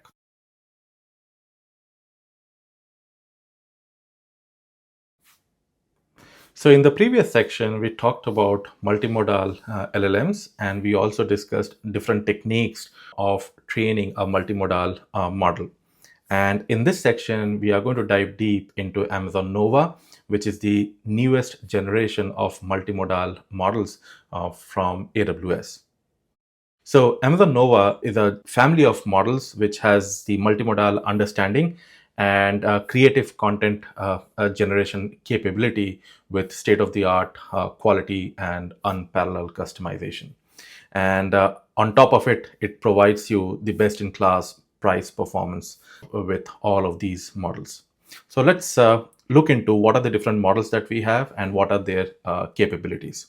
So before we dive in, let me show you the notebook that we are going to work for this section. So this particular notebook called Amazon Nova, you can find this under this folder called Multimodal LLM. I think we used the first notebook in the previous section. So this is the Amazon Nova notebook, which you can find under this section. All right. So with Amazon Nova, we have three different models, and one of the model called Premier we have just announced, and this model will be available maybe in mid of 2025. So let's start with the first model called Amazon Nova Micro. So this is a text-only model, meaning you can send a text and you can get a text as an output. So it is not a multimodal model, but it's a very cost-effective text-only lightning fast model. So if you have a use case where you just have to work with text data or textual prompt, which can be of only text as a modality, you may like to prefer Amazon Nova Micro. And then we have Amazon Lite, which is one of the fastest, most affordable multimodal foundational model that we have. And it can take image, video, and text as an input, and it can generate text as an output. Similarly, we have the Amazon Nova Pro, which is the fastest and most cost-effective state-of-the-art multimodal model that we have. And as the name suggests, it's a multimodal model. That means that it can take the input as text, video, or image, and it can generate text as an output. So these are the three models that we have, which comes under understanding models. And we also have Amazon Nova Premier. As I said, it is not yet available, but it would be available in 2025. And this would be an any-to-any model. That means it can take input as image, text, and video, and it can also generate image, text, and video. So it's a any-to-any multimodal model, which is pretty exciting. So if you are interested in this, you may keep an eye on this in 2025. And then we have some creative content generation model, and this is very, very interesting. And these are the models which can generate images and generate videos. We are not going to dive deep into these models, but if you are interested, I will share some resources which you can go over and learn it from there. And these models are very, very effective. So this has some limitation, like in terms of the duration of the video that it can generate and the type of images that it can generate. But if you are into creative industry, you may like to dive deep into Nova Canvas, which is the state-of-the-art image generation model, and Nova Reel, which is a state-of-the-art video generation model. Okay, so I'm going to share you one link. Let me quickly show it to you. So I think this is the one. If you are interested to know about all these different families of foundational models, you may look up into this page, which covers all these models in a bit more details. With that, let me go back to the notebook and focus on different types of multimodal models that we have, specifically the Nova Lite and Nova Pro, because Nova Micro is text-only model, so that is pretty straightforward, but we are going to focus more on Lite and Pro. So first thing, as we all know, we have to get the access through UI, and we have seen how to get the access. But just to recap, if you have forgotten how to get the access, we can simply go to Bedrock, and then we can just scroll down and come to Model Access, and here we can select by the model provider. In this case, it's Amazon, and we can select the model of our choice. So I already have the access, but in case you don't have any access, you may like to click on Modify Model Access, select the model that you would like to get the access, and submit the request. Okay, so assuming that you have the access, now let's go ahead and use these models and see how we can actually send the APIs to these models. Again, these are few texts which I have just put in this notebook for your reference, because since we have multiple options, the natural question that might come up is when to use which model. So this is just a kind of a decision tree which you can think of in the back of your head and decide which model to consider. So micro is very straightforward. It's a text only model. So whenever your requirement is only text, you can go with that. And light and pro is something that you may like to decide based on your use case and the complexity of your use case. If it requires a lot of advanced reasoning and creativity, and not only that, even code generation, then you may like to use Amazon Nova Pro. Otherwise, you may get started with light and see how it is performing with your use case. So as we know, to use any model under Bedrock, what we have to simply do is we need to create a Bedrock runtime client and specify the model of our choice. So in this case, I'm creating 3 different variables because I will be using different models in different model invocation. So I will just refer to different models to their variable names. So before we send an API call and use this model using invoke model, let's look into the API structure or the request structure and how that request body would look like. So since this is a multimodal model, the prompt can contain text, image, or video. So that's why you are seeing that we have a key called content, and it can be of type text, as you can see here, or it could be image, or it could be video. Now, text is pretty straightforward. You just pass on the text. So this is going to be your prompt. And if it is an image, then it supports different types of images. Again, you can refer to the documentation, but I just put it together in this notebook so that you don't have to hop around. But for the latest features or latest support of different images and videos, I would always recommend to refer to the documentation because we keep on updating it as we go along. So in this case, whatever is the image, you can mention that in the format, and you have to send the image in a base 64 encoded format. In case of video, similar to image, you have to mention the format. There are different formats supported like MPG, then FLV, MP4, MOV. So you can mention that. And for video, there are 2 ways that you can provide because video size are typically pretty big. So at times, if the video is very small, you may like to send the video in the form of base 64 encoded string, just like the image. But if the video is very big, then it is recommended to upload that video in an S3 location and provide the bucket name. Amazon S3 is an object-based storage service. If you have never used it, it's just an object-based storage on AWS. So you can upload the image on S3 bucket and provide the location of the S3 bucket. And we are going to see that in the code in a moment. So that's about the content part, like how you will parse your prompt, whether it's text, image, or video. And in the later section, you can always provide different inference parameters, like what is the maximum number of tokens that you would like to generate? What is the value of temperature? What is the value of top P or top K? So these are the tunables that can change the response from the model. So let's look into a few of these parameters in details. The maximum new token or max new tokens dictates the maximum number of tokens that you want the model to generate. So the maximum limit as of today is 5,000. That means the model can generate up to 5,000 tokens.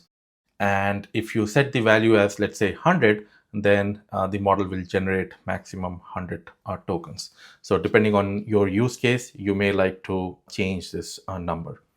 And then we have temperature, which dictates the amount of randomness in the response. If the temperature is very high, then the randomness would be more. If the temperature is low, the randomness would be less.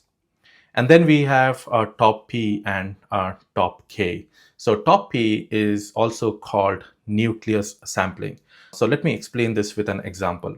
So as we know in LLMs, what it does at its core is it just generates one token at a time. So it picks one token from the entire vocabulary if you think about only text. So what top P does is it takes the cumulative probability depending on the value that we give. Imagine that our entire vocabulary that the model has is just six, right? So there are six tokens, and every time the model generates an output, it would pick one of those six tokens. And let's say my top P value is set to 0.7. Okay, so that's the top P value that I have set. So in that case, what would happen is assume that while generating the next token, these are the probability of those six tokens. So my vocab size is 6. Okay, so this is an example that we are just framing. So in that case, every time it tries to generate a token, it will have a probability distribution across all these six tokens. And for a particular instance, let's say the probability distribution is like this, and it will be always in the decreasing order. So the first token is 0.5 probable, the second token is 0.2, and so on and so forth. Now, when the top P is 0.7, what that means is it will just keep on adding the probability from the maximum one and keep on going, and it will stop at the top P value. So in our case, the first two tokens, the cumulative probability density is 0.7. So what top P 0.7 would do is it will just take the first two tokens. So it will take the first two tokens, and these are the two tokens. Whatever are these two tokens, it will just pick one of these two tokens. So it will completely ignore the rest of the four tokens. So that's about top P. So let's look into other parameters that you may like to change. So the next parameter that we can change is top K, which is again an optional parameter, and it samples only from top K tokens. So if we say top K is 10, then it will just pick the top 10 tokens and it will give one token out of those top 10 tokens. So you can very much put any number in this case. So if you have a very large number, that means you are letting the model select from a large number of tokens. But if you make top K as very small, then you are making the search space, or basically the sampling space, very, very small. Not the search space, but the sampling space, very small. So you can always use top P and top K together, but you should understand what you are doing. But we don't recommend to use top P and temperature together. You can use one of them. And then we have another parameter called stop sequence, which contains the array of strings. And what you are essentially telling the model by setting stop sequence is if you find any of this string which you mention in this array, then just stop. So it's basically a signal which you are trying to give to the model to stop generating the response. So these are some advanced parameters which are very much dependent on your use case, and different people uses different types of settings before they start working with these models. So with that, let's use these models and see how they respond. So here we are creating few variables for system prompt, then our actual prompt, and the inference parameter or the tunables that we have just seen. And we will start off with a synchronous API call. That means we will get the response of the model right away. But there are different techniques that you can call this model apart from synchronous API, which we have not seen so far, but we will look into a streaming API as well, where you will be able to see every token that the model generates, and we can actually work with that as it generates. So let's start with a synchronous API call.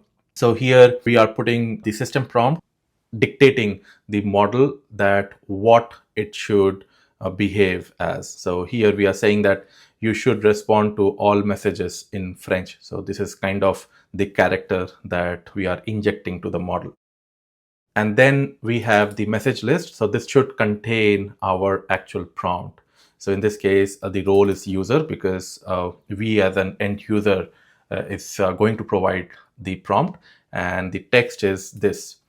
We are saying that freeCodeCamp is a great platform to learn coding and technology in the field of computer science. We expect the model to generate the French translated version of this English text. We are also setting up few of the inference parameters like 300. That means it should generate a maximum 300 tokens. We are also using a top P as 90% or 0.9 and top K as 20. And similarly, we are also having a temperature of 0.7. So as we mentioned before, we should not use temperature and top P together. So I'm going to delete this, and we will go with this parameter.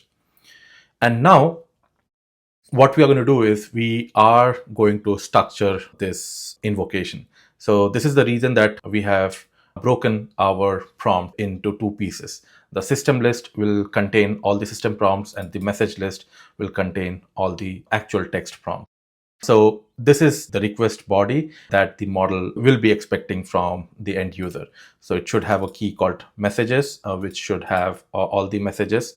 It should have a key called system, which should contain all the system prompt, and then the inference configuration, which are nothing but the tunables that we have set. So if you write your code in this format, it would be easier for others in the team to read. You can always use frameworks like LangChain or Llama Index to annotate your prompt, or basically structure your prompt in a much better way. But since we are using the native SDK from AWS, which is Boto 3, we are structuring it from our side. But the core idea remains the same, whether you use AWS SDK or any other framework like LangChain. So once this is done, we can call the invoke model API by passing the model ID. And in this case, we are going to use the Nova Lite model, and we can just send our native request, which is the body for this invoke model API. And once we have this, we can load the response and see what the model predicts. So let's execute this. Okay, so I think I have not executed the previous cell. Let me scroll up and run this. Okay, so now if I come down, it should work fine. So now what is happening is it took 1 second or so to generate the response.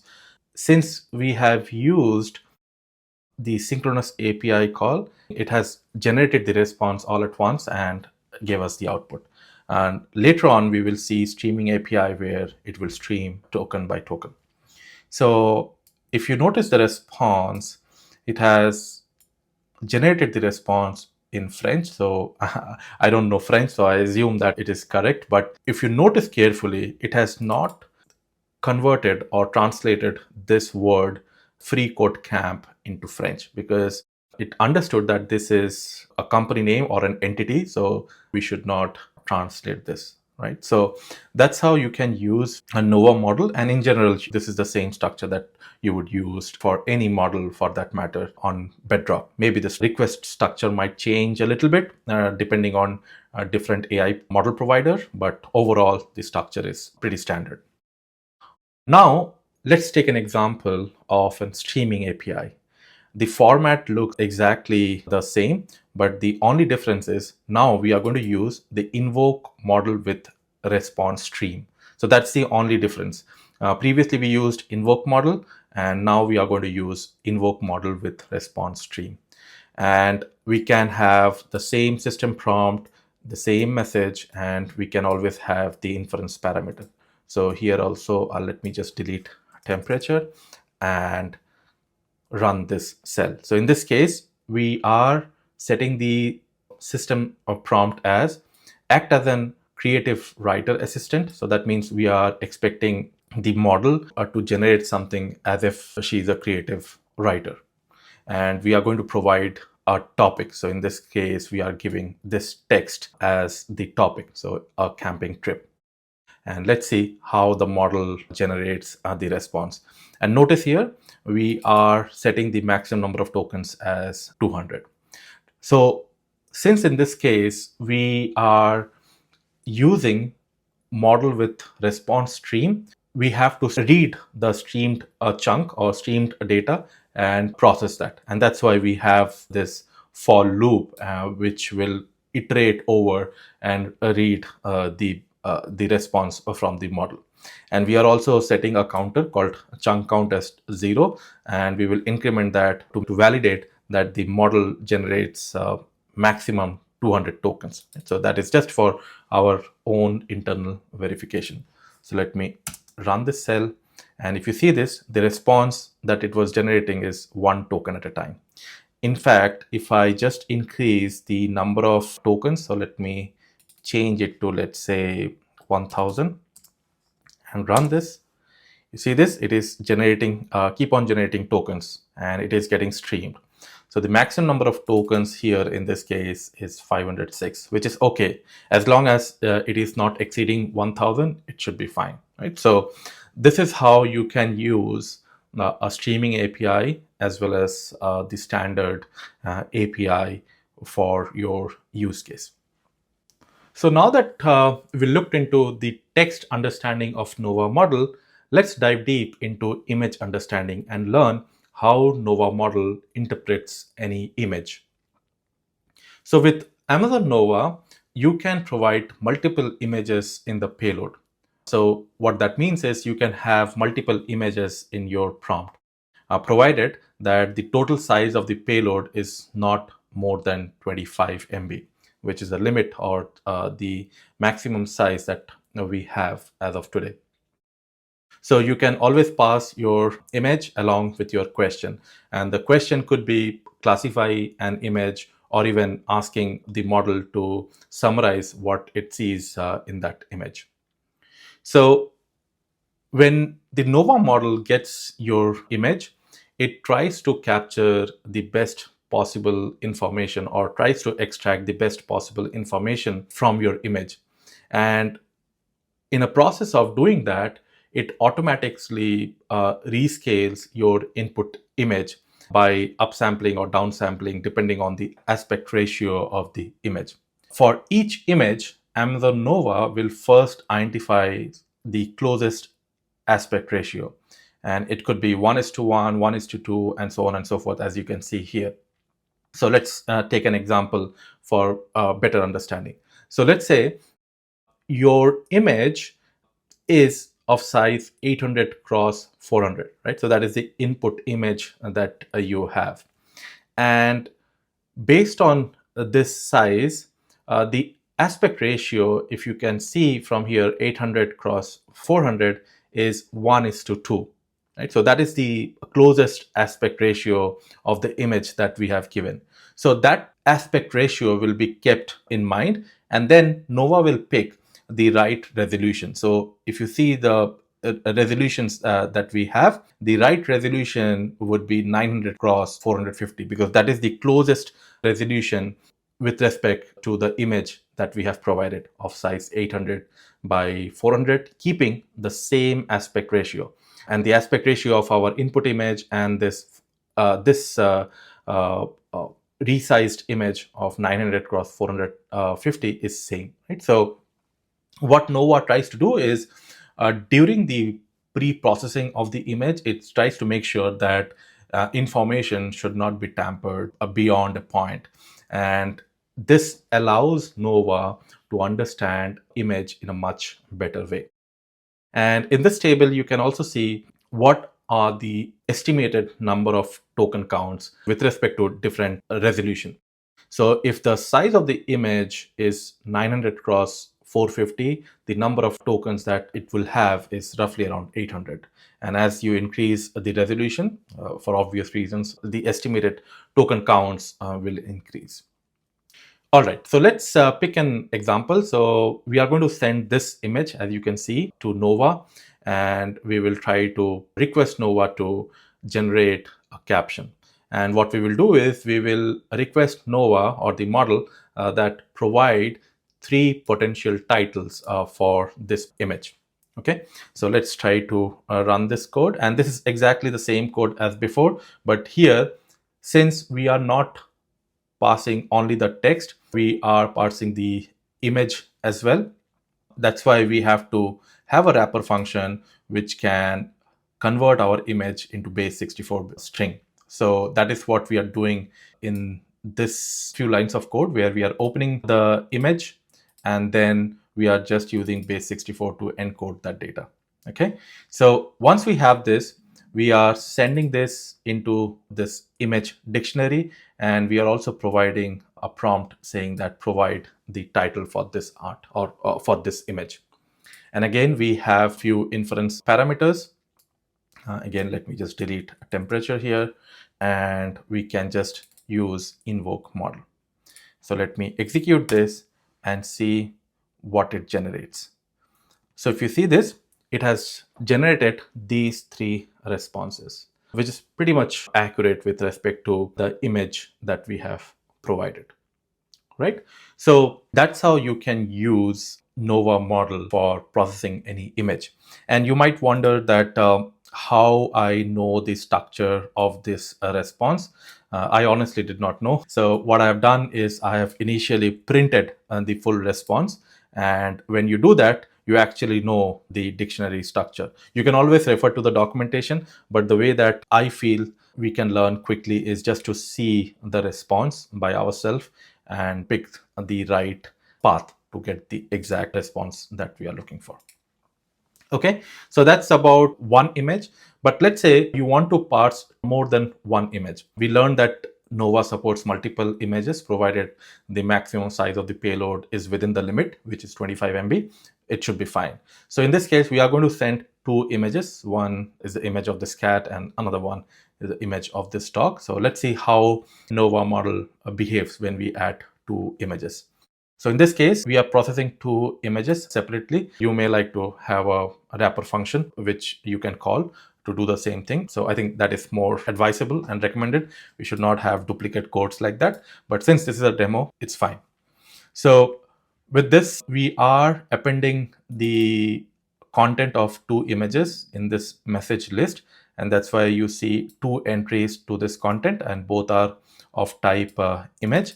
And then we have the prompt saying that what is common in these 2 images. So this is a little tricky, right? We are not asking or to put the caption for these 2 images, but we are trying to ask something complex. We are trying to ask common thing in these 2 images. So this needs some logical thinking, or rather more reasoning, right? So let's see how Nova model respond to this. So let me execute this and see what we get. So it says that the 2 image depicts animals, specifically a dog and cat, both of which are pet, and they are both looking directly at the camera. So the response is very, very natural, right? So when I first read this response, I was very happy to see that it was able to understand the image in a much better way, and it was able to correlate with these images. Lastly, let's go over video understanding and see how Amazon Nova processes any video.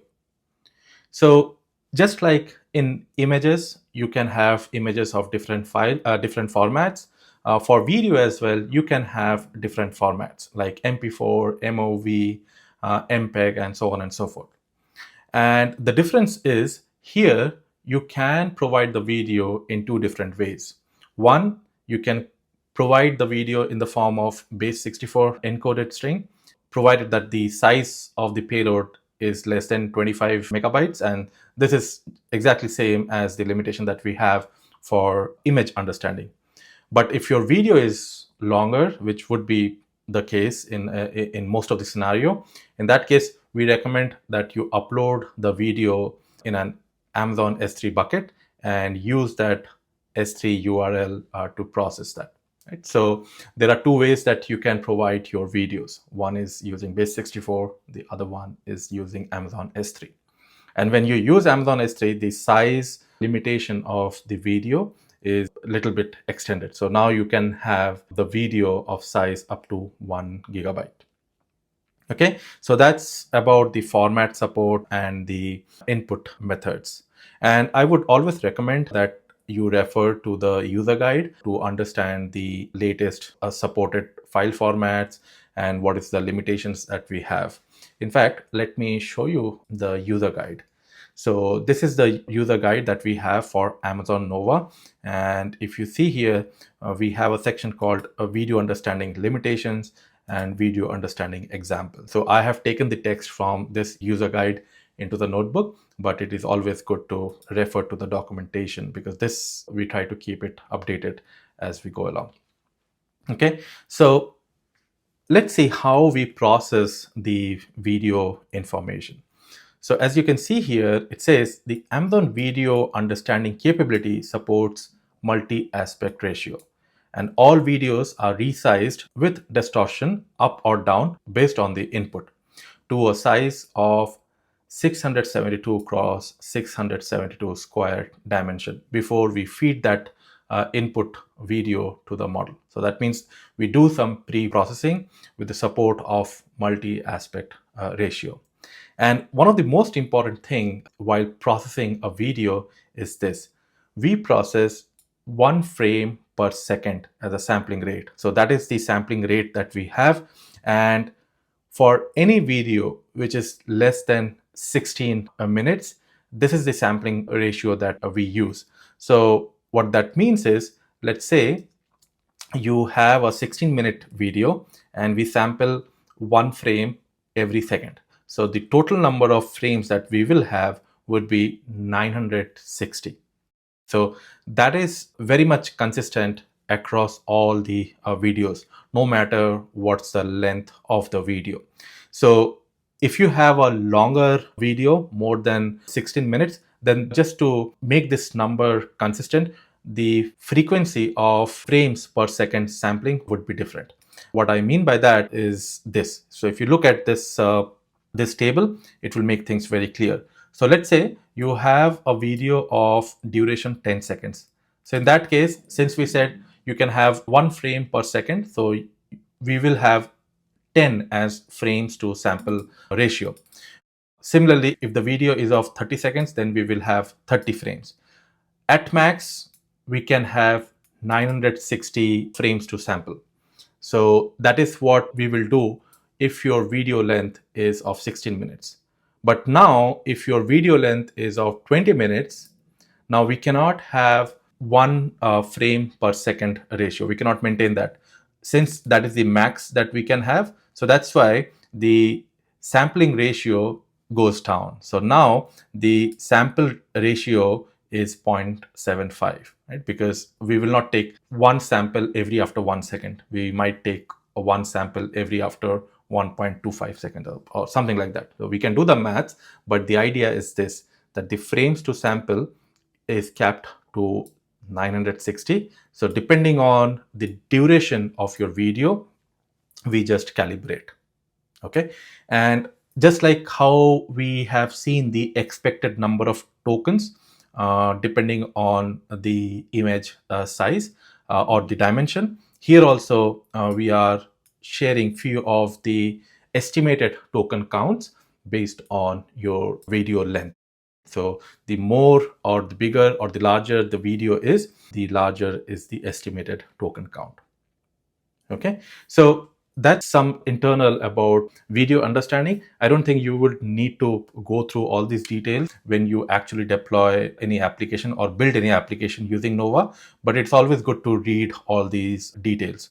And one important thing here is, if you read this line, it says that there is no difference when analyzing a 4K version of video and a full HD version. Similarly, because the sampling rate is at most 1 frame per second, a 60 FPS video should perform as well as a 30 frames per second video, right? So this is very, very important. Since our sampling ratio doesn't change, it's still 1 frame per second. That's the max that we can have. So it doesn't matter that you have a 4K video or full HD video, right? So that's very important in terms of understanding how the model analyzes our input video. Okay, so let's go back to our notebook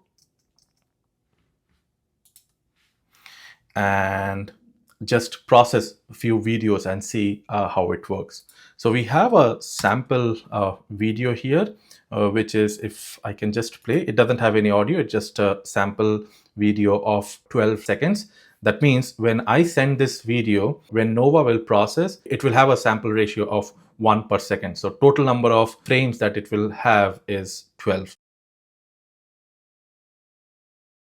So in this case, we are going to use base64 based encoding, and that's why we are just encoding the video file, and then the same input process or the same request structure. We have a system prompt, we have the message block, and the inference parameter or the configurations for inference. So here we are providing a text saying that provide a video title for this clip. And the remaining code is exactly same as we have used while invoking this model for images. And in this case, we are using the light model, but you can always try with Nova Pro. Let me execute this and see what we get. And if you see here, it has provided these 3 responses, which is very much apt with respect to the video that we have. Okay, so this is about processing video using base64 encoding. Let's see how we can process the same video when we upload it on S3 bucket. So in this case, I have uploaded the same video on this S3 bucket, and we are keeping the prompt as is. There is no change except the fact that here we are just using source as S3. If I scroll up, you will see the source was base64. So that's the only difference, except that everything is exactly the same. So let me execute this code and see what we get. Okay, so as you can see, it has generated 3 responses, which is very much apt for this video. So that's all for this section.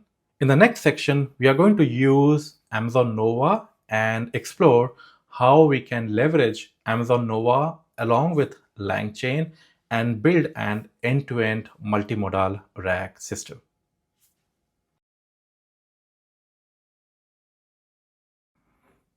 In this section of the course, we are going to dive deep into multimodal RAG with Amazon Bedrock, Amazon Nova, and LangChain. But before we get started with multimodal RAG, let's understand what is RAG. And to know that, we need to first discuss about some of the limitations of large language model so that we can better appreciate the importance and value of RAG.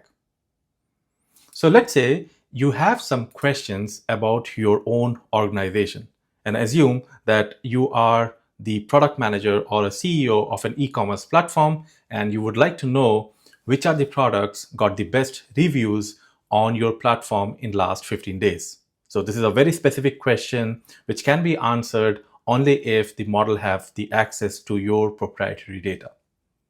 Or let's say you would like to know something about a recent event. For example, who won the Nobel Prize in Physics in 2024? So if you ask these kind of questions where the answer depends on either your own proprietary data or on a recent event, the LLM or the foundational model won't be able to give you the right answer. And the reasons are knowledge cutoff and hallucination. So these are the limitations that we have with large language model, wherein when we ask a specific question about our own business, where the answer relies on our own proprietary data, the model might generate some response, but it will be an hallucinated response because the model has never seen our proprietary data. It was never available to the model during its training period. Similarly, when we ask a specific question about a recent event, the model won't be able to generate the response because the model is trained on the data set that was available to it till a certain point in time. And when we ask a specific question that has occurred very recently, the model won't be able to generate the response because of knowledge cutoff. So in a lot of the businesses, we may not be able to use large language model as is. And to overcome that, we need to customize our foundational models.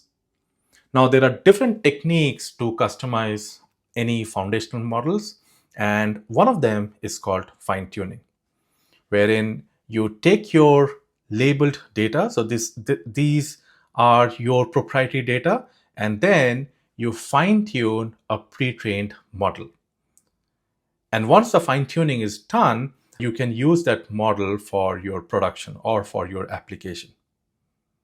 Similarly, we have another technique called continuous pre-training, which is very much similar to fine-tuning, but with a small difference that in this case, you need unlabeled data. But in both the cases, you need some degree of expertise within your organization. And most importantly, you need to have a data set in a proper structure or a proper format. In case of fine-tuning, you need labeled set of data. In case of continuous pre-training, you need unlabeled data sets. So this is also a challenge in a lot of organizations to even come up with these properly structured data. And that's why we have a third technique, which is actually the topic of this section of this course, called information retrieval, wherein we don't touch the pre-trained model. So we just used the pre-trained model as is, but what we essentially do is we store our proprietary data in a database. We call it as a vector database because we convert these data into embeddings and store those embeddings in a vector database. And then when we ask a question, we don't ask the question directly to the pre-trained model, but we first throw that question to the vector database and we do a semantic search and try to find out relevant chunks which has a high likelihood to get the answer of our question. And then once we have that relevant chunk with respect to our prompt or with respect to our question, we send that question along with the context to the large language model. So now when you send this question to the large language model along with the context, the model should be able to give us the right response because you are helping the model by providing that context. Right? So let's dive deep a little bit more on this information retrieval part and see how it works. And once we understand this, we will go back to our multimodal RAG pipeline. So let's say we have our raw data, and that raw data could be of any format: audio, image, text, and so on and so forth. So the first thing that we need to do is called embeddings. So we need to convert all these data using any embedding model. And we have seen that in the previous section of the course, how you can create embeddings of your data. And once you have those embeddings, which are nothing but an array of numbers, we need to store these embeddings in some database. So in this case, we will be storing it in one of the vector database. So there are a lot of options that we have in to store the vectors.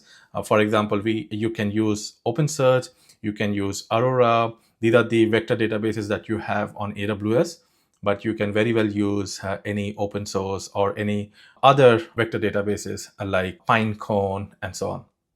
Okay, so once you store your data into a vector database, your data ingestion part is over. So at this point in time, all your data, all your proprietary data is now stored in this vector database. So at this point in time, in your application, when you have a question, you will not ask this question directly to the LLM, but instead we will ask this question to the vector database. So when I say ask the question, it actually means we are throwing the question to get relevant chunks from the vector database. Imagine the way that you should think about it is like this. So let's say I'm a librarian and you have come to me asking about, let's say, what is OSI layer? So I know that this question is about networking. And as a librarian, what I can do is I can go back and I can give 2 or 3 books to you, and I can tell that, okay, go read these 3 books. You should be able to get the answer. So I have not given the exact answer, but I have given some resource which can help him to get the answer. This is very much analogous to this. So when you send a question or when you send a query to a vector database, the vector database will do a semantic search and it will give all the closest match where the system feels that you should be get the answer from these relevant chunks. And now you take this query and the context and send it to the LLM. And now the LLM should be able to give you the right response. If you think about it, there are a lot of things that we are doing here. So we are first throwing this question to the vector database to find the relevant chunk. And once we have that, we concatenate the query along with the context, and then we send it to the LLM. So there must be someone who should coordinate across all these activities.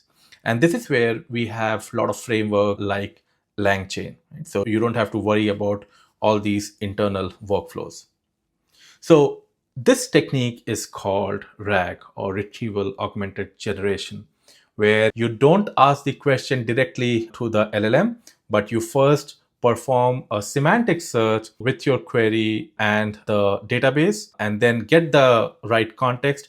And then you use that context along with the query to get the right response from the LLM. So that's about RAG. And now that we got a basic intuition and understanding of RAG, it's a good time to dive deep into multimodal RAG with Amazon Bedrock, Amazon Nova, and LangChain. But before we start, I guess I forgot to share a couple of resources in the previous section. So I just thought to spend a couple of minutes sharing those before we get started. So one of the book that I would strongly recommend you to read is called Build a Large Language Model from Scratch by Sebastian. This is a wonderful book if you want to know how to train or how to pre-train a large language model and how to fine-tune a model. So this is a very, very good book. It's an easygoing book, so it's not very complex. In fact, we have covered chapter number 2 when we discussed about embeddings. So I would strongly recommend you to go over this book. The other resource that I would request you to look into is this book called Hands-on Large Language Models by Jay Elmer. So he's also a very popular author and an expert in machine learning. And I used this book to build the content of multimodality. In fact, we have covered chapter number 9 in this book, in this course, in the previous section. So these are a couple of the resources that would help you to get a better understanding of how LLM work internally.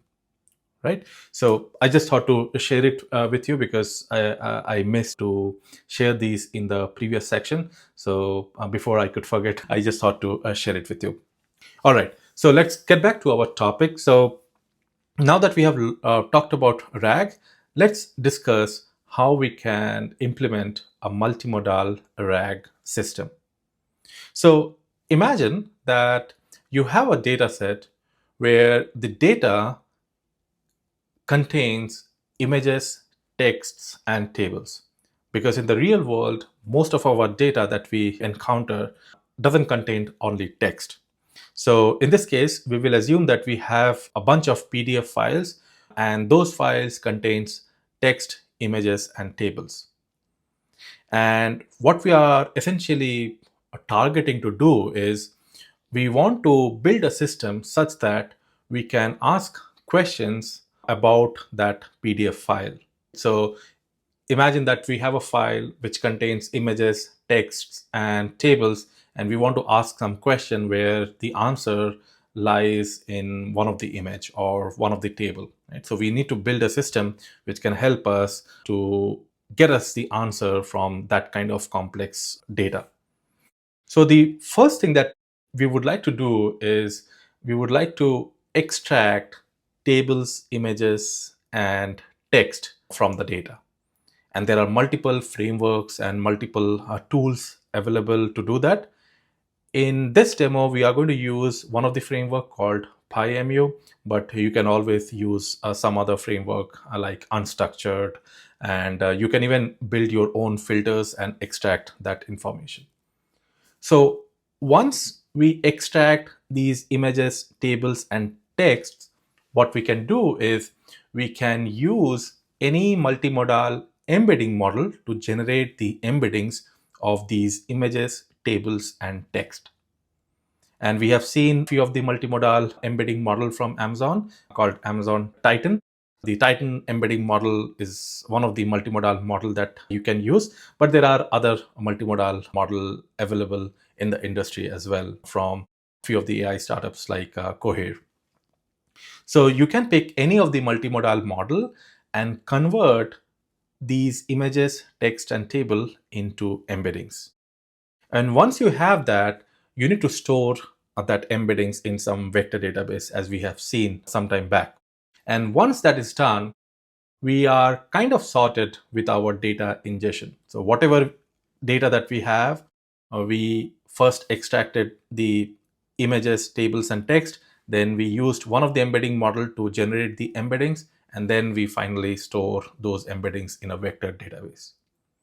So once this task is over, we can let the user ask some question. Now, when we ask a question, the first thing that we need to do is we need to perform a semantic search within this vector database. And the vector database will give us some relevant chunk based on our query. And once you get that relevant chunk, you can pass on these chunks along with your query to a multimodal LLM. And the reason that we need to use a multimodal LM here is because of the fact that your relevant chunk could be a chunk coming from an image, or the chunk might be coming from text or a table. So since the input can contain image, text, or table, we need to use a multimodal LLM. So this is one of the options to solve this problem. And that's why we call this as option 1, which we are going to implement in this notebook. But there are other options available, as you can see, option number 2 and option number 3. So let me briefly talk about option number 2 and option number 3.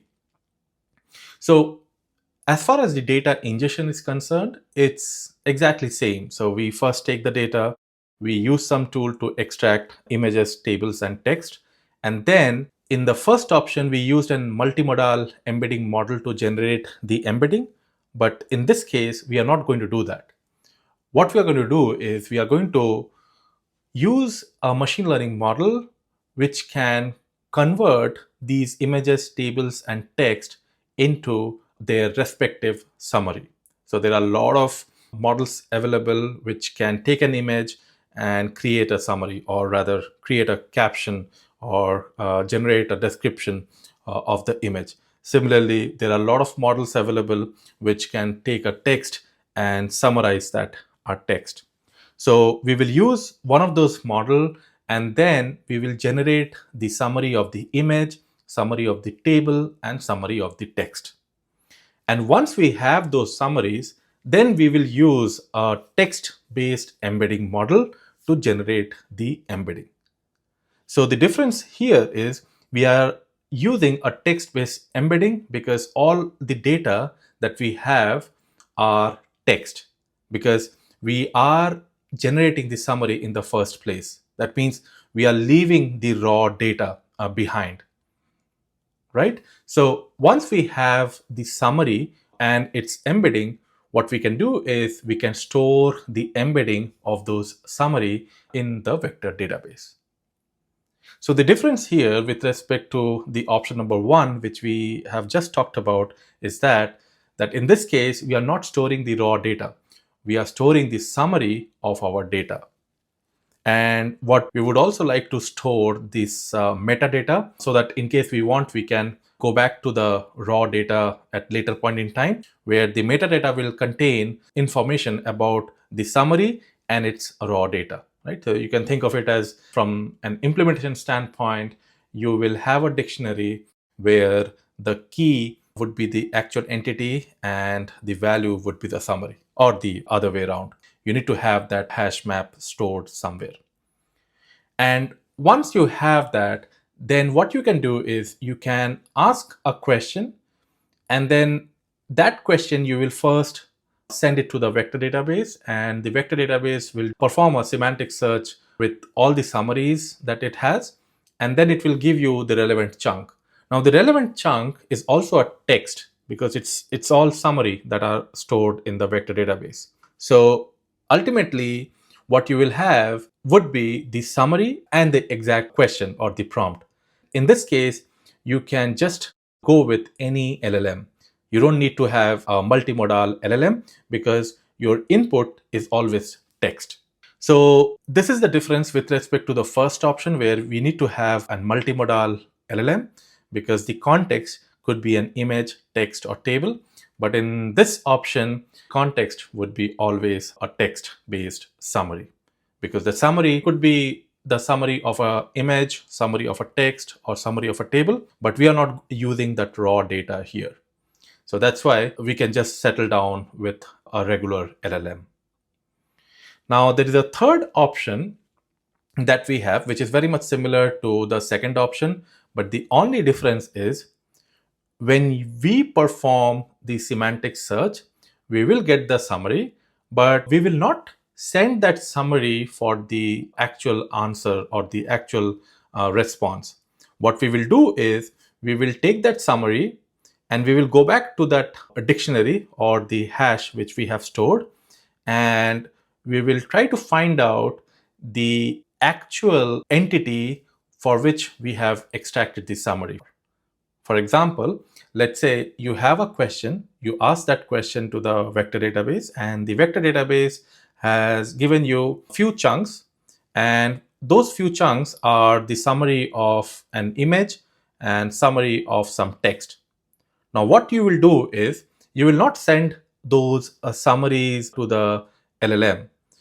You will go back to the dictionary that you have saved before, and you will try to find out whose summary are these. So you will exactly find out the image, you will exactly find out the text, and then you will take that text and image along with the prompt, you will send it to the LLM. And since in this case the input could be an image or a text, we need to use a multimodal LLM. So in option number 3 and option number 1, in both the cases, to get the final response, we need to use a multimodal LLM. But the only thing that we are doing differently here in this option number 3 is that we are making the search based on the summary. And that is very much helpful in a lot of use cases, wherein you might have your data set such that there are a lot of duplicate data. So in that case, when you summarize in the first place, you can optimize in terms of space usage, as well as you optimize the search space when you perform a semantic search. So the way to think about this is, in the option number 3, we are using summary just for searching. And once we get the relevant chunk, we are not using that summary anywhere to generate the response. We are going back to our hash table and finding the actual raw relevant chunks and use them in our final response. Okay, so we are not going to discuss about option number 2 and option number 3. We are going to discuss about option number 1. So let's get started with the implementation. So first, we are going to import few libraries, and specifically, we are going to use Tabula. So this is a library that we are going to use to extract tables from a text file. Then we are going to use PyMU PDF to extract images from the PDF. And then, of course, we will use LangChain to process the text data from the PDF. Okay, so let me execute this cell. So once we import all the libraries, the next thing that we need to do is load the dataset. So in this case, we are going to use a PDF file, which is nothing but the research paper called Attention is All You Need. And what we are going to do is we are going to download this paper from the internet. And if you notice, this file got downloaded under the data folder. So let me show you the notebook location and the data folder location as well. So this is the same GitHub repo which we have been following throughout this course. And this is the notebook that we are going over now. And it has created a folder called data. And this is the PDF file that we have, which contains 15 pages. Okay, so we have downloaded the dataset.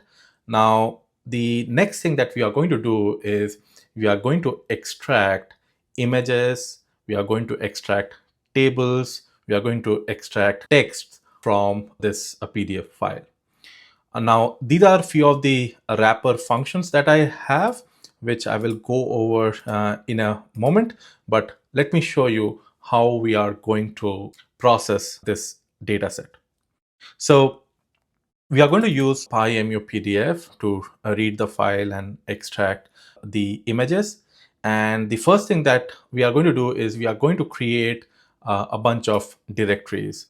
And this is needed because we need to store all these information, all these extracted images, extracted tables, and extracted text, and store it somewhere.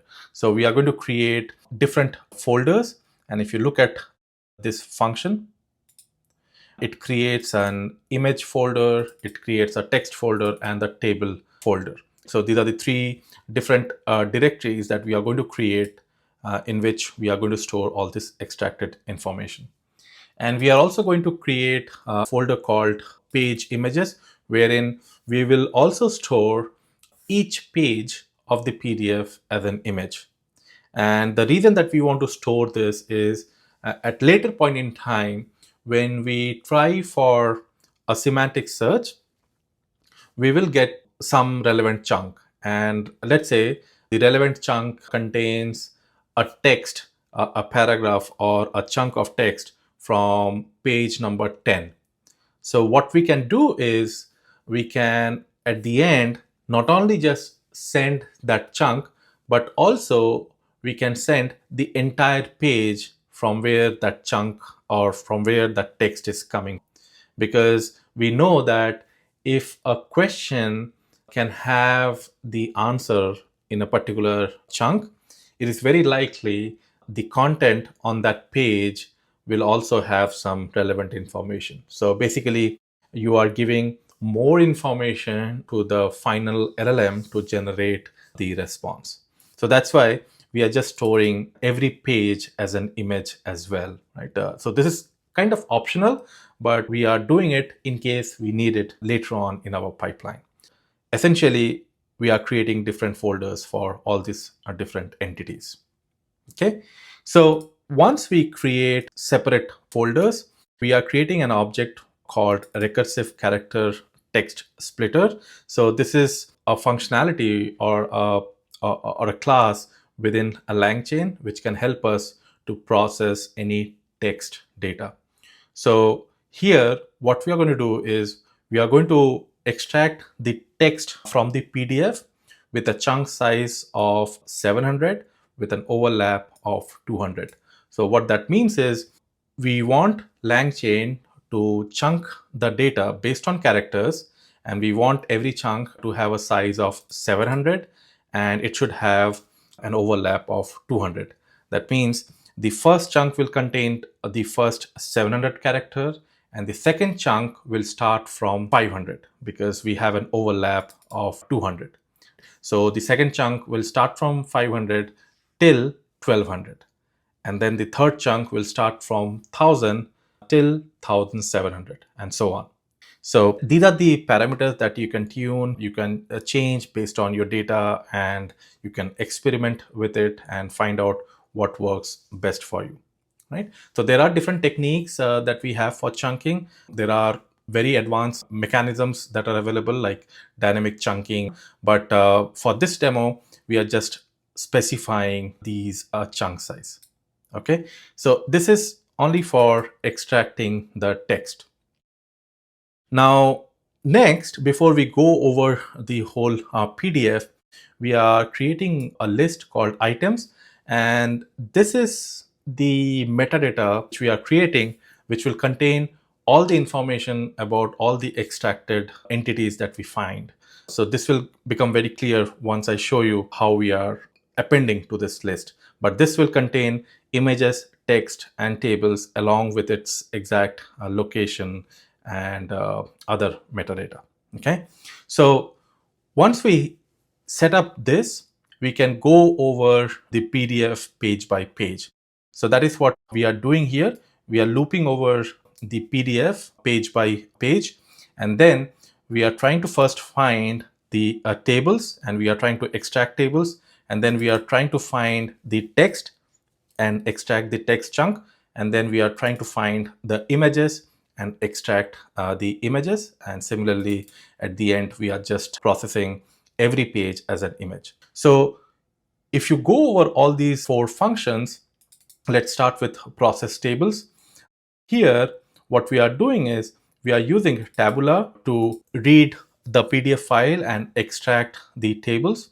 And once we have that table, in case it identifies any table, we are appending to the list that we have created. And the way that we are appending is in the form of a dictionary, where a dictionary contains the page number and the type as table and the exact content of the table and the path where we are storing the table. So this is the path within the directory which we have created here, right? So that is what we are doing in process table. Similarly, in processing text, we are using LangChain, and we are just storing every chunk of data and appending it to the same items list in the form of dictionary in the same format.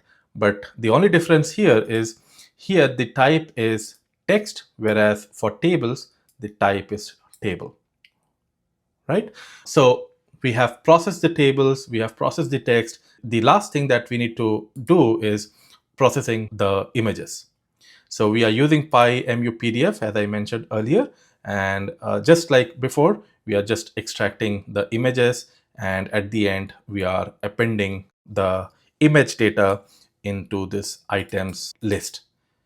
And since we are going to perform embedding at a later stage of time, we are using the base 64 encoding, because when we perform the embeddings, we need to pass the image as an encoded image, right? So let me execute this cell. As you can see, it is now processing the data. And once that is done, we can look into the specific folders and see what it has extracted. So now that it is over, we can get inside this data folder, and we can see that there is a separate folder for images, which contains only the images that it could find within the PDF. Similarly, it has a separate folder called table, which contains all the tables that it could find within our dataset. So that's what we have done so far. So we have extracted the text, image, and table from our dataset. And now, if you remember, we have been adding all these entities or all these items into this items list. So if we just want to look into the first chunk, which is of type text, we can see this by looking into the first element. And if you see here, it contains some metadata, like this chunk is coming from page number 0, the type is text, and this is the actual raw text, and this is the location of the text in the folder that we have created. Similarly, if you want to see the first chunk or first item of type table, we can see that as well. And in this case, we can see that the first table that it has encountered is in page number 5, and this is the raw text, and this is the location of that table. Similarly for images. The only difference here for images is that we have the base 64 encoded data for the image. Right? So that's the only difference. Otherwise, all these metadata are similar, except we have different types. Okay, so now that we have our data extracted of different modality, what we can do is we can use a multimodal embedding model and create the embeddings of these data. And what we will do is, after generating the embeddings, we will append the embedding into the same dictionary. So now every entity within this items list contains a dictionary which contains the key called page, type, text, and path. Now, after generating the embeddings, we will just have another key called embeddings. So let's go over this wrapper function, which just generates the embedding. It's a very simple function. I don't want to go over this because we have seen this multiple times. We are using Boto 3 and we are creating a Bedrock runtime client, and we are going to use the multimodal embedding model from Amazon called Titan Embedding Image version 1. And then we are just checking the type of the input. If the input contains an image, then the request body should have a key called input image. But if the input is text or table, which are literally text only, because table is nothing but text with a certain format, we are creating the body with a key called input text. So this is the reason that we have this if condition, because there are different modality that we have, and the way that the model expects the request of body is little different. So that's why we are just checking whether we are trying to embed an image or a text. And once we have that body, which contains not only our prompt, but also the length of the embedding. Right? So in this case, I guess we are using an vector embedding length of 384, but you can always change and use the length of the vector which the model supports and also what works for you. So once we have that, we are just calling the model using invoke model function, and we are providing the model ID and the JSON body. Right? So let me just execute this, and now let's call this function. So this might look like 30-40 lines of code, but essentially it's just one line. So I have written some wrapper code which will help us to show the progress of embedding. So let me execute this and show you what I mean. So if you see this, as it is generating the embedding, we can see how many text and how many tables that it is embedding and so on. So just for this, we have some line of code here, but essentially we are just calling that function which we have just went over a while back, and we are sending the text along with the embedding length. That's all. So in case of table or text, we are just sending the prompt as text. But in case of images, we are just sending the images as the prompt. Right? So at this point in time, if I just go back to our architecture, we are at this stage. So we have downloaded the dataset, then we used PyMU to extract the images, and then we use LangChain to extract the text, and we also use Tabula to extract tables. So once we extracted all these entities, we also created the embeddings using the Tian embedding, a multimodal embedding model. So the next step is to store those embeddings into a vector database. So let's scroll down and store all the embeddings that we have generated into a vector database. So in this case, we are going to use an open source framework called FAS from Meta. But what you can do is, for your application, you may like to use any other vector database like Aurora, OpenSearch, Pinecone, ApertureDB, and so on.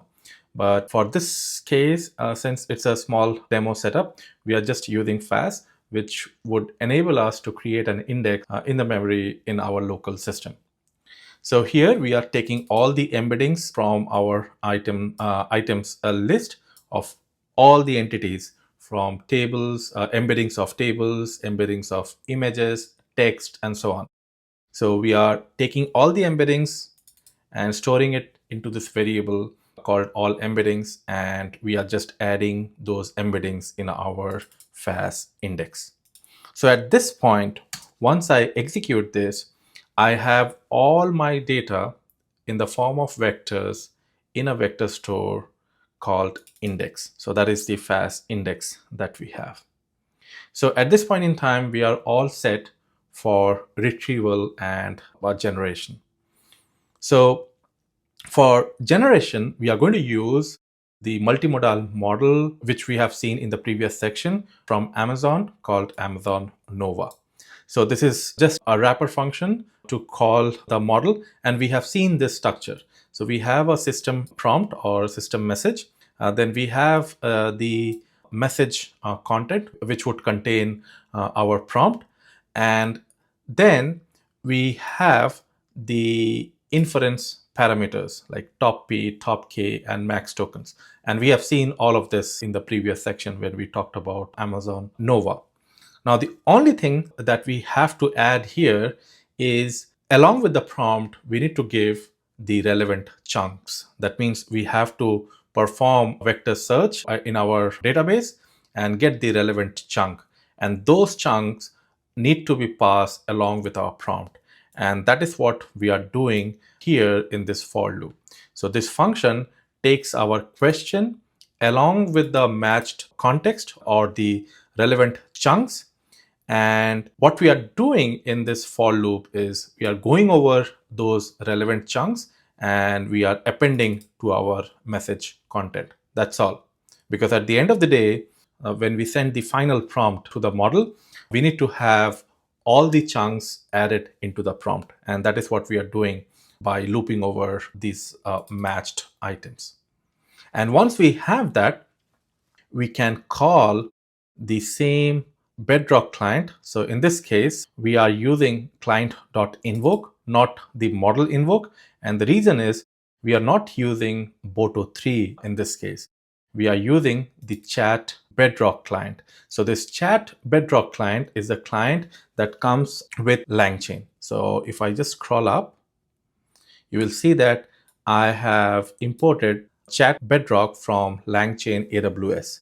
So we could have easily used the same Boto3, but I just wanted to show you how you can use LangChain to interact AWS models, all the models that are available under Amazon Bedrock, which internally uses Boto3.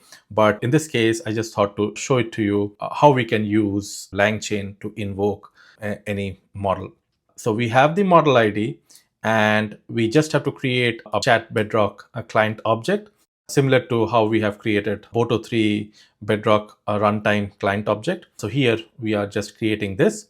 And once that is done, we can just call the invoke function and parse our data, right? And this request contains the system message, our message, and the inference parameter.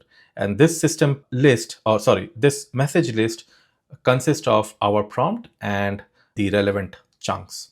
So let me execute this. And now we can test our RAG pipeline. Let's say we have this query. Which optimizer was used when training the models?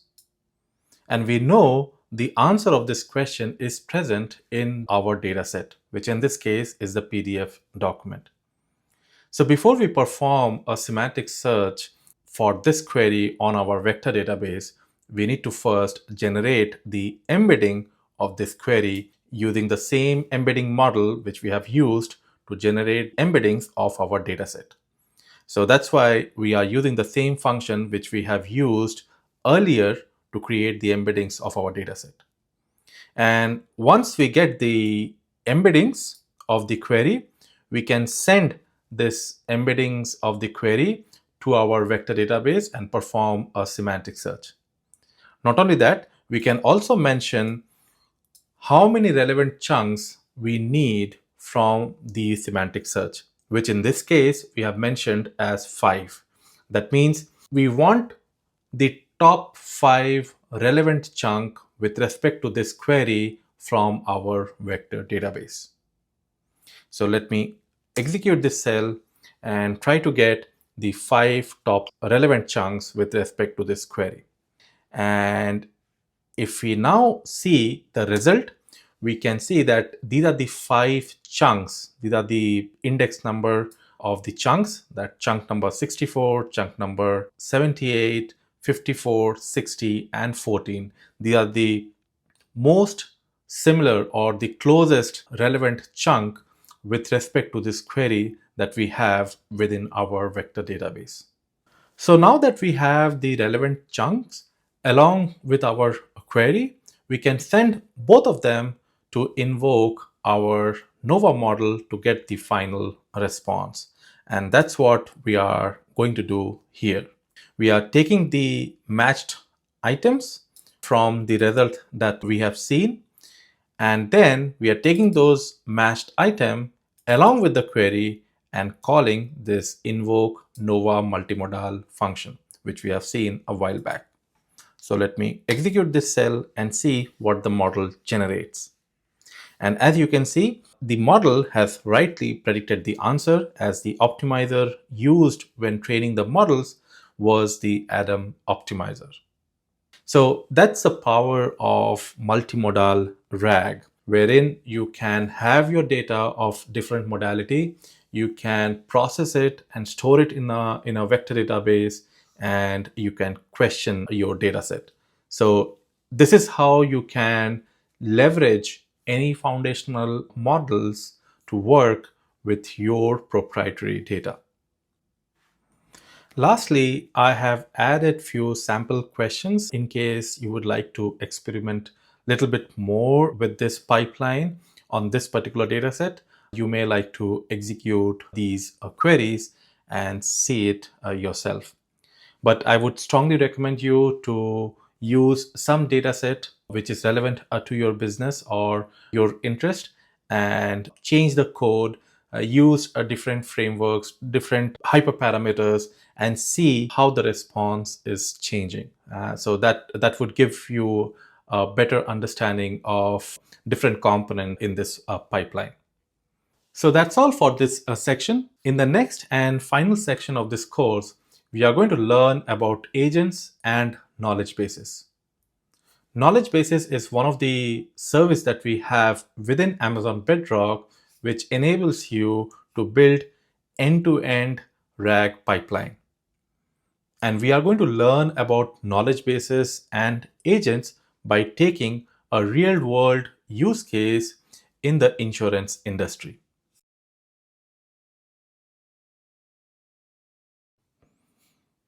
In this last section of the course, we are going to learn about Bedrock agents and Bedrock knowledge bases. We haven't talked about all these so far in this course, but what we will do is we will take a practical use case example. In this case, it is going to be an insurance claim lifecycle automation project, and we will see that how we can make any insurance claiming lifecycle workflow completely automated using agents and Bedrock knowledge bases.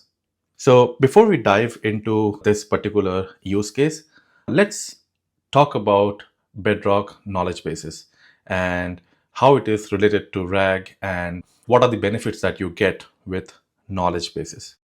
So we have already talked about a RAG in the previous section. So to recall, we understood that in RAG, the first part is data ingestion, wherein you have your data, you have to process your data, you need to use an embedding model to create the embeddings of your data and store it in some vector database. And once you have that, you can use your application to send the query.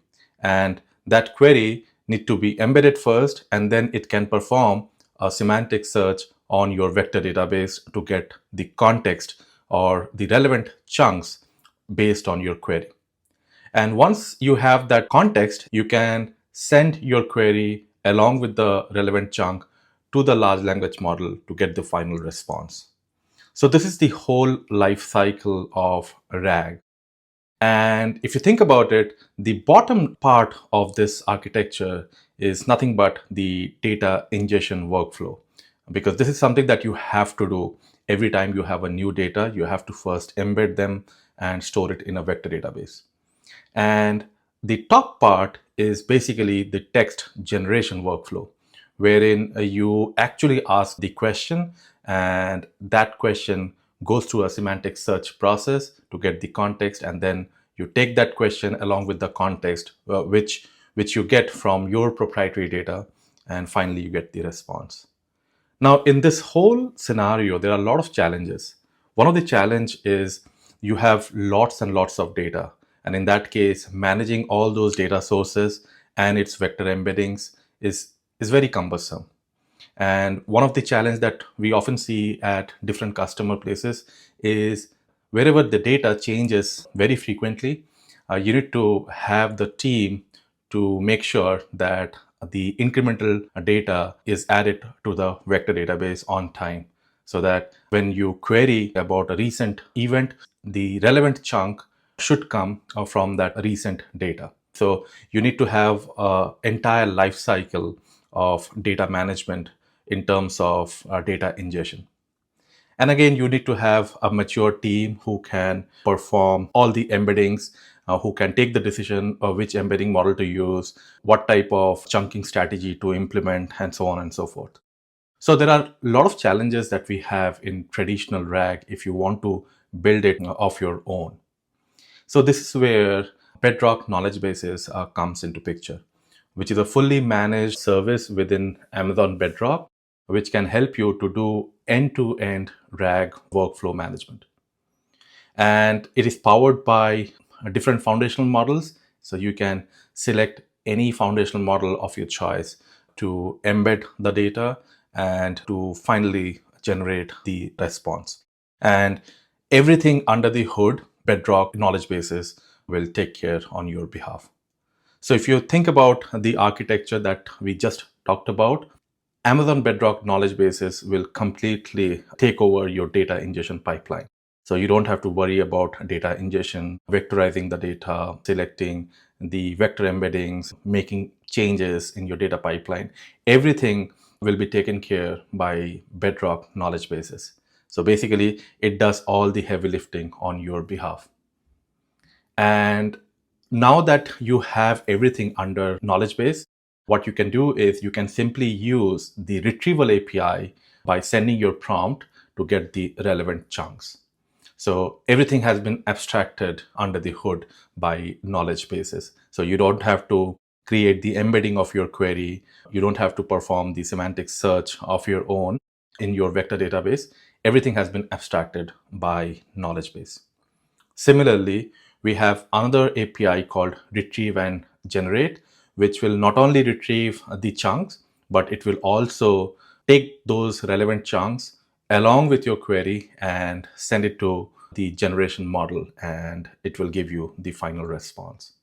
So if you compare with the previous architecture and this one, you will realize that once you have your knowledge base, your application workflow becomes very, very straightforward and simple. So all you have to do is call this retrieve and generate API. And we are going to see how you can create a knowledge base. So let me open the Bedrock console and show it to you how you can easily create a knowledge base with your own data. So once you log in and you come to the landing page of knowledge bases, this is what you will see. And to create a knowledge base, all you have to do is simply click here on create and select this option, knowledge bases with vector store. I have already created a couple of knowledge bases which we are going to use for our insurance use case. Specifically, this is the knowledge base that contains all the information about an insurance company. We mimic this. This is not real data, but I'll show you which are the data that we have used to create this knowledge base later on. But to create a knowledge base, all you have to do is click on knowledge base with vector store. There are a couple of other options that you have. You can create a knowledge base with Kendra. You can create a knowledge base with structured data store as well. So this is something that we have introduced during reInvent 2024, where you can select a Redshift cluster as a data store. So if you are not aware of a Redshift, Redshift is one of the fully managed service within AWS for data warehouse needs. So for this demo, we are going to create a knowledge base with vector store. So once I click on this, I get an option to give a name for my knowledge base. So let me give a name. So let's say KB demo. So this is just the name of the knowledge base. You can put any meaningful name depending on your use case. You can put some description. You need to provide an IAM role so that the knowledge base can access your data store.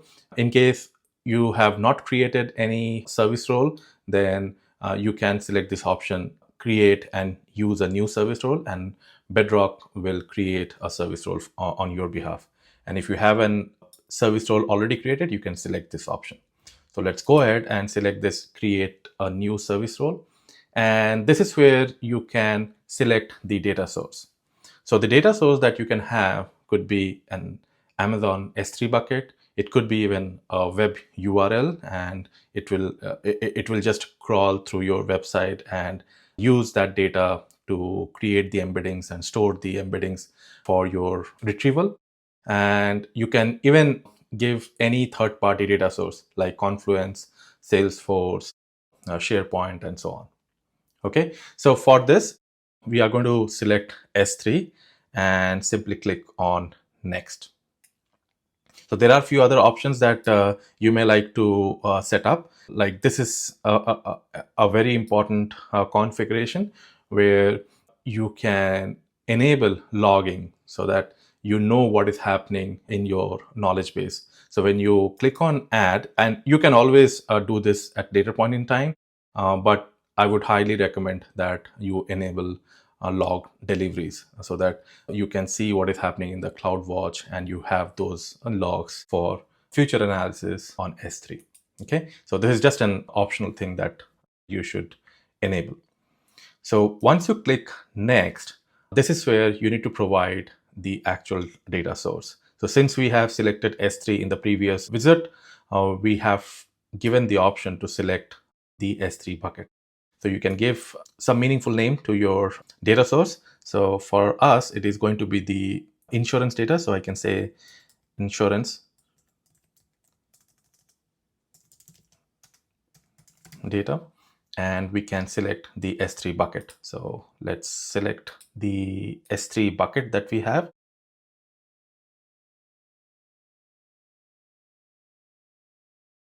And these are all the insurance related documents that we want our knowledge base to have. So if you see, it has some claim documentation for different customers. So these are the customer ID, and these are the claim documents for different customers. There are some documents like driver insurance file, which consists of all the information that are needed for any customer who takes a new insurance. So when you take an insurance, the insurance company asks you specific details about your driving license about your vehicle. So all those requirements are mentioned in this document. So let's select this whole folder. And inside this, we have seen there are a lot of files. So knowledge base will extract all the files and create embeddings of its own. So we don't have to do anything. So let's select this S3 bucket. In your use case, you can put the right S3 bucket where you have all your data. And once that is done, you can use a couple of different strategies to parse your document. So you can always go with the Bedrock default parser, but you can even go further and use a foundational model which can help you to parse your document. Now, this is an advanced topic. We are not going to dive deep into this, but at its core, what you are letting the knowledge base do is you are telling that go through my data and use one of the model, Claude 3.5 and Claude 3, and let the model decide what should be the right way to parse my document to create the embeddings. And this is very useful when your data is very complex, which contains images, text, tables, and so on. So if you remember in the previous section, we took an example of PDF file which contains images, text, and tables. And we actually segregated all those different entities of our own. So you may like to try a similar data set and use one of the model to parse your data so that it can perform the chunking and embedding in the right and the most efficient way. So this is something that you may like to explore in terms of parsing strategy. Then we have a chunking strategy. So by default, you can chunk the data based on the token sizes that we have. So when you use default chunking, what knowledge base does is it actually splits the data into a chunk approximately with 300 tokens. And this chunking process honors sentence boundary and ensures that complete sentence are preserved within each chunk. So this is just one option, but there are many different options that we have. For example, fixed chunking allows you to customize the size of text chunk by specifying the number of tokens per chunk and the amount of overlap between consecutive chunk. And if you remember in the previous section, we used fixed chunking when we chunked our text data using LangChain. So here you don't have to write any code. You don't have to use any framework like LangChain. Everything will be taken care by knowledge bases. And there is another technique called hierarchical chunking, which involves chunking by organizing it in a nested structure like child and a parent. So in this approach, what we do is knowledge base will chunk your data in parent and child format. So let me show you how it works. Let's say you have a data and it will chunk the data under parent, which would be a bigger chunk. And then within that parent chunk, it will have child chunks. So in this case, let's say each parent chunk contains 5 child chunk. So the way that you should think about it is you have a bigger chunk, which is a parent chunk. And within that, you have a second level of chunking, which is called child chunks. And all these child chunks will belong to one parent chunk. And what is interesting here is while you do a semantic search, the semantic search happens on all these child chunks. And once it find out the relevant child chunk, let's say the most relevant chunk for a specific query is chunk number 12 and chunk number 13. What knowledge base will do is it will not send chunk number 12 and 13, but it will send the parent chunk. So in hierarchical chunking, we return parent chunk and the semantic search is performed on child chunks. So therefore, you might see lesser number of search result returned as one parent is sent at the end of the day in case it found 2 or 3 child chunk, but in the retrieval process, you will get just one parent chunk because all those child chunk are part of one single parent, right? So this is very efficient in the sense that you are doing the semantic search on a smaller chunk, but when you are sending the chunk for downstream processing or for generation, you are sending a bigger chunk. So the bigger chunk will always give a broader context for the LLM to generate the final response. Now, this is beneficial, but this also have some side effect that the moment that you give a bigger chunk to LLM, it might contain some noise. So you need to play around with this and find out which type of chunking or which strategy of chunking works best for you.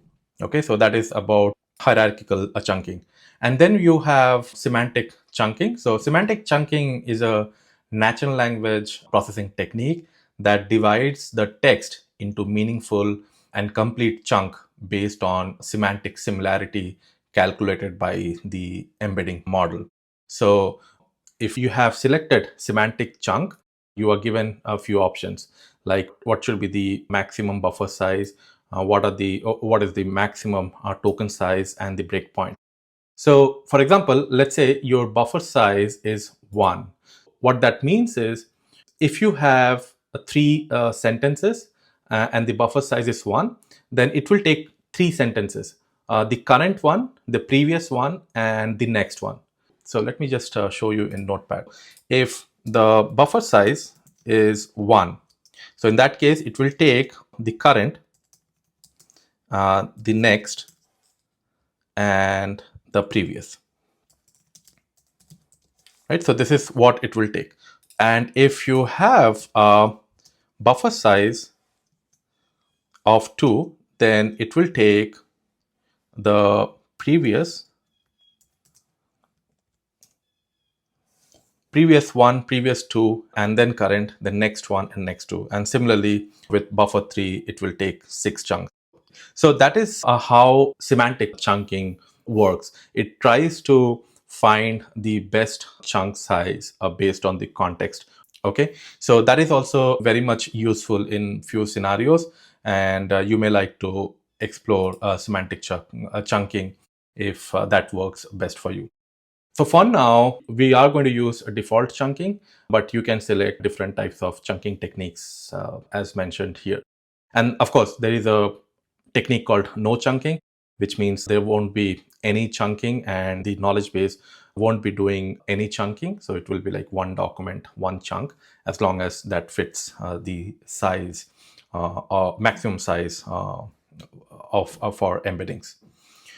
Okay, so let me select default chunking. And before I go ahead, I'm going to share few of the blogs we have, and that will give you more intuition about chunking strategies.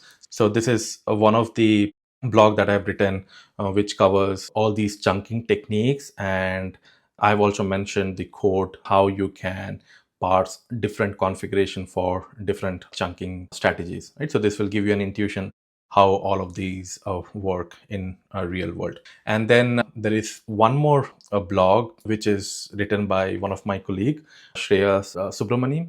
And here you will learn about all these different chunking techniques. And also he added 5-6 seconds clip of different chunking techniques so that you can visually understand what these chunking techniques actually does under the hood.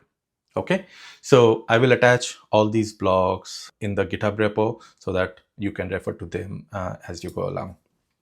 Okay, so now that we have selected our data source and we also selected our chunking strategy, we can go ahead and select next.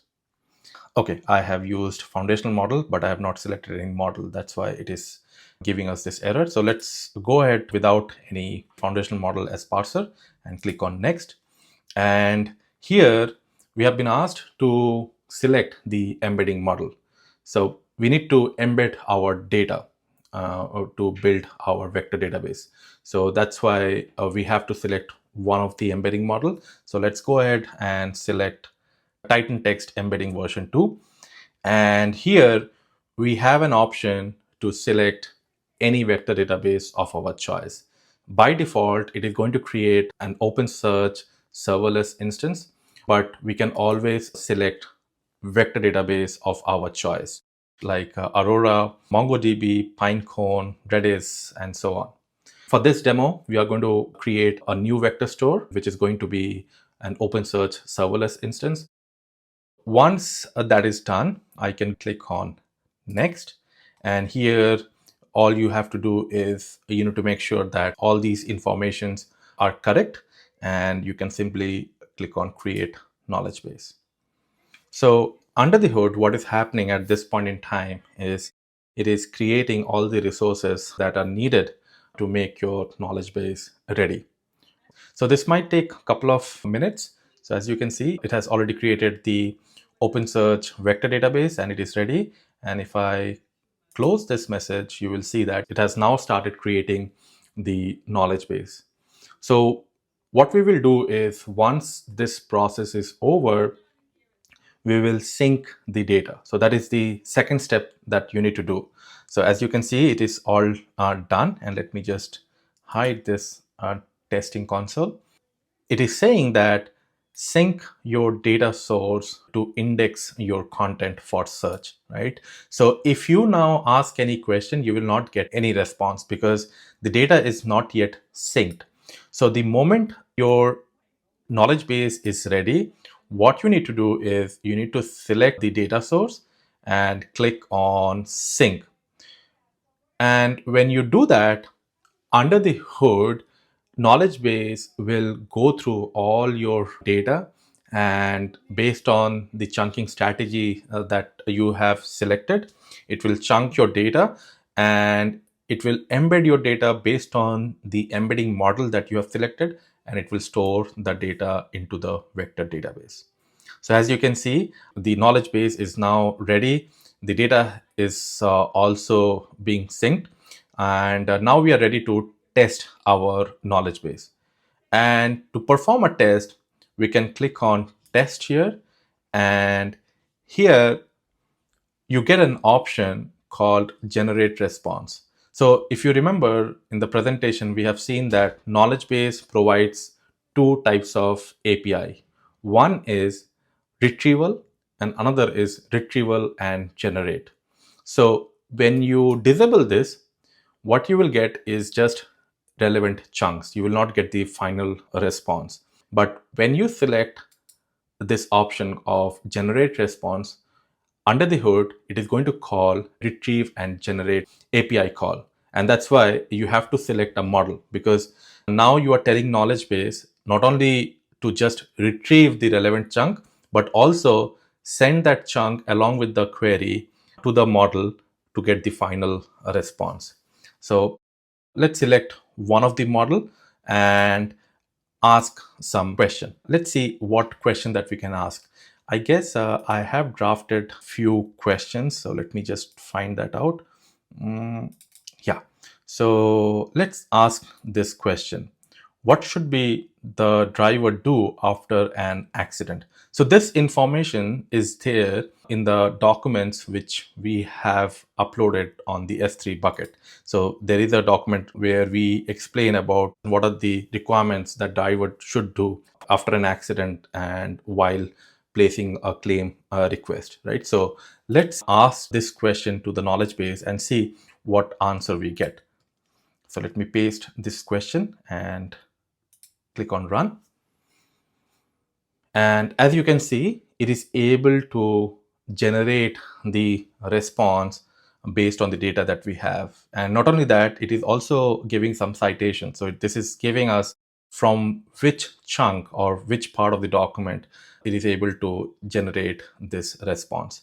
And if I disable this option and if I now ask the same question, at this point, it is not giving us the response, but it is actually giving us the exact chunk which are semantically closest to our query, right? So these are the two APIs that you can have with knowledge bases. One is the retrieval API, and the other one is retrieve and generate API.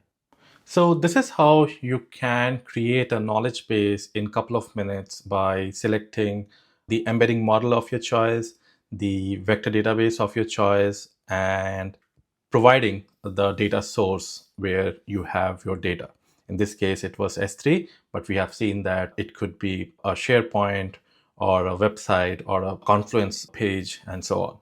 So that's the beauty of knowledge base, where it can do all the heavy lifting on your behalf and create an end-to-end RAG based system so that you can focus on your business logics and you don't have to worry about LLMs, vector embeddings, and managing the data sources.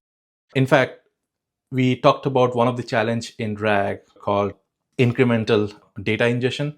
So this is now very much simplified. So as you can see here, if I have a new data, I can simply select the data source and click on sync. So we are doing it through UI, but this can be done through the code as well. You just have to send sync call so that it can synchronize with your data source, and your vector database always contain the latest data, right? So this has eliminated few of the limitations that we have in a traditional RAG if you do it yourself. And you can also add a different data source at any point in time. It's not like you have to stick with the same data source that you have added at the time of creation of the knowledge base. So you can always add different data sources at different point in time as your business grows, as your data grows.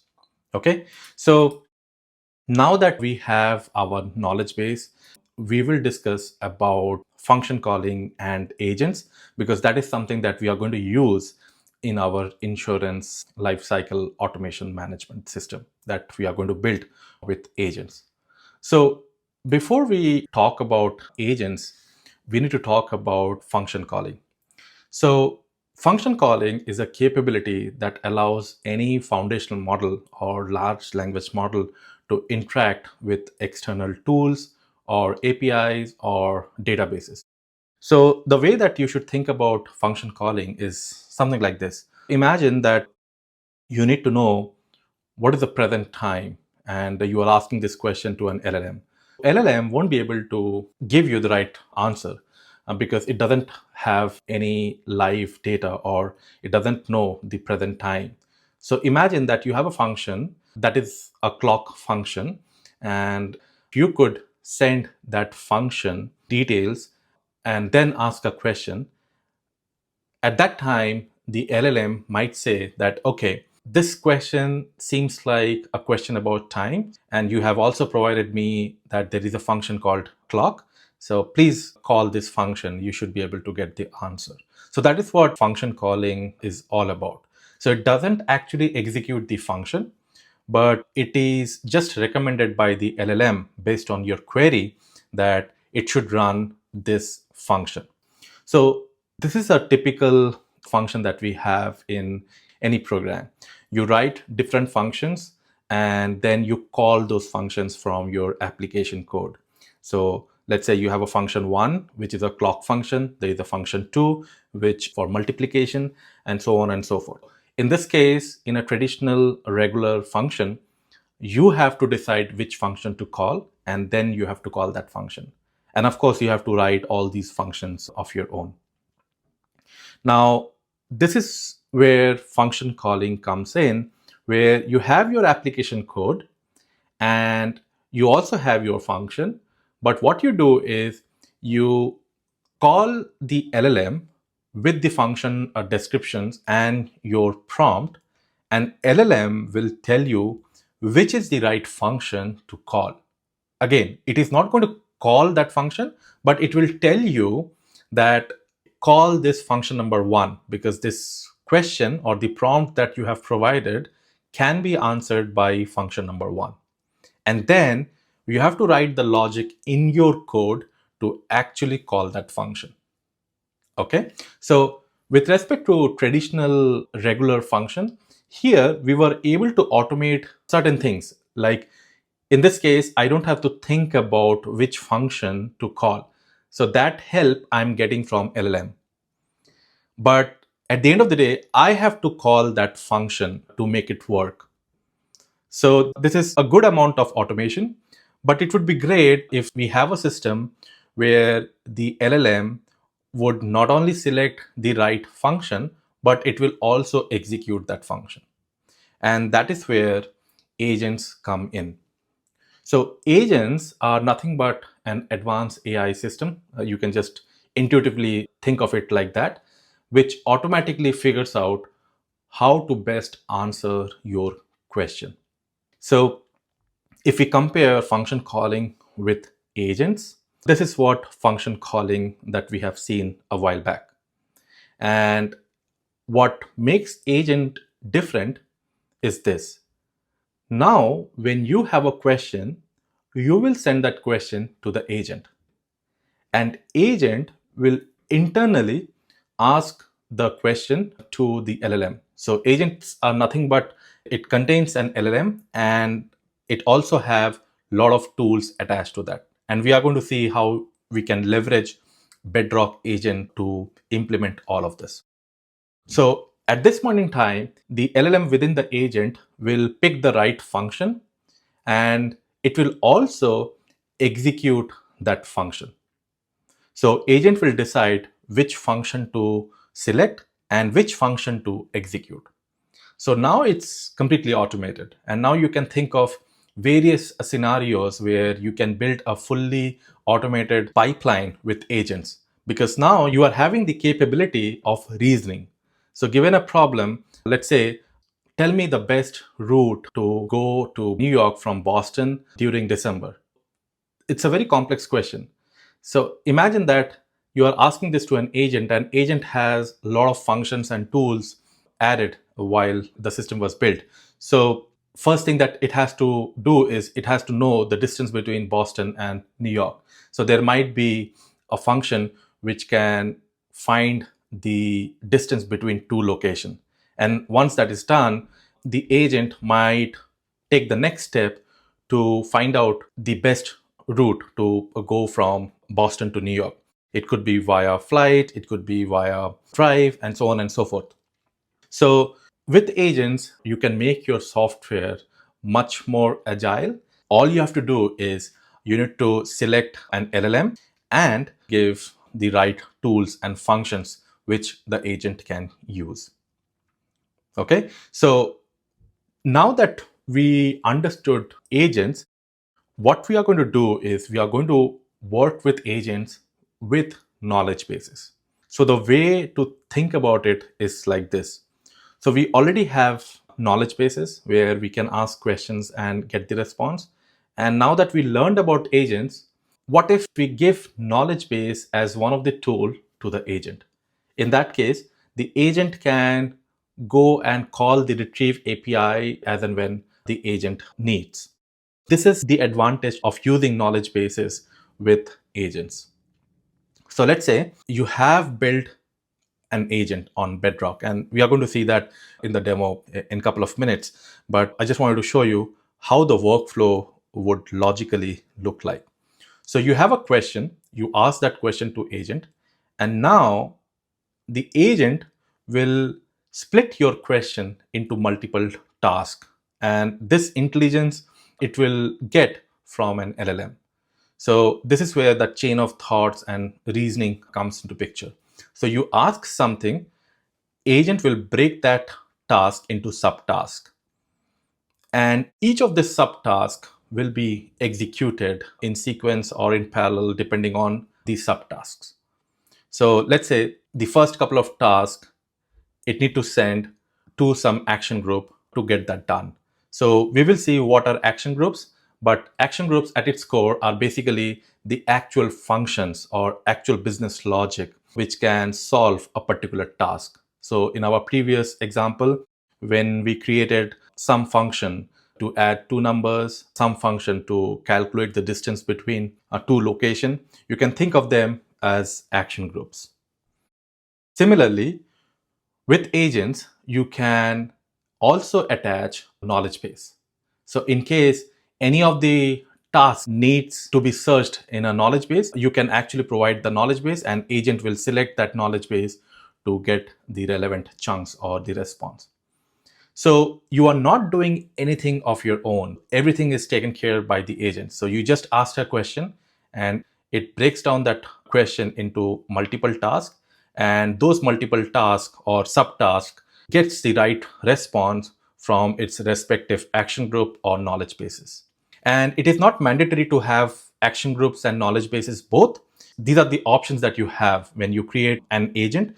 You can have action groups or knowledge bases or both of them. And once you get all the response for all the tasks, you can get that response back, and that response is sent to the agent. Now, as an end user, you have not yet received the final response.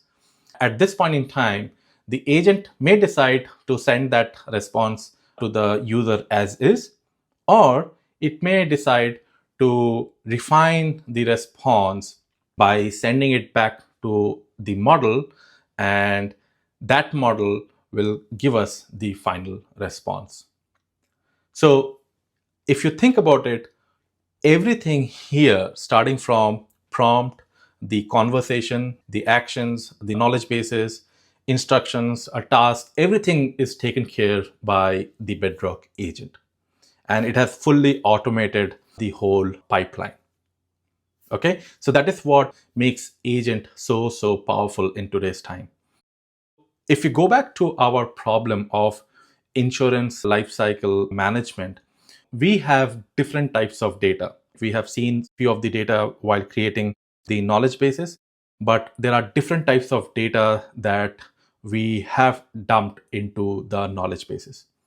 And now what we are going to do is we are going to use knowledge bases with agents and see how we can leverage the power of agents to, to make our system more sophisticated. Now that we learned about what agents does, let's forget about all of this and let's see what kind of question we can expect the agents to answer on our behalf.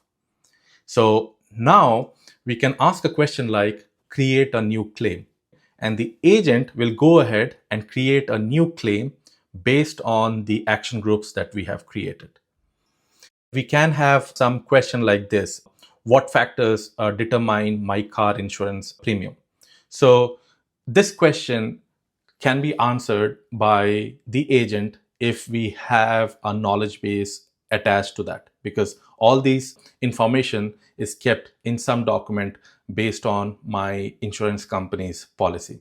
So what the agent can do is it could go to the knowledge base, send this question, find out the relevant chunk, and process that with the LLM and send the response back to the user, right? So we were able to ask a lot of questions without looking into our backend data and without selecting the right function which can help us to get these questions answered.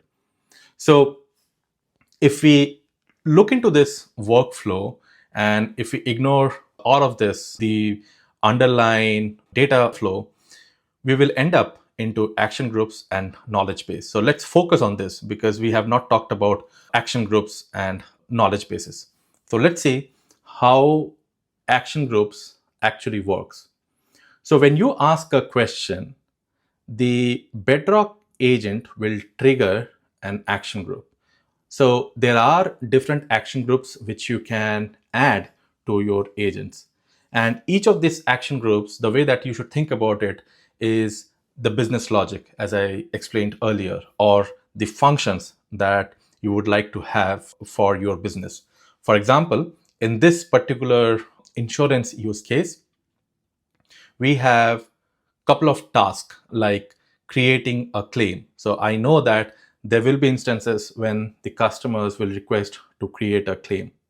So in that case, the agent should have the capability to create a claim. So that's why we created an action group for creating claim. Similarly, there could be another action which we might get from the end user, like gather evidences. So imagine that I have to ask question to all of our customer to provide all the relevant documents to process a claim. So that means I have to provide a URL where they can upload all the documents for a certain claim. So all of that logic, like where to upload, what are the documents to upload, all this logic I can incorporate in an action group, and agents can call that action group if needed. Similarly, I have also have a requirement to send reminders to different customers for renewals, or let's say premium. So in that case, I may have a action group which will go over all the customer IDs and send a reminder email automatically, right? So all of these business logics can be included in different action group. For example, let's say we have an action group for create claim. So when a user sends a request, create a claim, that action group create claim will trigger a Lambda function. And that Lambda function will contain all that business logic that we talked about. And after creating a claim, it has to store in some database like DynamoDB. So everything here will be taken care by the agents itself. The only thing that we need to do is we need to provide all these resources, all these action groups and knowledge bases to the agent. Similarly, once we create all this, once the agent executes all of this, it can send the feedback or send the response back to the agent.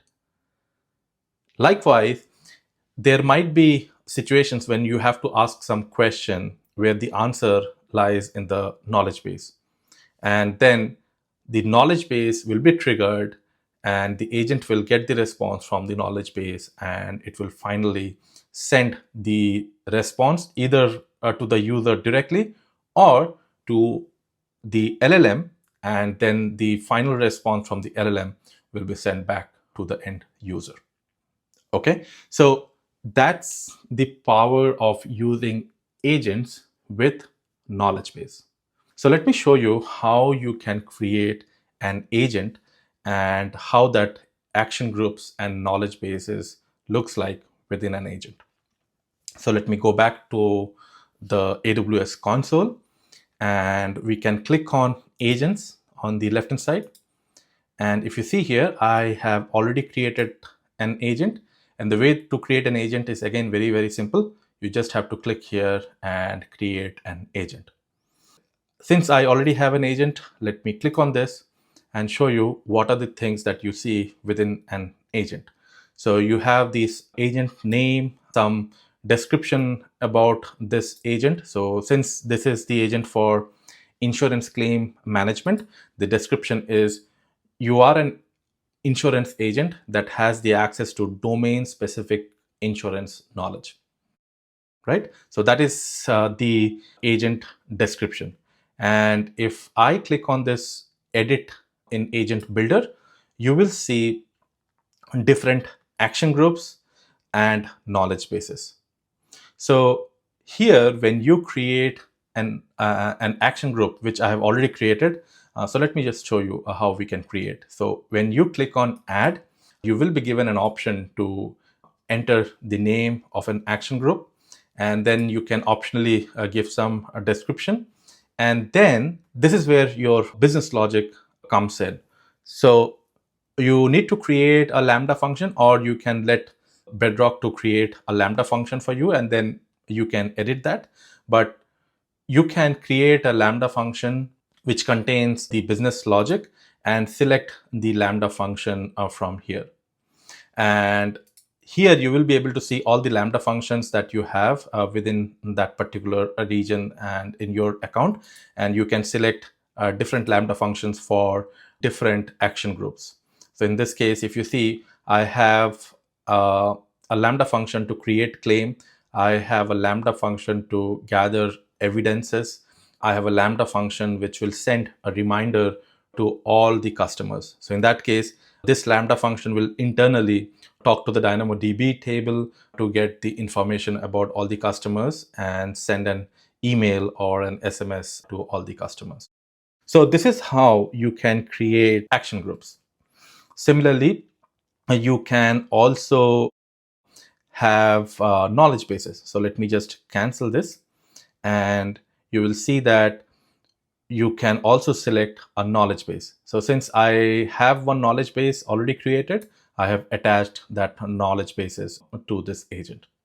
And of course, agent needs not only a knowledge base and action groups, the most important thing for agent to work is the large language model. So you need to have a large language model attached to the agent. And that's what makes the agent as AI powered agent. So you can always select different models. So let's select Nova Pro. And this is the model that the agent is going to use when I select it here. And you can always change this model and try out your prompts and see which one works the best for you. So what I have done is I have created a Streamlit application, which I'm going to run now so that we don't have to ask a question on the console. And in the GitHub repository, which we have for this course, if you come to this folder number 4, so this is the last section of the course, you will find a tutorial on how to set up the system. So there is a CloudFormation template attached to this repo, which will create a DynamoDB table, which will create the Lambda functions and all of that. So you don't have to worry about setting this up. And once you are done with this, what you have to do is you have to go to agents, and within that, there is a folder called Streamlit, and there is a script called setup Streamlit environment. So this will create a virtual environment in your system, and then you can simply run this Bedrock Streamlit.py file. So let me go to the CLI and run this.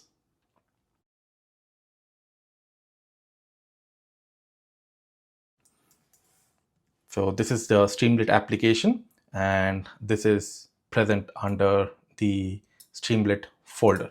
So if I run this, it would open up in a browser, and this would be the landing page. And here we have a couple of options. So you can ask any specific question to the knowledge base directly. So in that case, you are just asking the question to the knowledge base, but you can also select agent and select the agent name. Since we have only one agent, that's why it is showing just one. But if you have multiple agents configured in your account, it will have all the agents here. And then you can select any model for that agent. So let's select Nova Pro. So this is exactly same as selecting a model in the AWS console, which we have seen a while back. And then we can ask questions here. So let's try this out. So let me copy some questions. So let's say we want to create a claim. Now, when we call this, we know that this question cannot be answered by looking into the knowledge base. But to get this job done, this is not actually a question and answer, it's actually a task. So when we ask this question to the agent should be able to detect that this is a question about creating a claim, and I have a action group which can help me to create that claim. So it will go and call that Lambda function, and that Lambda function will create a claim, and it will update the DynamoDB table, and it will send a response back to the end user. So let's see how this can help us to create a claim automatically. So let me copy this question and paste it here. But before I do that, it would be great to see the number of items that we have in the DynamoDB table so that we can verify that it is actually creating a claim. So this is the DynamoDB console. And if I come to tables and select the table that we have for this, which is a life insurance demo existing claim, and if we get the live item count and perform the scan. Now, performing scan is not recommended like this, but since I know the size of the table is very small, it is okay. So we have 29 items at this point in time. That means there are 29 customer information present in this database. So if I go ahead and ask this question, create claim, and hit enter, I expect that the agent should be able to call the action group, and the action group will trigger the Lambda function, and the Lambda function will create the claim and it will store the details in the DynamoDB table. As you can see here, it says that the claim has been created with a claim ID of this, right? So this is the claim ID that it randomly generated. So this logic is mentioned in the Lambda function.